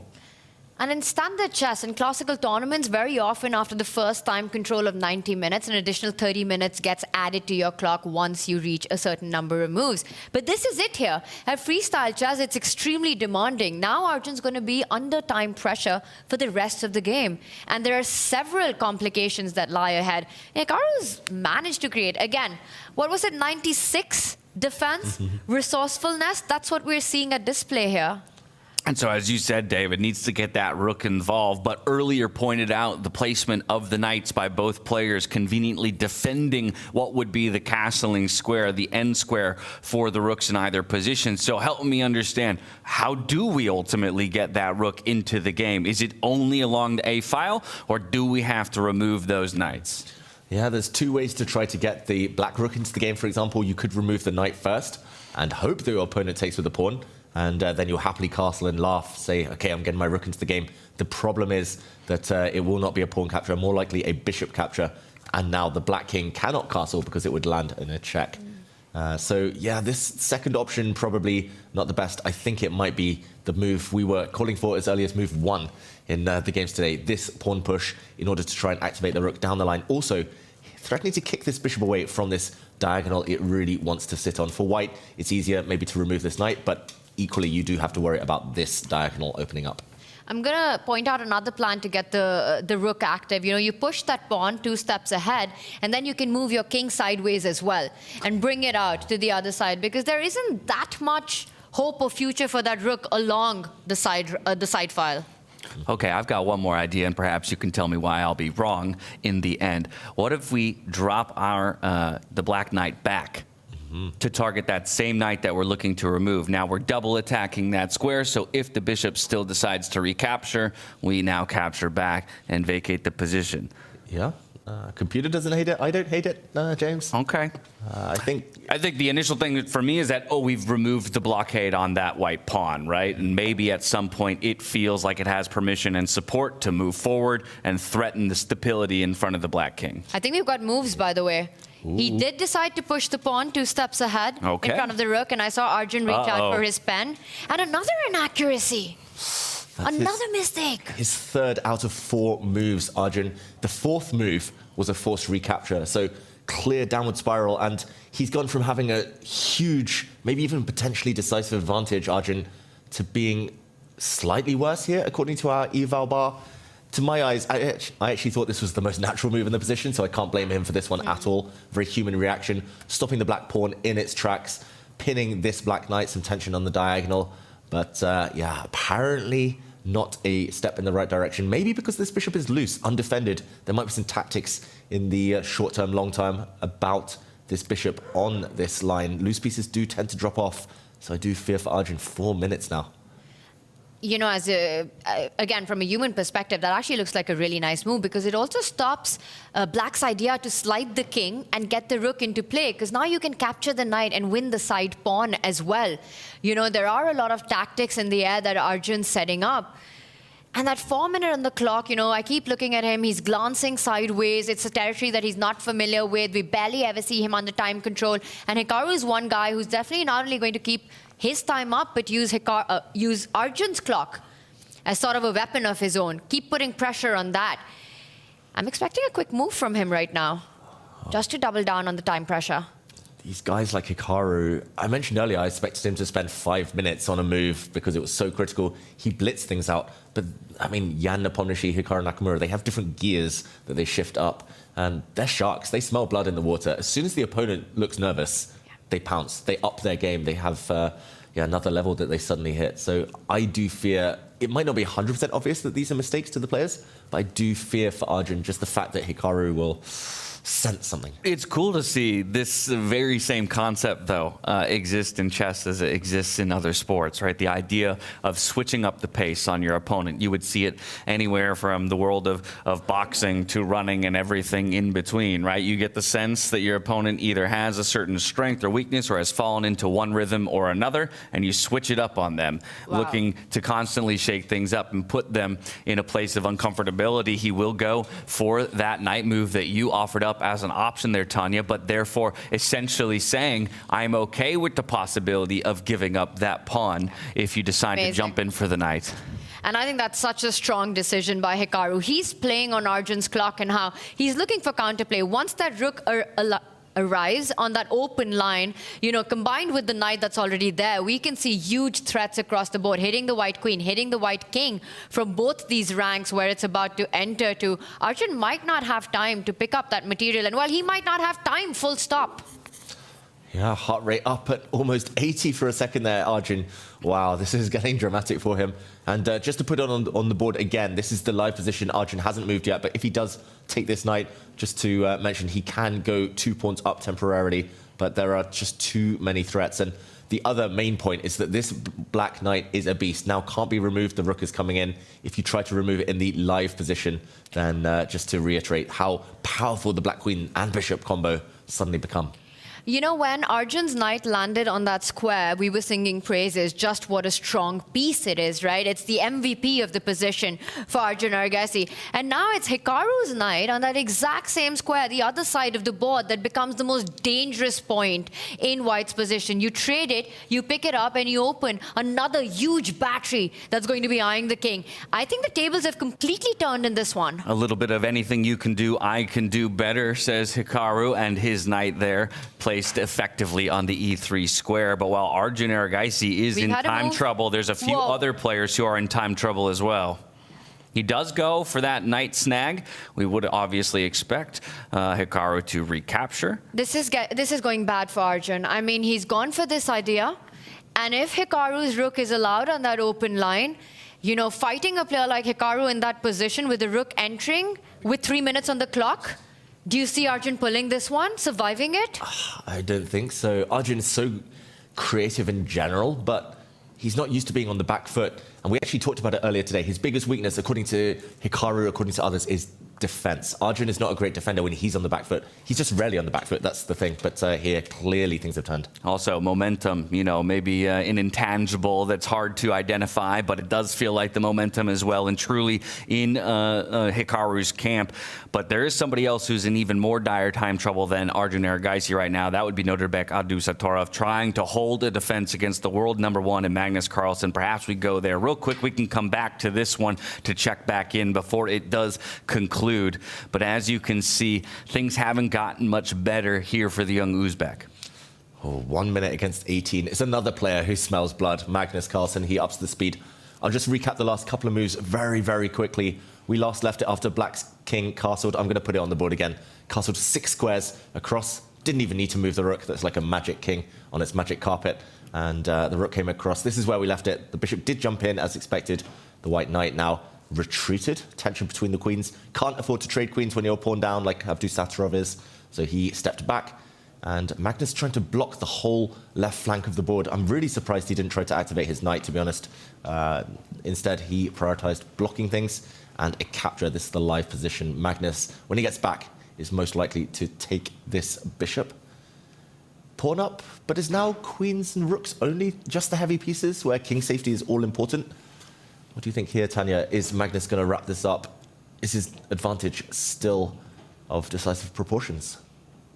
It really is. And, you know, we were talking about it in one of the earlier days that when it comes to these heavy pieces, the majors of chess, you know, a queen endgame, just what a master, just a class apart Magnus can be. And I think that's a very big possibility. Not only the extra pawn, but I think at some point everything comes off the board and only queens stay on. And Magnus will find a way of getting his king, grabbing another pawn, centralizing the queen, and converting this. I mean, Nodirbek, if he saves this, it'll be a miracle. Yeah, Endgame's not a part of our player cards, but if it were, it might even surpass the 99 that he has in other points on the board. Exactly. Infinity here for Magnus Carlsen, known to be the world's best at the Endgame stages, and it does look like this game is slowly approaching just that. And so I think it'd be wise for us to check in on some of the other board states real quickly, just to go to Fabiano versus MVL. This is another one where Fabiano is approaching just 2 minutes on the clock. And while he was on the back foot a bit earlier on in the day, we found ourselves to a little bit more even of a position. Of course, one thing I noticed is one player's holding on to the bishop pair while the other is working with two knights and a bishop for themselves. That to me says, okay, more open position. Oh, I lied. I actually, or no, I'm telling the truth. That to me, in a more open position, tells me we should generally favor the bishops. While I say that, maybe Fabiano recognizes the same thing and says, I'm going to take an opportunity to remove one from the table. Yeah, he's given up a pawn in the process just to remove that bishop pair. So Fabiano down a pawn. And it's something you said earlier, Tanya, a two-result game, this one. It feels like, because of opposite bishops' drawish tendencies, but only really Maxime Vachier-Lagrave who has winning chances. I think it's still closer to a draw than a Maxime win. Yes, he'll push this out, but also, yes, you have an extra pawn, but they all are extremely weak, you know. They're completely disconnected. The black bishop beautifully placed to target one of them. Open lines to get to Maxime's king. Feels like it gives him enough chances to hold this one. Agree. This one should be a draw with best play, but great active defense from Fabiano Caruana. If this one's a draw with best play, then I want to go to one in which it should be a victory for the player with black. It's Vidit Gujrathi with black, but 18 seconds on the clock in a winning position. He still needs to find the answer. Yes, you got 30-second increment, but some serious time trouble here. Again, I was going to say there's only one winning move. Everything else blows the advantage. He moves his queen across. And the problem is now the queen is about to be hit by the white knight. This white knight was actually pinned along this diagonal, the white queen in the corner, but now a counterattack against the black queen, and this is going to turn. That was the story of Vidit's round robin. He had so many winning positions, but it was always the clock. Wow. Retreating the queen in the other way would have kept his winning advantage, kept the queen safe. Yeah, a bit of heartbreak as we arrive to the board there. Yeah. But Pragg needs to find it. It's a huge move. You know, you unpin your knight, you make your queen vulnerable. If that queen's taken, you recapture with a double attack on the two bishops. So why is this still okay for black is what I'm trying to figure out. If Pragg finds that move, how is Vidit surviving this? Because our boss says it's level. Objectively, I think there are ways. Maybe you just take off this knight when it arrives on this square and it gets complicated, it gets really tactical. Oof. But the problem is, with 1 minute, I don't think you survive it. With 38 seconds, from a winning position to a complicated one, Vidit is one pawn down as well, we shouldn't forget. So any endgame, if the queen comes off, and the momentum factor, he had a winning attack. He actually could have taken a material advantage earlier. He didn't. Yeah. And he's paying the price. He had everything going. That was a huge advantage on, you know, all across the board with nothing for Pragg to play for. And here he is allowing this tactical shot. Will Pragg find it? I think Pragg will. Process of elimination. You don't have too many moves. White is really tied up on one flank. The white king so weak, and he does find it. Pragg, the only move to minimize the damage, to take advantage of Vidit's slip-up. Yeah, a really difficult position now here for Vidit. You had mentioned perhaps the only resolution here would be remove the knight as quickly as it gets to the square. From my position, that looks to be giving away my queen, though, of all things. Yeah, the black queen would drop, then the white queen in the corner would drop. It's just about what order the queens come off now. I think an endgame is imminent. This game will continue, but Pragg, look at him. He looks so relieved on the camera. Vidit does find the best move with a few seconds left on his clock. There it is. They will opt for the trade. And the brilliancy occurs, I think, the only move as well to just keep the game going. So can we predict that this one most likely now heading to a draw if Vidit is able to, I don't know, be precise with 30 seconds on the clock? I'll say yes, just because the endgame looks very, very balanced, the endgame we're about to see. And luckily for Vidit, the board is clearing, so the time issue no longer so relevant, but a missed opportunity. Yeah, bitter to not come away with a victory when you had a decisive advantage, but this does not spell the end of his knockout performances. From here, we go back over to Hikaru Nakamura versus Arjun Erigaisi, where we're waiting to see if Hikaru can take advantage of the opportunities and the windows given to him by Arjun here most recently, as we see the queens finally leaving the board just as we get here. Just back up a few moves, because Hikaru had a huge miss right here. David, take us through. Yeah, just a few moves ago, Hikaru, not the most accurate play by either side, but the white knight jumping forward was a double question mark move by Arjun Erigaisi. Hikaru found the best response, and here he took the queens off the board by taking this pawn, but actually leaving this pawn on the board, keeping the queens on more importantly, bring the rook across, entering the fray, threatening to take this knight, would have given Hikaru a decisive advantage. It's actually more important to go after this pawn in the corner as well, because the black pawn in the corner promotes on a square that will be covered. Hikaru going into an endgame, he loves endgames, he's fantastic in them, but that takes some of the pressure off Arjun Erigaisi. This is the current position, but Arjun down at 1 minute only. And can he save this? Still, I think, practical terms, the bishop pair again. Black's light squared bishop especially. This means Hikaru is the favorite. And Arjun's not a fan of playing end games. You know, there is this running joke back home that when you're playing a player like Arjun, who's so incredibly strong when it comes to tactics and tricks in the position, get the queens off the board. You know, you'll survive that and fight it out in the end games. So this is still, yes, a missed opportunity by Hikaru, but still everything to play for. And I think he will know this. He will know that he can be ambitious still. He's not going to settle for a draw. He's going to make Arjun sweat this one out. For sure. Maybe Hikaru is tuned into the gossip channels in India. Maybe he knows that getting the queens off against Arjun is the best bet, because he rushed it a bit there, but in general, still a good decision. And more importantly, Hikaru is no longer a pawn down. First time we can say that since move 2. Very, very true. And like you said, smelling blood in the water continues to keep the time pressure up on his opponent. Another small inaccuracy with that pawn push over there on the right-hand side of the board. But Hikaru still has some work to do here to get towards that king and apply some pressure. Has this happened to you, David, when you know that your opponent has a particular style and a particular strength? Let's say in this case, you know, really enjoys those tactical dynamic positions that you just decide, you know, the moment I get an opportunity, I'm going to get the majors off the board. 100%. It happens to me on a daily basis, Tanya. I'm just like, oh, this guy checkmated someone 5 years ago. He knows how to attack. I'm getting the queens off. And no, I definitely try to tailor my style according to my opponent's strengths and weaknesses. And that's really interesting, because that means preparation is not only opening based, but you actually study the games. And I think these top players, they do that all the time. You know, they know the weaknesses and strengths, not only in the early part of the game, but also what kind of middle game they thrive on. You know, what are their end game advantages and disadvantages. And you really want to play to your strengths and their weaknesses. Yeah, and that's why it was so fascinating with the player cards as well, because when the players were reacting to those, they immediately knew what the kind of strengths, the weaknesses, the pros and cons were of their kind of rivals and their play. So Hikaru, I think one of his big strengths, though, is the endgame these days. Yeah, speaking of the endgame and moving towards that point, we're looking at pawn positions, what can be targeted, as well as maybe those two knights that are stuck defending each other. And while I say that, David's pointing out to me that we've had quite a swing on another one of the boards. Why don't you take us there, my friend? Yeah, Magnus Carlsen against Nodirbek. Nodirbek under 1 minute and getting checked, dropping pawns left, right, and center.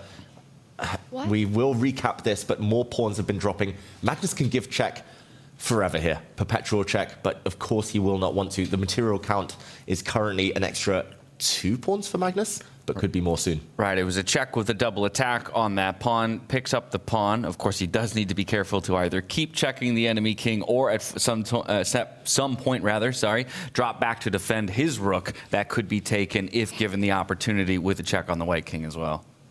But this is a bit tricky, right? Because Nodirbek is not only attacking Magnus's rook, but also is threatening to slide the queen all over to the other side of the board. And then suddenly that pawn that we've been talking about is a big weakness for black. You know, it plays a huge role as an assist to that queen to give some devastating checks. That a3 pawn would be a strength to Nodirbek. So yes, Magnus can give a million checks in the position, but he's got 2 threats to handle. And I'm going to add a third one that I just realized exists on the board. That d pawn moving 1 step forward, with a check coming in, you know, pulling Magnus's king out front onto the center of the board, exposing itself.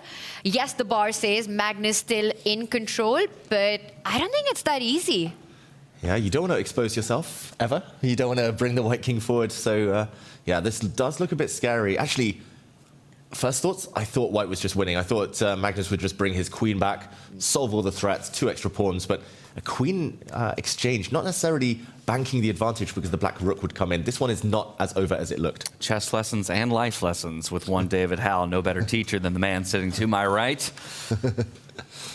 Yeah, don't want to expose your own king, ever, in chess. But, okay, Magnus, he's been a bit greedy, maybe, with that pawn hunting escapade from the white queen. I'm expecting him to do some zigzagging, use the white queen to kind of give some checks, gain a bit of time on the clock, and only then decide. Maybe the white queen, if she can zoom back somehow to this square, using a series of checks, she might hold things together for a few moves, but not easy. Definitely not easy, Tanya. Yeah, this is tough, and we're going to have to do some flip-flopping back and forth as it's this board as well as the Hikaru Arjun Erigaisi board that are slowly finding their way towards a conclusion. Arjun rather just making a move on his board as he dipped below 1 minute on the clock, adding 30 more seconds on. Decides to jump one of those knights in, looking to maybe constrict some space. Still waiting for that black rook to slide over at some point and become more involved.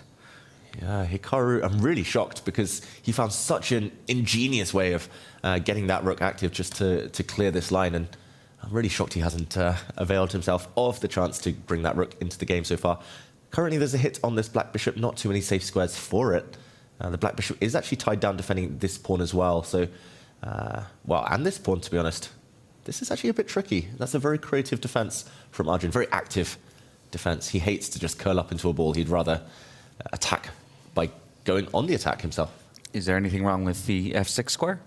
Yeah, this one would drop this little guy. Ah, okay. And then with the hit onto the rook. I don't actually see a square for that bishop to keep itself connected to either of these 2 pawns. So very often in chess, the best way to defend is counter offense. There should be a way. Can you try to get your rook to attack one of the knights at the center of the board, or use your bishop to hit one of the knights? Because giving up a pawn in this position, especially if it's that center pawn and losing control of that very beautifully placed knight on e3, that's not what you want if you're playing black here. No, that's right. So he will have to part with the bishop pair, Hikaru Nakamura, but opposite color bishops doesn't necessarily guarantee white any safety, especially because there's still that stallion alive. The black knight still super strong, and white's king, white's rook still need a few moves themselves to get fully cooperated, fully coordinated. Also, We were looking. Oh, sorry. Go ahead. There's a pawn at the side of the board that's hanging as well. So there's a lot of dynamics in this position. You know, the knight's hitting the bishop, the other knight is hitting two pawns at the same time, the bishop's hitting the side pawn, and Hikaru's taking his time trying to figure out where are his best chances, because he knows that Arjun doesn't have enough time. If he can set up some tricks, you know, keep that knight alive, keep as many pieces into the game, find the time to get the rook into the game, even if the position might be level at some point, he'll play for the win simply on the clock. Oof.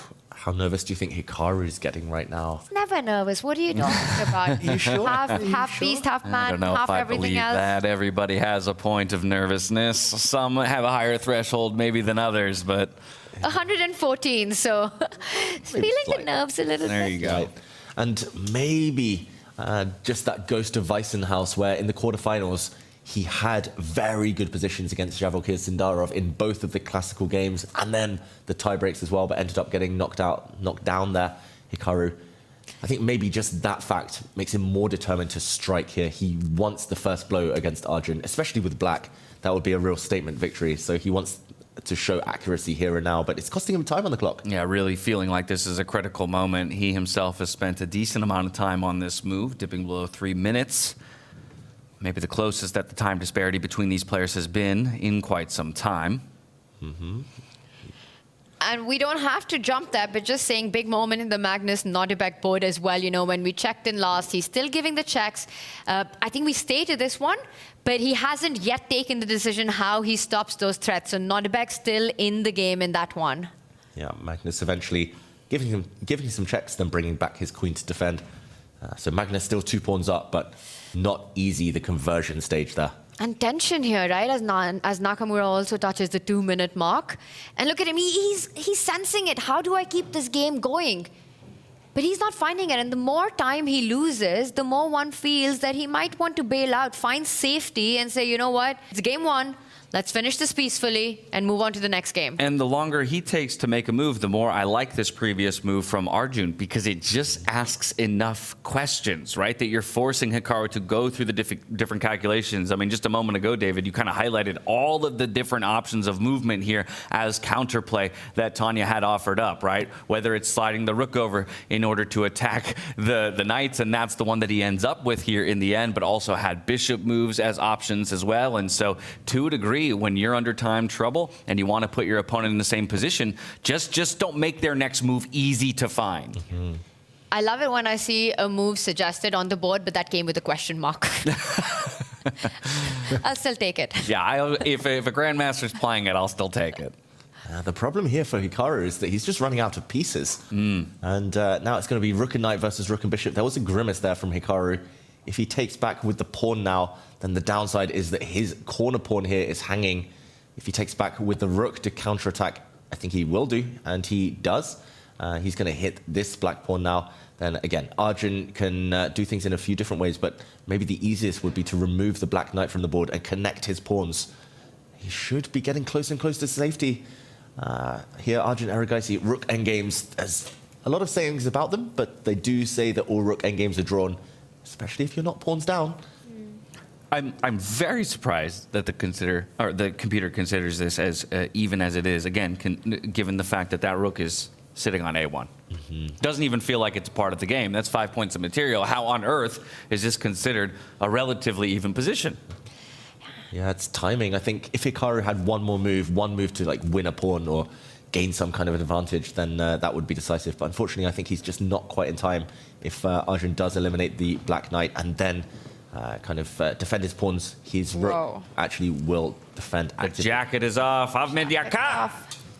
Wow. That's usually the equal of gloves are off in chess, you know. He's ready for the fight. Business time. It's business time, and even though it's headed towards some sort of a balance, I think once again, Hikaru is going to play this out till the end. You know, till he has to, as long as that knight is alive, as long as it's not a pure rook pawn endgame, I think he wants to try this out. And at the moment I say that, there's a trade. Arjun defends that pawn, and next he wants to bring the king closer to that black pawn that's 2 steps away from promoting. Get that rook out. Will Arjun have enough time to make these 2 moves? Yeah, that's the key. And Dash was asking about the rook in the corner. It does look like white just needs one more move now to activate that piece. It's all about bringing the king towards the center. It's also about the fact that the black king is so passive, cannot join the action in the near future. So white will actually be defending with 2 pieces, the king and the rook, whereas black is only playing with 1. So I think here Nakamura might just win a pawn, might even go up, but yeah, shouldn't be enough to win the game. All right, if it's not enough to win the game, off to another game we go. Okay, and Magnus Carlsen looks like he's only growing his advantage against Nodirbek Abdusattorov right now. It's still a 2-pawn advantage for him, but a big mistake from Nodirbek on this last move. The black rook coming down, the most natural move in the position. He's going hunting for Magnus's king, but it might be an optical illusion. That king is actually pretty safe for now. The only reason this is a mistake is because is Magnus getting to Nodirbek's king first? Because there are checks all across the board. Has Nodirbek missed an idea? Because Magnus isn't playing it immediately. I mean, the hand move is get your rook to the other side. Get your rook to the other side. That makes a lot of sense. This check, but the black king will run towards the white rook, checking. The white pieces are a bit stretched in the defense right now, and okay, this is not my suggestion. This is me turning on the all-seeing computer. The best move for white is a difficult one. It's to step away from any black checks, not to attack the lonely black king in the corner. A4? Yeah, use the white king, run away. Hide behind that shield of the black pawn next to you. That is stunning. And that almost feels ludicrous because you could do something similar while picking up a piece in snagging that black pawn, but in fact, not going for the material. I think he plays it. Is the proper play. I feel like Magnus, I've seen him do these kind of moves so many times. I think he finds it. I think he's more likely to find what the computer deems the second best move, to slide the white rook one square across, just to try and capture this pawn in the center with a check, force the black queen off the board. If the queens disappear, white is simply winning the endgame. Too many pawns. Who knows Magnus best is the question in the studio.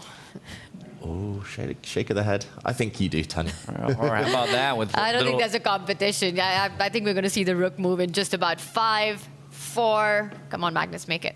He's got 5 minutes. Maybe in 5 minutes. 3, 2. 1.5. And there it is. Hey. Well go. done, David. Well done. These days, Magnus just wants simple ways forward. When he has a winning advantage, he doesn't want to overthink things. And queen takes pawn check, a massive winning threat now. The black queen defends this pawn, but the pawn attacked twice. Nodirbek can give a check, we should mention to everyone at home. But now the white king can actually just take this pawn in the corner, and there's no more effective checks without allowing a queen exchange. Magnus will be 3 full pawns up and looks closer and closer to victory, especially because Nodirbek has no time. 1.5 minutes only. Just getting a look inside the player hall. Nice little front row seats to some of the best chess action the world has to offer.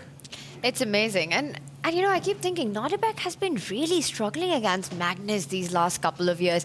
There was a time when it felt like he's giving him such a challenge, had those incredible wins in classical standard chess, in Vaikanze, you know, in Magnus's territory of those queen-pawn endgames. And yet here he is, hasn't won a single game in a long time against the world #1. Yeah, it's been a while. To be fair, he's not alone in struggling against Magnus. I think everyone does. Most players have. But yeah, this game not going well for Nodirbek. Yeah, this game not going well at all, and while I'm hesitant to leave it, as it does seem like it's moving towards conclusion, we did have a result over on MVL versus Fabiano, and it appears interesting to me, David, because of what the engine suggests here as they agreed to a draw. Yeah, it was a draw, and maybe we just show the final position, and that is because it was about to be a drawn position, but putting the kings in the center of the board to show that the result is a draw was logged as the best move, as the final move, sorry. Let's just show that final position here. It was a draw. White captured on the c5 square, and a recapture would be opposite color bishops, total blockade on the respective color complexes. But to put the kings in the center to highlight the draw, I think this was logged as the last move, and of course, that wouldn't happen. Okay, thank you for explaining that one to me, because seeing that eval bar swing the way it did, and then to see the result as a draw, quite a bit of confusion in that moment. But Fabiano Caruana and Maxime Vachier-Lagrave will go into the second day of our knockout stage in even position. So right back over to one of our previous boards, we should go Magnus Carlsen versus Nodirbek Abdusattorov, and of course Arjun Erigaisi versus Hikaru Nakamura in the upper bracket still in play, and both of our lower bracket bouts as well still taking their turns across the table. A bit more time for those lower bracket bouts, so I think we stay keyed into the 2 top bracket matchups. So we've had 2 draws so far, and 2 games that are, well, at least one of them is very likely to end in a decisive result. And that's kind of interesting, right? Because when we go into the rapid format of the round robin, we saw most games that were decisive. And here we are, and this is what it speaks of, right? A completely different beast here when it goes into classical. The players have time to figure things out. And the best, as Christian said, you know, turns out that the best really are the best in freestyle chess as well. Yeah, they're pretty decent, these top players, especially the more experienced ones. I think the practical value of all that experience does really shine through. Magnus, he's shut down as many tactics as possible. He's used the fact that he's been here, done it before, had these decisive advantages to try and just neutralize any attempts at activity by Abdusattorov. I just want to mention a very nice trick just to defend his pawn, keep the tension, will make it harder for Magnus to convert. All right, now checking back in with that other top bracket matchup, Hikaru Nakamura versus Arjun Erigaisi. We find ourselves in a king and rook pawn endgame. Important to note, of course, that Hikaru has one more pawn to his name over there on the H file. Much more active king positioning, though, there for Arjun. Quick action replay? Quick action replay to show the last few moves. We left it after Arjun had traded pieces, then locked down this pawn here. And here, Hikaru decided to try and open up this line. If the capture had happened here, the white king would have been cut off along this line, so the king stepped forward. There was a trade of pawns, and now the black rook came across. Interestingly enough, if you've taken this pawn, then your central pawn will drop in the next couple of moves to the white rook. So he negated that one, and only now, coming down to the third rank, going pawn hunting Hikaru Nakamura, focusing in on this corner pawn here, and a couple of trades. This pawn on the other side of the board, drops as well. The rook steps forward. It's about to slide behind this pawn to keep a watchful eye on it. And I'm going to say there's some winning chances still here for Hikaru Nakamura. He's going to try and milk this. He's going to try and squeeze out water from a stone. But they do say in rook endgames, the worst pawns to be up are these corner pawns. It just makes it so hard to coordinate with your king in the attempt to march it forward. Tanya, what do you think? Likely drawn out Arjun over the West? Very likely. You know, with all the juicers off the board, yes, you have that extra pawn. It's the chances of that being enough, I think, are very low. I think Hikaru somewhere is already thinking about the title for his next video. You know, the recap video. What is it going to be? Because this has been such an up and down game, right? In so much trouble at the start. Felt like this is going to be perhaps a miniature, the first decisive round. And then everything turns around in a couple of moves. Hikaru in driver's seat, and here we are in an endgame where he's going to try to grind it down. But I think a draw is very likely. I think the next title for this video should be Only 99 Defense, chat? He's upset with you. He's upset. Yeah, his defensive skills were perfect here, Hikaru. I think 99 is a good number, but no, what do you think? Stage. It has to be 99.9. 99.9. But the conversion stage when Hikaru got the advantage, that was less convincing, trading off the queens at the wrong moment. Well, perhaps Hikaru will attempt to follow in the footsteps of Magnus Carlsen and grind out a victory in this one, but it would be a grind at the very least if he's able to make this anything more than a draw at this point. I think it's going to be more than a grind because he needs Arjun to make a lot of mistakes to lose this one as well. You know, the advantage itself is not objectively enough in the position. I love how Arjun's placed his rook where he actively wants to stop that side pawn from advancing. Also cuts off Hikaru's king from getting active. So really nice instructive square for the rook. A really nice move. And if the black king can't join the action, the winning chances are minimal. Hikaru asking a favor from the heavens here. Or maybe just doing some calculation, but either way, this rook endgame looks drawish. Should we hop on over to another game? Yeah, I think we should. Let's just key back into Magnus Carlsen versus Nodirbek Abdusattorov. Once again, things aren't looking great here for Nodirbek. He's going to fight tooth and nail to the last ounce of effort that he can muster here. We, of course, still have queen and rook on the board for both players. And he is looking to deliver checks as best as possible, but if at any moment he gives Magnus Carlsen room to breathe, we could start to see pawns marching down the board to great effect. I just feel bad for the Uzbeki superstar. You know, he, in Weissenhaus, in Paris, has an incredible run. Here he comes in just a day before. He's in form, get on that flight, lands in, has an incredible round robin, and once again has to play Magnus Carlsen in the quarterfinals. A run-in you want, you know, maybe in the finals, go all the way and meet him. Yeah, it was almost unthinkable that he would meet Magnus because the first day of the round robin, he was on top with Magnus, but the second day he didn't have the best time, ended up in the second half, and that means you're more likely to face the GOAT. You know, I think, David, that is the big advantage of finishing in top 4. That you don't play Magnus. You can actually choose an opponent. It's not about picking, because that can be a burden to prove. But, you know, at least you can avoid a certain player in the quarters. That's an interesting move, offering up the rook for another the rook on the other side. Yeah, trying to deflect away the white queen, but Magnus here isn't going to take off the rook now. Magnus swings his rook across. Actually, there was a trick there. Had Magnus taken that rook, that was an immediate perpetual in the position. Ooh, let's jump in and show that very quickly. The rook was actually untouchable, not because of the white rook hanging, but if white had taken the black rook, queen takes pawn check. A nice spot, Tanya. I was too materialistic there, looking for the rook instead of the pawn. And the white king cannot actually escape the edge of the board. This would have ended in a perpetual check.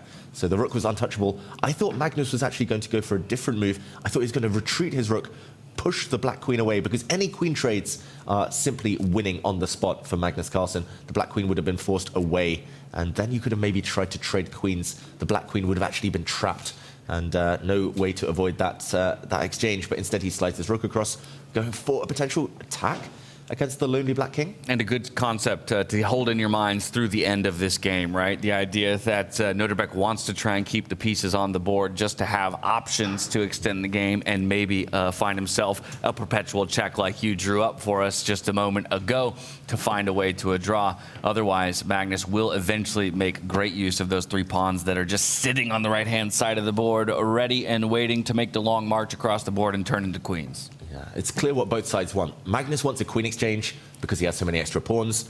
And here Nodirbek wants a perpetual check, wants a trick, wants offering it again right here. Not going to take it. He's going to move the queen away. And I think it's a good idea to defend that central pawn, which can actually be picked up by a check, with a check on the next move. The only square that actually allows Nodirbek to do that is the one on the corner of the board. Slide it over, protect it through the diagonal, and throw the ball to Magnus. What's going to be his response? Ooh, not clear for Magnus. I don't really like where he's put his rook. The white rook is really passive here, Tanya. And the white king, you pointed out already, one perpetual check motif. The white king feels really, really misplaced, to say the least. Perhaps what Magnus has in mind for that queen move could be to move his own queen out of the way, get it closer towards the black king. You know, once you've made sure that Nodirbek isn't able to give any good check, get his queen to a less desirable space, and then activate your own queen towards the black king. I like what you're pointing out there. Yeah, in a weird way, that white rook kind of cuts off the 2 checks. The one you showed in which we take the pawn, but also on the D diagonal as well, right? It would ultimately get pinned to the king, but it does effectively stop the check for 1 turn. Yeah, essentially not allowing any checks. That's the key for Magnus while his queen goes pawn hunting potentially. Is he going to retreat his queen? Just his hand movement looked like he was about to bring her back. And he will. There we go. Oh, you know you've been watching a chess player too long if you can tell by the way they lift their hand which direction they're about to bring the piece. That's ridiculous, my friend. Oof. Probably a good move, though, keeping everything intact. But it's not clear what Magnus is doing next. He's set up a perfect defense, like no checks that black can land, but what is coming next? Is he just going to push pawns? He's now, well, I was going to say about to be 4 pawns up, potentially Magnus Carlsen. Well, Nodirbek has to make a move. I think he wants to cut off that defense, you know, this lining up of the queen and the rook. Nodirbek has to make a move. 2 seconds, 1 He doesn't have Oh my goodness. He gives up the pawn with a check. By the skin of his teeth, he does get a move out onto the board, but in time trouble doesn't make the most accurate of moves there. Just And he knows bouncing up to 31 seconds, and yeah, he feels it. He knows that time trouble may have played into his own demise. Here comes the queen check on the king. The pawn is finally picked up here by Magnus Carlsen. The rook will slide back in defense of the king, but after all that maneuvering, Magnus finally finds his opportunity. Wow. If Nodirbek had done nothing, if Nodirbek just moved his king or something like that, it would have been very hard for Magnus to win this game. But he's just dropped a 4th pawn. He's down 4 full pawns, Nodirbek. He dropped it with a check. And the panic on the face.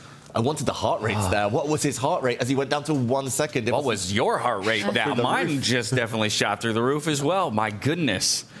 Can't imagine being in the position of either of these 2 players. Magnus Carlsen knows he has the advantage. And of course, Nodirbek knows he's on the back foot. We saw it there in that moment. A display of frustration by the young Uzbek in time trouble. Yeah, and he knows he's lost any real remaining chances. The only hope now for Nodirbek is some kind of blunder or hallucination from Magnus Carlsen. Magnus down under a minute for the first time. So that is the final remaining hope. 4 pawns down, though.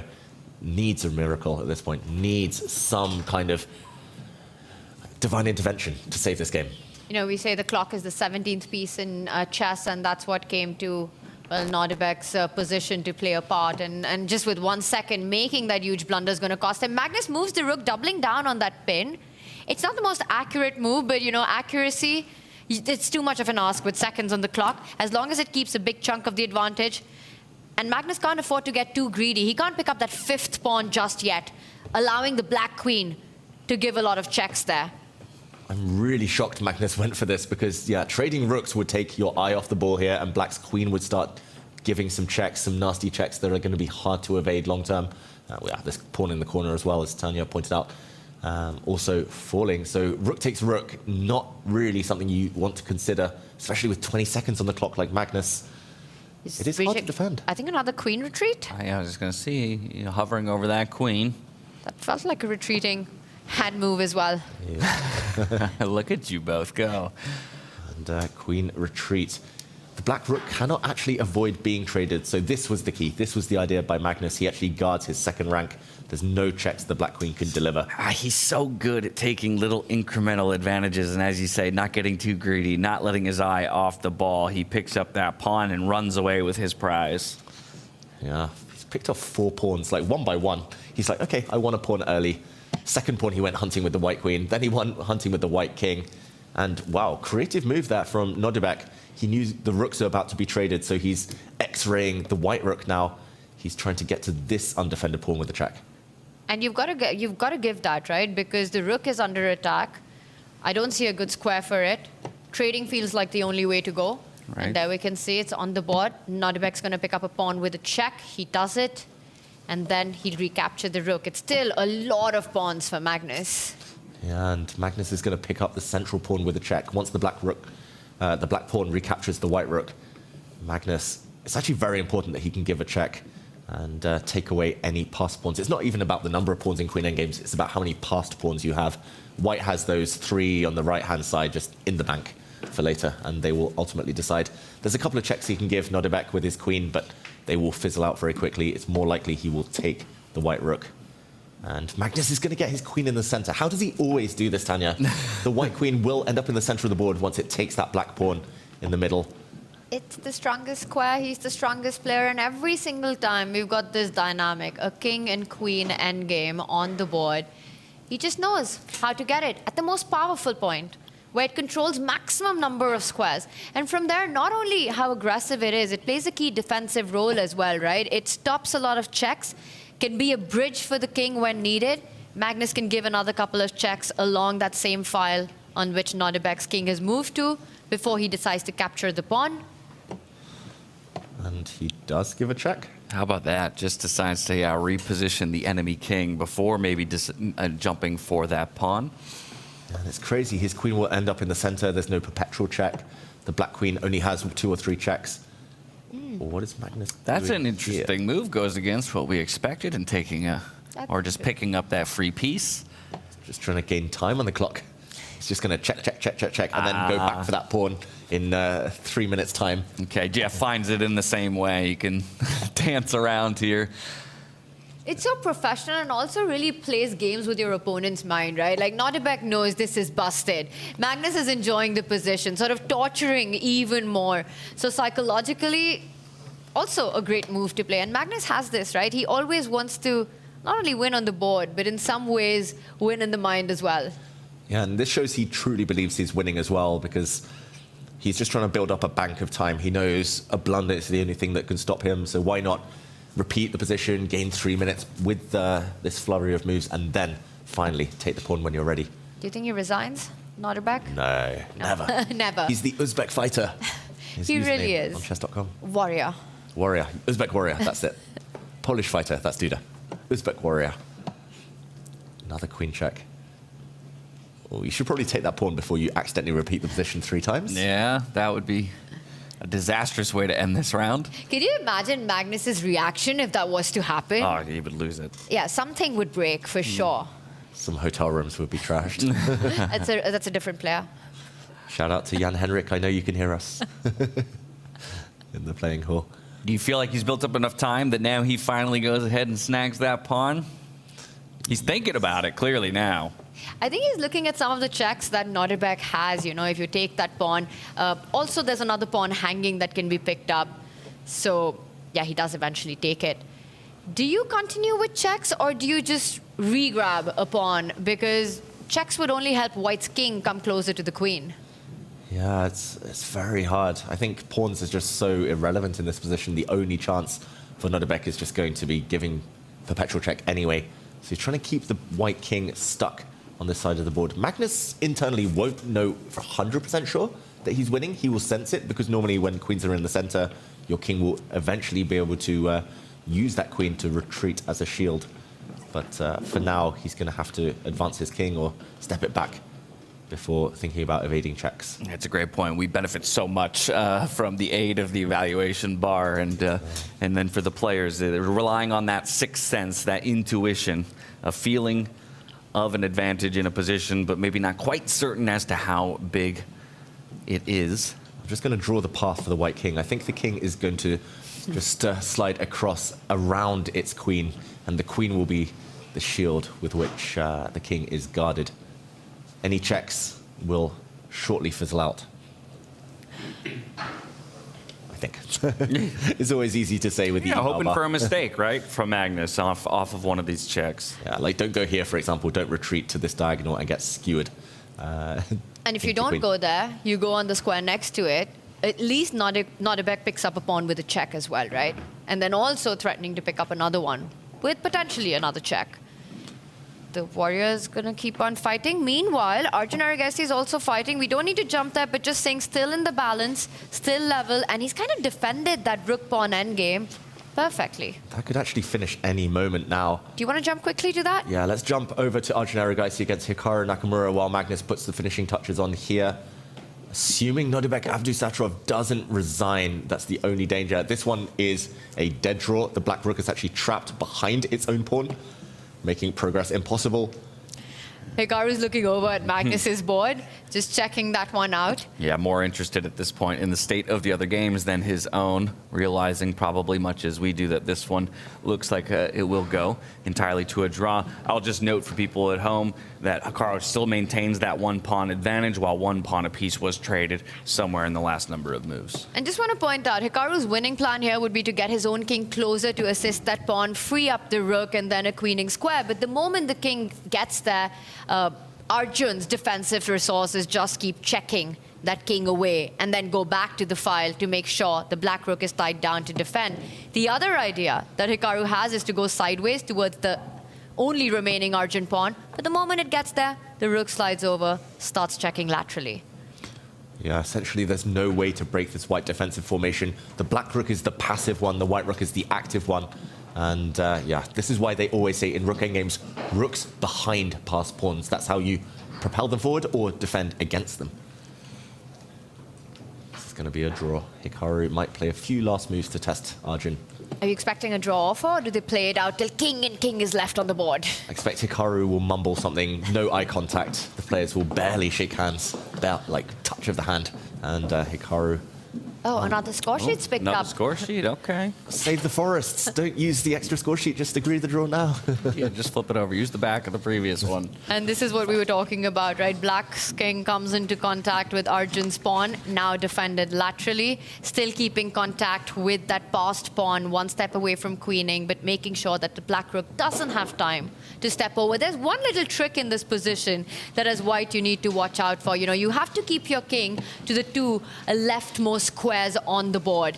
And I don't know, David, maybe you can show what happens if you step too close towards the right side. Yeah, only drawing move there from Arjun, by the way. He had to wait with his king. As Tanya mentioned, let's quickly show that if he'd gone the other way with his king, the black rook would now have swung across, giving up this pawn in the corner to skewer the white king to the white rook on this line. The check, the king drops back, and the white rook would have dropped. So that's just the main trick, the key trick to learn. But that cannot happen. The black rook cannot sneak around the side if the white king stays in the corner here on these two squares we're highlighted in red. They're looking opposite direction. I think the draw offer is incoming. Any second now. But if someone has to offer a draw in this situation, it's got to be Arjun, right? Because you're the one on the defense. Or do you think the player who's playing for the win needs to offer the draw? Yeah, I think chess etiquette says it's the player with the advantage who should be offering a draw. The defending side, it's your kind of burden to show you can defend. So I've been told, at least, it's a bit rude to offer a draw if you're the defender. Oh, wow. And look at that. Hikaru, he's shaking his head. He's probably disappointed at missed chances, but he's kind of forgetting the past. You know, he came out of a very difficult position.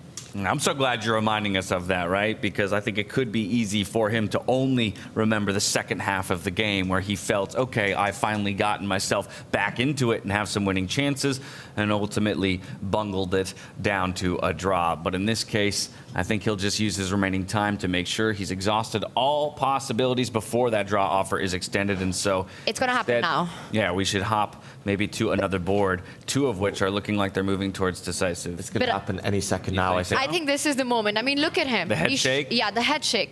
I think this is the moment where, you know, for 2 minutes, he's distressed that he wasn't able to convert this, but he realizes there's not much to be tried.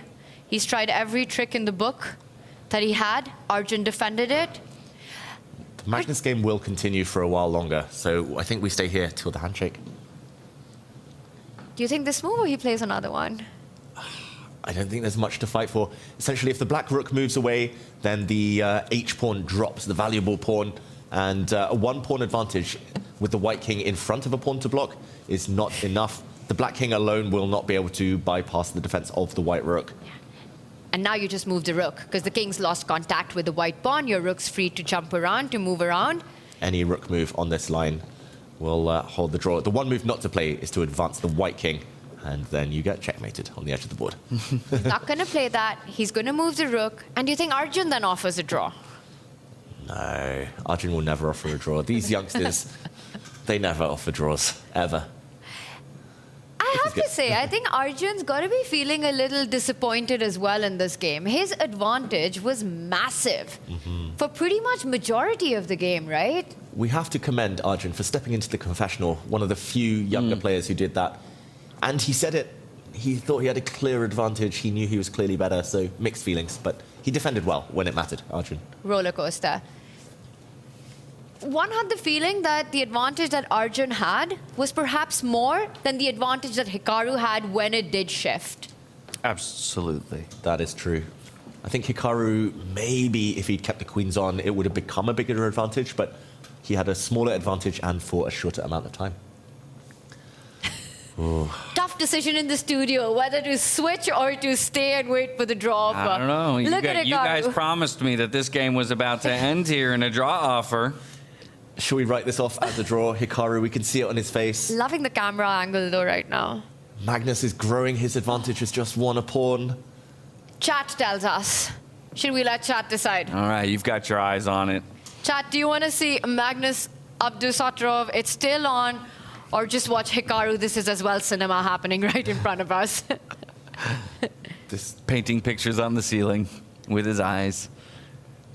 Okay. I got to respect it, though. Magnus. I have to respect it. Magnus is the call, so off to the Magnus game we go. We're going to see how the endgame master has managed to sweep up all the pawns on the left-hand side of the board. It's queens for each player, but 3 more pawns in favor of the world number 1. Wow, and Magnus can actually force the win here and now. I'm really shocked, by the way, that Abdusattorov has moved his king forward. If he'd moved the king back, it would have taken Magnus a long, long time to win this game. Even being down 2 pawns, these corner pawns, that is still a draw. If Magnus were only 2 pawns up, not 3, that's a draw with the black king in the corner. Well-known theoretical endgame. But moving the king up the board, Magnus can now knock out Abdusattorov, in this game at least, by pushing his h-pawn forward and giving a check. Some cool variations maybe we'll show here very, very quickly, although Magnus was about to move for his queen, so not necessarily the best way forward. Pushing this pawn forward, now a capture on this square would have allowed would now allow a check, and this check, the important one, forcing the king back, and a queen exchange, and Magnus would now be winning. Because his king would end up in front of the black pawn. He doesn't find it, Magnus Carlsen. He doesn't find the immediate knockout blow. This, well, the computer says plus 81 with pushing this pawn forward. If you want to catch the end of the game, let's go right now to Hikaru. It's about to finish any second. It's king and pawn versus king. If you just quickly bring up that board, and here we've got it, the final moments of this epic battle. Yeah, we did have the rooks repositioned for a trade in the end. Hikaru would use his king to run up and snag that final pawn. But as you just mentioned in the previous match, king has to be in front of the pawn if you want to get it to the opposite side of the board and ultimately promote. Yeah, you need your king in front of the pawn in order to bully the opponent's king back. And here, the white king will always block the pawn unless the black king peeks its head out. And now this will end in stalemate. No draw offers were made. No draw offers were made. The white king, which way will it slide? Mate in one or a stalemate? That would be the worst mouse slip in the history of mouse slips right there. And ultimately, a draw, a fair result in an up and down game between Arjun Erigaisi and Hikaru Nakamura. Okay, so still 2 boards in play. One we were just at, Magnus Carlsen up against Nodirbek Abdusattorov, and then one of our lower bracket bouts between Gukesh and Richard Rapport. I do have a result to report from that lower bracket. Praggnanandhaa actually did come away with the win against Vidit, so what a tumultuous story that game was. Perhaps in our post-show, we can kind of relive some of how that one broke down, but for now, we're going to stick with the 2 boards that are still in play. Yeah, and which way to go? Richard Rapport with a decisive advantage against Gukesh. This was resignation earlier between Vidit and Praggnanandhaa just a few minutes ago. Vidit lost that position. Yeah, that's what I'm saying. It was really kind of the tale of his tournament so far, right? At one point, winning position, maybe giving it away. Oh, I mean, what he had, such an advantage, then missing that one move and not saving that endgame. When it rains, it pours. Yeah, but after the round robin, to lose this one, this really hurts. It's the clock handling for Vidit, unfortunately, just too slow. And in the meantime, okay, are we seeing a result here? Richard Rapport wins. Gukesh resigns, and we'll recap that one in a moment, but that's because white's pawn's just too strong. Bishop and 3 pawns outpowering Gukesh's lone rook. Yeah, Gukesh really struggling in freestyle chess. Yeah, really struggling. And just to show the final position here, we won't delve too deep into the endgame, but these white pawns there were just too strong. I'm sorry, that's on me, as there's only 1 board left to go. We sometimes like to see Magnus put the finishing touches on his brilliant play. So again, still very much advantaged, but looking for a way to put an end to it all. Nodirbek hoping beyond all hopes that he can find some strange perpetual check in the end, or a mistake by Carlsen somewhere. I'm going to say, this is not easy. I think this is going to go on at least another 20, 30 moves for Magnus to win. Without one of white's double G-pawns, this is a dead draw. This is a well-known, famous draw. So the black king should actually run to the corner, run to the top right corner, hope for some stalemate tricks. That is the way to try and hold this one. I'm not sure Nodirbek knows. Although he has beaten Magnus in 2 queen endgames in his career, Nodirbek. So will he be able to hold this one much longer?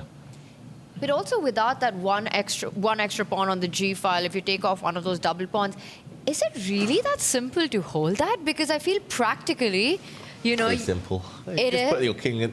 yeah, simple is an overstatement. Oh my gosh. Simple is an overstatement. You just run your king in the corner and there's so many stalemates, so many checks. It's definitely not simple. But at this level, in classical chess, I would normally say. But with 1 minute, no guarantee. But it's just surprising to me that Nodirbek hasn't run his king into the corner yet, because stalemate is the only way you can try to hold this game. So by corner, you mean the top right corner? Top right corner. If you run the black king back, you can actually often try to just sit with the black queen on this square, and the queen cannot even be captured by the enemy queen due to some stalemate motifs. But of course, with 3 extra pawns for Magnus, it's hard to imagine this ever being a draw. It means he's more likely to be able to bully Abdusattorov with queen exchanges, more shelter for the white king because he has more pawns. Also that centralized queen, it makes it so much more difficult for Nodirbek to actually get to that square, right? You first need to dislodge that queen into giving some checks. But at some point, Nodirbek will have to march his king back if he wants to trick Magnus. Yeah, it was funny, no checks on the last position. The black queen had to go back. The white king out in the open, but the white queen covering all the dark squares. There were no checks at all. Magnus, I'm telling you here, ladies and gentlemen, he puts his queen in the center. He gets his queen in the center every queen endgame, and he always seems to get the business done. He always seems to just win effortlessly. He gives another check. He's forcing the black king back. When in doubt in these endgames, get that queen to the center, any one of these 4 central squares. Yeah, they control just so many. I'm not sure the exact number of squares they control, but it's a lot. I won't try and count now, live on air. And, okay, forcing Nodirbek's king back. Will he advance his pawns now, Magnus? Could be the moment, right? All your pawns are defended. the king's got a nice hideaway at that h2 square if it's checked. I think that's the key. That's the reason having the extra G pawn here, the third pawn, the doubled pawn is so important because the white king will be super safe from any checks. There was a famous game I was watching once live between German Grandmaster Rasmus Svana and Anish Giri. The famous Anish Giri, where Anish had a king and queen alone against queen and 2 pawns. And he was defending, and the attacker side, the side with 2 pawns, accidentally got himself checkmated. Just because you made me curious, it's 23 squares. It's 23. Oh. Good counting. I didn't count, but it's just because it's 7 in every direction except for the one direction that's a short diagonal, which is 6. So 7 times 4 minus 1. Just to show this quickly with a graphic, that's a lot of squares covered. And there we go. The queen, so powerful. Compare it to a queen on the edge of the board. I think it is slightly more, at least. And yeah, just easier to block. That's not including the square the queen is sitting on, which I guess she's technically controlling. There's a trick question. The good one. There's a trick question, right? Which square on the chessboard the queen controls maximum number of squares? And I don't think the answer is one of the central squares. Ooh. But I could be wrong, because... We need chat to help. That's a homework assignment for all of you, yeah. No, chat helps us on this. If you want to learn true mastery of the queen, if you want to reach Magnus's level in queen endgames, then go do some counting. And let us know. And let us know. We need help. All right, so 1 pawn under attack right now. Do you use your king? Do you step that up to defend? I think he will. There we go. Also closer to the hiding spot for the white king behind one of its own pawns, if there are any checks in the near future. Okay, what do we make of today's action in general, just while Magnus tries to put the finishing touches on here? It's been up and down, some heartbreak for the likes of Vidit. Oh, whoa! Wow. Resignation from Abdusattorov. I thought he'd fight on a bit longer.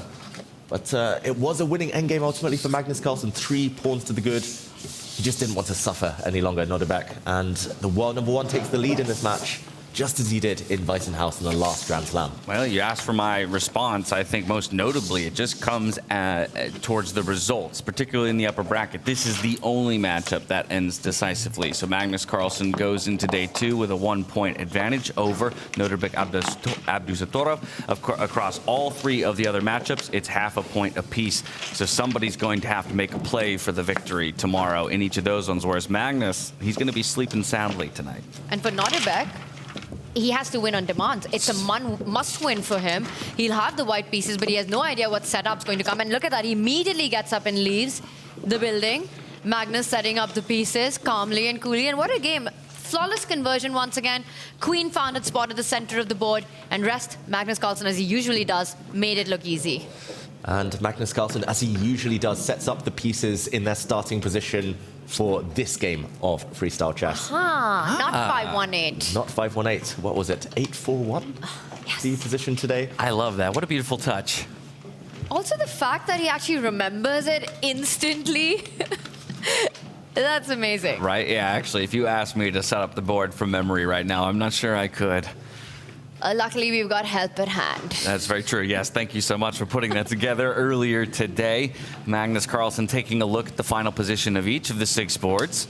Of course, realizing that he was the last board in play, and that will conclude day 1 in terms of the games themselves. This guy right now looks unstoppable. And usually when that happens at a tournament, it feels like it's going to be a race for second place. His run in the round robin. Today, his quality of play, just the way he took this point from Nodirbek in such convincing manner, this is Magnus at his best. And we've had that question since the day of the finals in Weissenhaus, right? Just knowing that the champion was not Magnus Carlsen, how would he react to having taken 3rd in the inaugural tournament of the 2025 circuit? We know how much of a competitor he is and how much he wants to come back swinging, and he looks to be doing just that, finding top form here so far in Paris, France.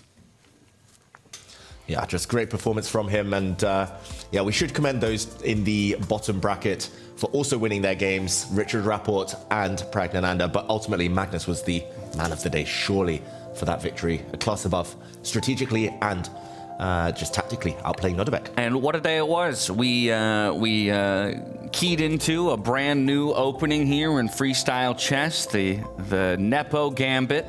Love to see that. Creating chess history day over day, but like you said, a bit more of a fight perhaps in the bottom bracket, as both of them as well ended in decisive fashion. For Vidit, unfortunately, he did fall down against Pragg after holding a very solid advantage in that one, somewhat kind of painting the very picture of what his round robin group stage had looked like. For Richard Rapport, he takes down the world champion with a point in favor of himself. Maximum finish for each of those players, of course, can only be 9th place, while the 4 top eval bars that you see there, those are the 8 players in contention for the top spot. 3 draws, so I think there's a huge likelihood that we might get playoffs for that spot in the semi-finals tomorrow. Magnus, the only one who takes a lead. Nodirbek Abdusattorov, a must-win for him. You know, I just realized that today could be quite historic because it's the first time that we've actually named a freestyle chess opening. That's what I'm saying. We're The creating Nepo history Gambit. right here. Did we create it or did Nepo? Well, Nepo create it? We did just it. agreed. We named it. He created It's a family, David. Yeah. We're all in this together. Together. Hey, the first ever freestyle chess opening named. Historic. That's what I'm saying. Historic. All right. You Now- taking notes? Who's writing the book? Now we just need like 20 different opening names per position, per 960, and we start the encyclopedia from there. Chess historians are salivating at the idea of new openings to talk about.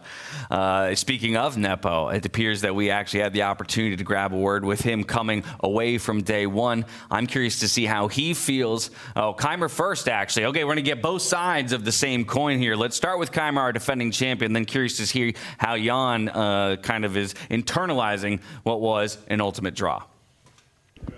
Vincent, how do you feel about the game today? Were you happy with how it evolved? I mean, drawing with white is not bad, but also not a dream, meaning that tomorrow I will go into the last classical game of the match with black. But yeah, I'm not sure. Like, the starting position didn't feel that dangerous for black, and he went for this f5 idea, which weakens c5, but of course he gets some other trumps, and I felt that maybe somewhere I had some advantage, but in the end I never saw anything clear, so I think it was a quite decent game for both of us. Does it matter that much here in freestyle to have black tomorrow when it's a deciding game? Is it as important as it is in normal chess?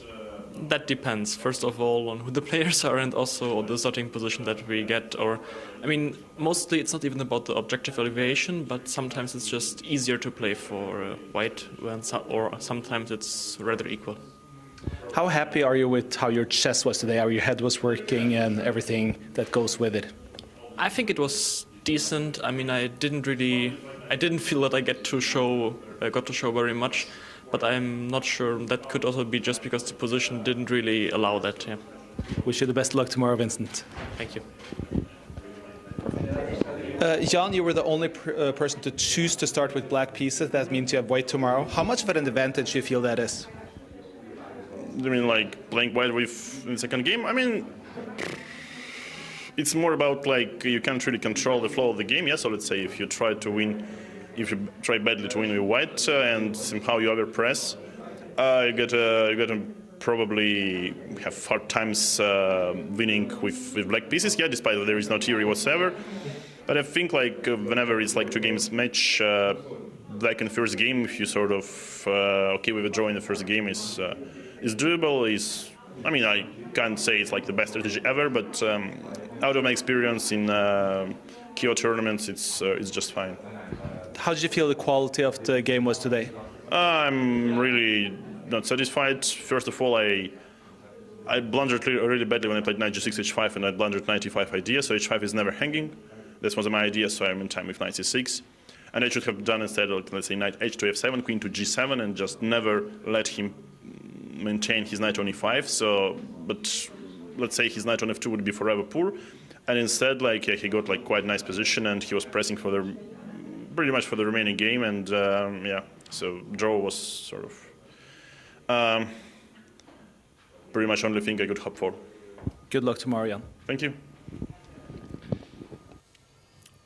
awesome perspective from both sides of the chessboard. And again, going into day 2 in even position are Vincent Keymer and Jan Nepomniachtchi. For me, though, the story of that game is the time trouble that Vincent was in basically from start to finish. Again, at one point, it was like 5 minutes to 50 on the other side of the board. And even then, he still managed, of all things, to get to a drawn position. I almost call that a victory for Vincent. We all thought that would be the case, right? I mean, Vincent just kept thinking. We had Christian for an interview. Vincent was still thinking. We had Jules for an interview. Vincent was still thinking.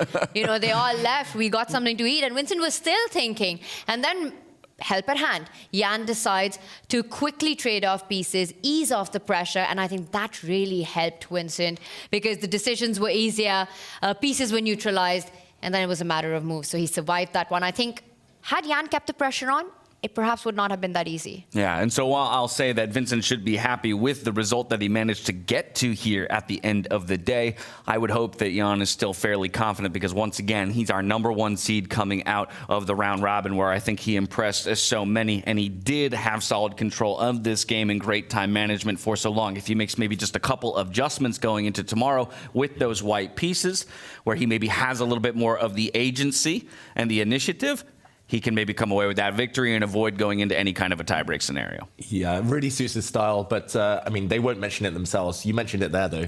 The tiebreak scenario, that will greatly favor him. He showed it in the round robin stage. Jan Nepomniachtchi, he's so speedy and not Vincent Keymer's strength necessarily. So I think he wouldn't be averse to a draw, but of course he will try and press. Yeah, obviously, if you have opportunities to win, you're going to play for them. But there's an interesting psychological discussion there too, right? If he is so confident that you go into those shorter time controls, the moment he might be offered or see an opening for a draws position tomorrow, he might just go for it. If anything, to say, hey, let's go to the formats in which I should be even more favored. Yeah, that's a great point you make because Vincent really struggled with little time on the clock and Jan was so dominating, finished at the top of the leaderboard. He's got to be feeling confident about his chances there.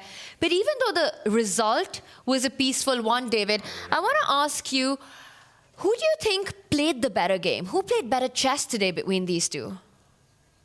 They played equally well. No, Mr. Cop-Out. I'm going to say Vincent slightly on the board. But it was just the clock handling, the practical side that we felt wasn't quite at his best, at his most confident, free-flowing best. Yeah, but are you including the 3 boards that played the Nepo Gambit in your assessment of Nepo's play? Because I feel like he bears some responsibility for the results on... Yeah, it's his fault Gukesh lost, clearly, to Rapport on the bottom. I was just going to say, you know, we got this new opening name, but actually it was the boards that played Nepo Gambit that didn't go so well. We didn't have a decisive result on those boards. Right, didn't go so well. And actually one of the players who had to pilot the Nepo Gambit was Hikaru Nakamura up against Arjun Erigaisi. Again, got into a very dangerous position and then was able to get away with a draw at the very least at the end, while maybe sad to see that advantage he had found near the end of the game, he let slip away. Let's hear from the guy how he reflects on day 1 of the quarterfinal round. Hikaru, it seemed to be a very topsy-turvy game here. Are you relieved by eventually having a draw, or is it frustrating when you had chances towards the end? Yeah, I mean, it's hard to know. I think at the end I was shaking my head a little bit because I think if I played bishop f6 instead of rook e8, I was probably winning the game. That's just my guess. Of course, I don't know. But having said that, of course, I was probably also lost out of the opening. You know, I guess the moral story is never trust a Russian.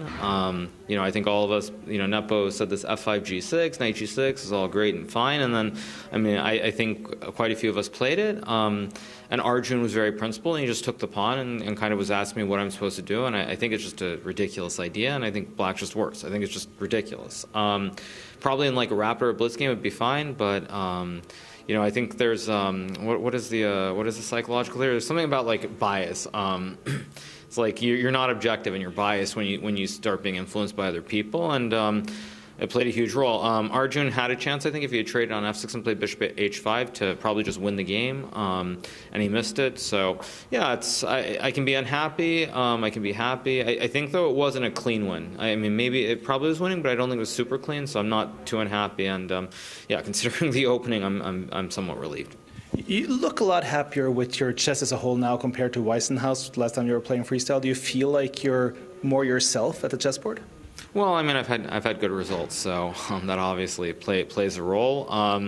I mean, apparently I did a good job of acting then if you think I looked happy, because I was for pretty much the first hour and a half, I literally wanted to get up from my board and go strangle Nepo. So, yeah, like it was, I guess I did a good job because I was very unhappy with the position I had. I mean, later on it was fine, but, I think in general you just try to play, and the good thing with Classical is that unlike Raptor Blitz, it's very rarely going to come down to some situation where there's some crazy blunder. Usually whoever comes with better plans will win the game.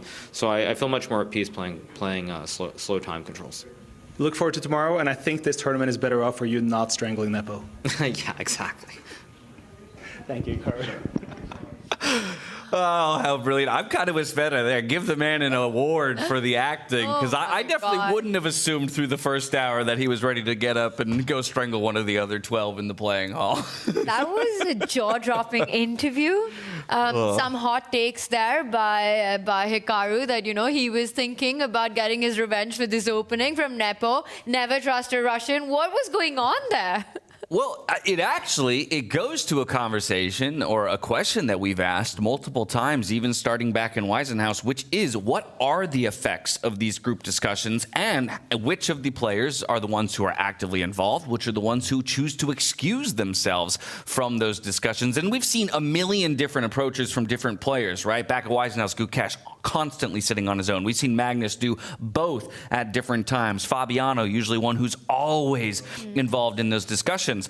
But to Hikaru's point, am I letting myself get too biased? Am I moving away from my own strengths and weaknesses, my own intuition about the position and how to play the game, by trusting in the level, the known and perceived level of these other great GMs?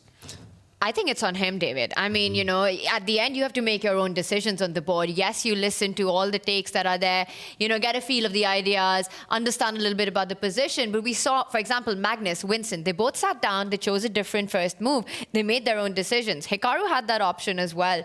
So I feel like that's a bit of also some inaccuracies of the way of handling compensation there. Yeah, his position wasn't too bad. It wasn't as bad as he was making out there. But now we understand why we didn't get him gracing the commentary, the confessional booth, because he was too busy sitting there cursing his luck at the board. And getting mad at Nepo. So too busy suppressing murderous intentions, yeah.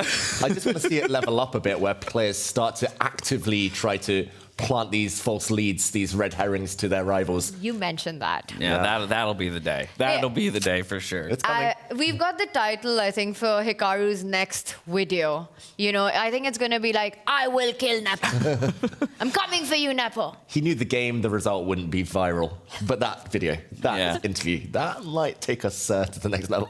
All right. Well, as we do every day, we're going to turn to you at home and in chat. Who do you think was the top performer of the day? Pick our MVP for us, ! MVP, followed by the name of the player that you want to give a nod to in chat. We'll check in with you in just a few moments. I think the story of the day was Jan Nepomniachtchi, just for his involvement in the other boards. But I don't know, to a degree, Magnus Carlsen again comes to mind for me, because he just seems to be finding absolute top form and solidifying himself as the man to beat in this tournament, even while he's not the defending champion. I don't know what you're talking about. Story of the day was that Hikaru interview we just saw, James.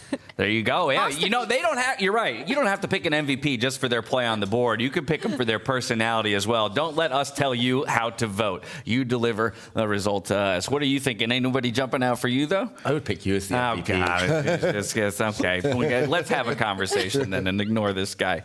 I know that David has some homework, though. He's going to be trying to pinpoint a specific move of the day that we'll talk about as well in just a bit. And I'm sure there are plenty for us to look at. I think just to touch one more time on the bottom side of the bracket, Vidit, he's going to be so sour, I think, on the result that he kind of fell into today, lacking a better way to phrase it, up against Prague. And on the flip side, Richard Rapport, maybe a bit of a sweet note for him after what was narrowly missing out on an opportunity, right, to jump into the top 8. Look, for Richard, no matter how the round robin's gone, it's always a good feeling to win against the world champion. And also to remind everyone, Richard was actually part of Dingleren's team. He was a second in that world championship match. So getting a win today, it's got to be feeling good, but the match is only halfway through. I think for Gukesh, this has been an absolute nightmare of a tournament. For Vidit, it also goes way beyond today. It's the first 2 days, losing 7 in a row. I think he lost 9 games in total. I mean, he doesn't lose 9 games in a year. So that's a huge number to deal with. And then to come in today, you could see the shakiness. He got those opportunities, was not able to make the most of it. The storyline continues. Pragg gets the win. Richard gets the win.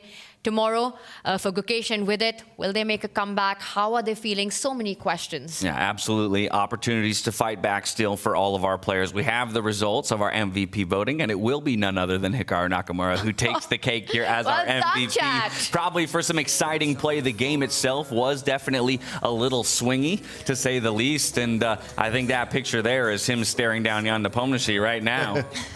Yeah, the ATT is not attacking. It's, I was going to say it's attractiveness in this photo, but yeah, Hikaru, of course, fantastic player, world-class in so many ways, but that was a world-class interview. And yeah, an up-and-down game. He'll be hoping to maybe do a bit better in the opening phase, at least, of tomorrow's reverse encounter against Erigaisi. The thing is, everyone's so used to Magnus having a Magnus day, right? He plays these brilliant games all the time. We see him in his performance against Nodirbek, what he's had in the first 2 days as well. So I can understand this emotional pick by our chat. Hikaru as the MVP, making a comeback in that game, finding his chances, trying to at least push it out till the end, and then giving us a masterpiece of an interview. I love it. I think we should reward the biggest personalities in our scene as often as we possibly can. They make this exciting for us. David, you've got some exciting gameplay to show us here. A thrilling conclusion to our day will be the move of the day. Yeah, and this one was a hard choice, I've got to say.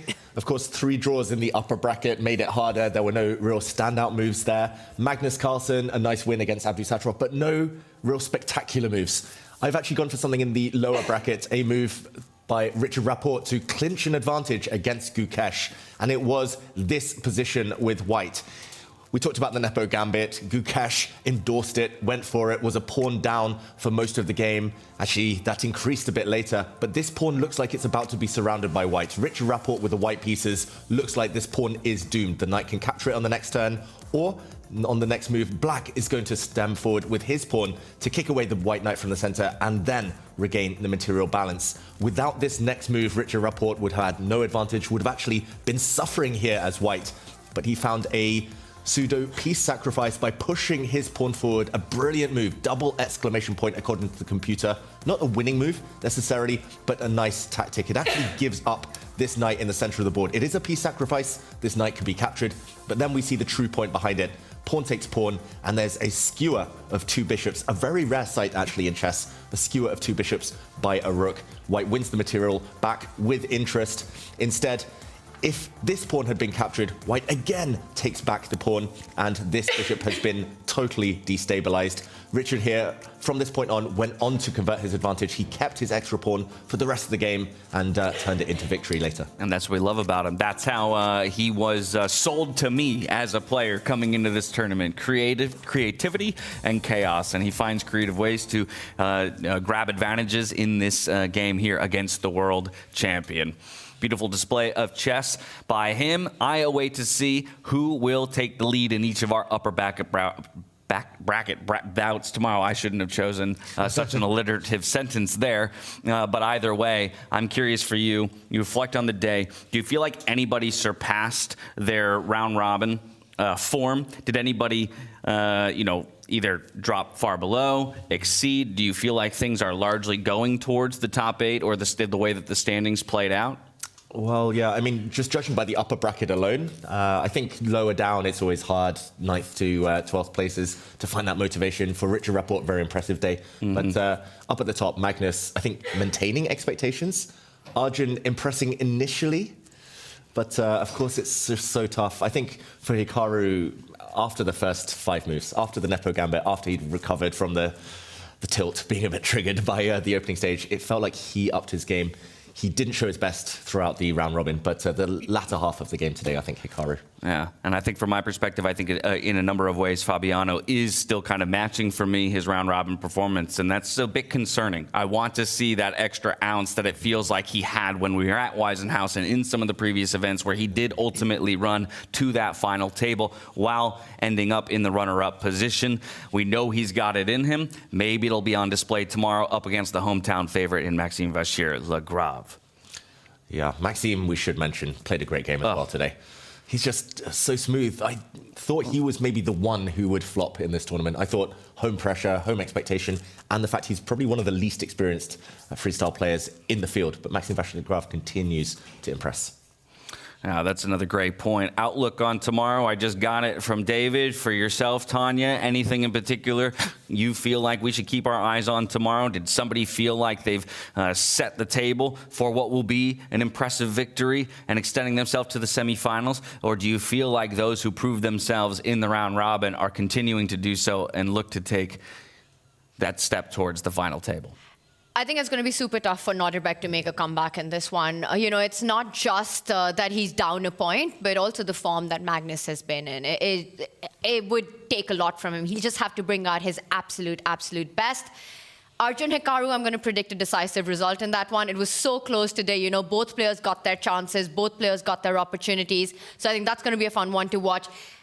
The other two go into playoffs, and I think we're going to have a really exciting finish into that semifinals. Nodirbek on his last life has to give it all, but I'm expecting some rapid playoffs coming up tomorrow. I actually really like that prediction. I think I would bandwagon onto that as well. I think you're spot on with what we can expect out of the players. What concerns me there then is Vincent Keymer's chances if he does get forced into the tiebreak position, and maybe we see Jan Nepomniachtchi unseat the champion of our last event here on the second day of the quarterfinals. That's the one thing we have to remind everyone about Vincent. Yes, he crushed the field in Weissenhaus, but he didn't have to face a single tiebreak. He did it all in the classical portion. Tiebreaks, I think he's a massive underdog there. But David, even in his game today against Jan, he actually got a good position out of the opening. He was able to navigate the first few moves really well.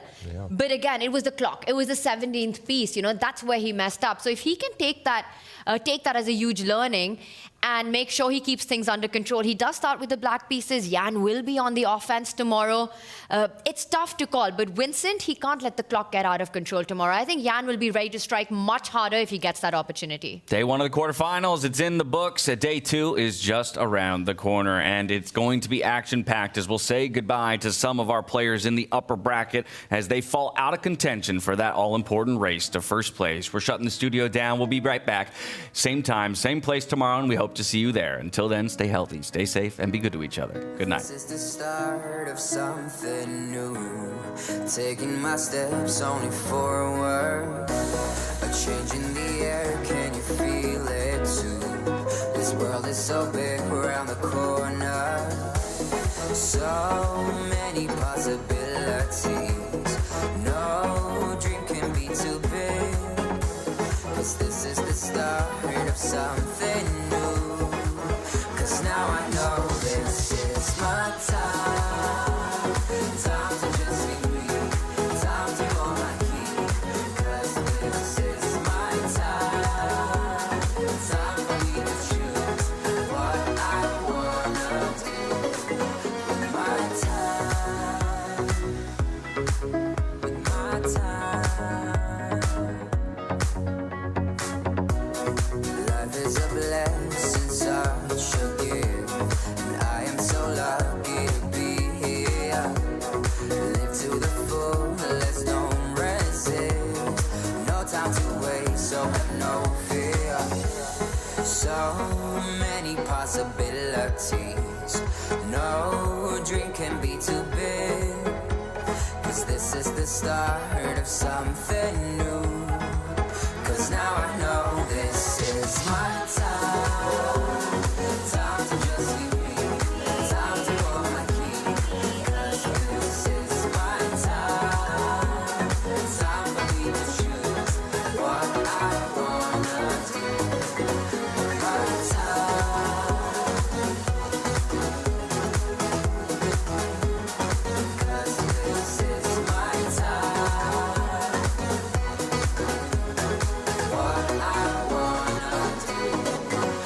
My time, my time, my time is meant to be all mine. All I bring with me in life is my time, my time, my time is mine. And now I know this is my time.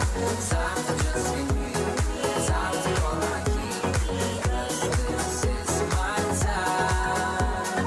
Time for me to choose what I wanna do.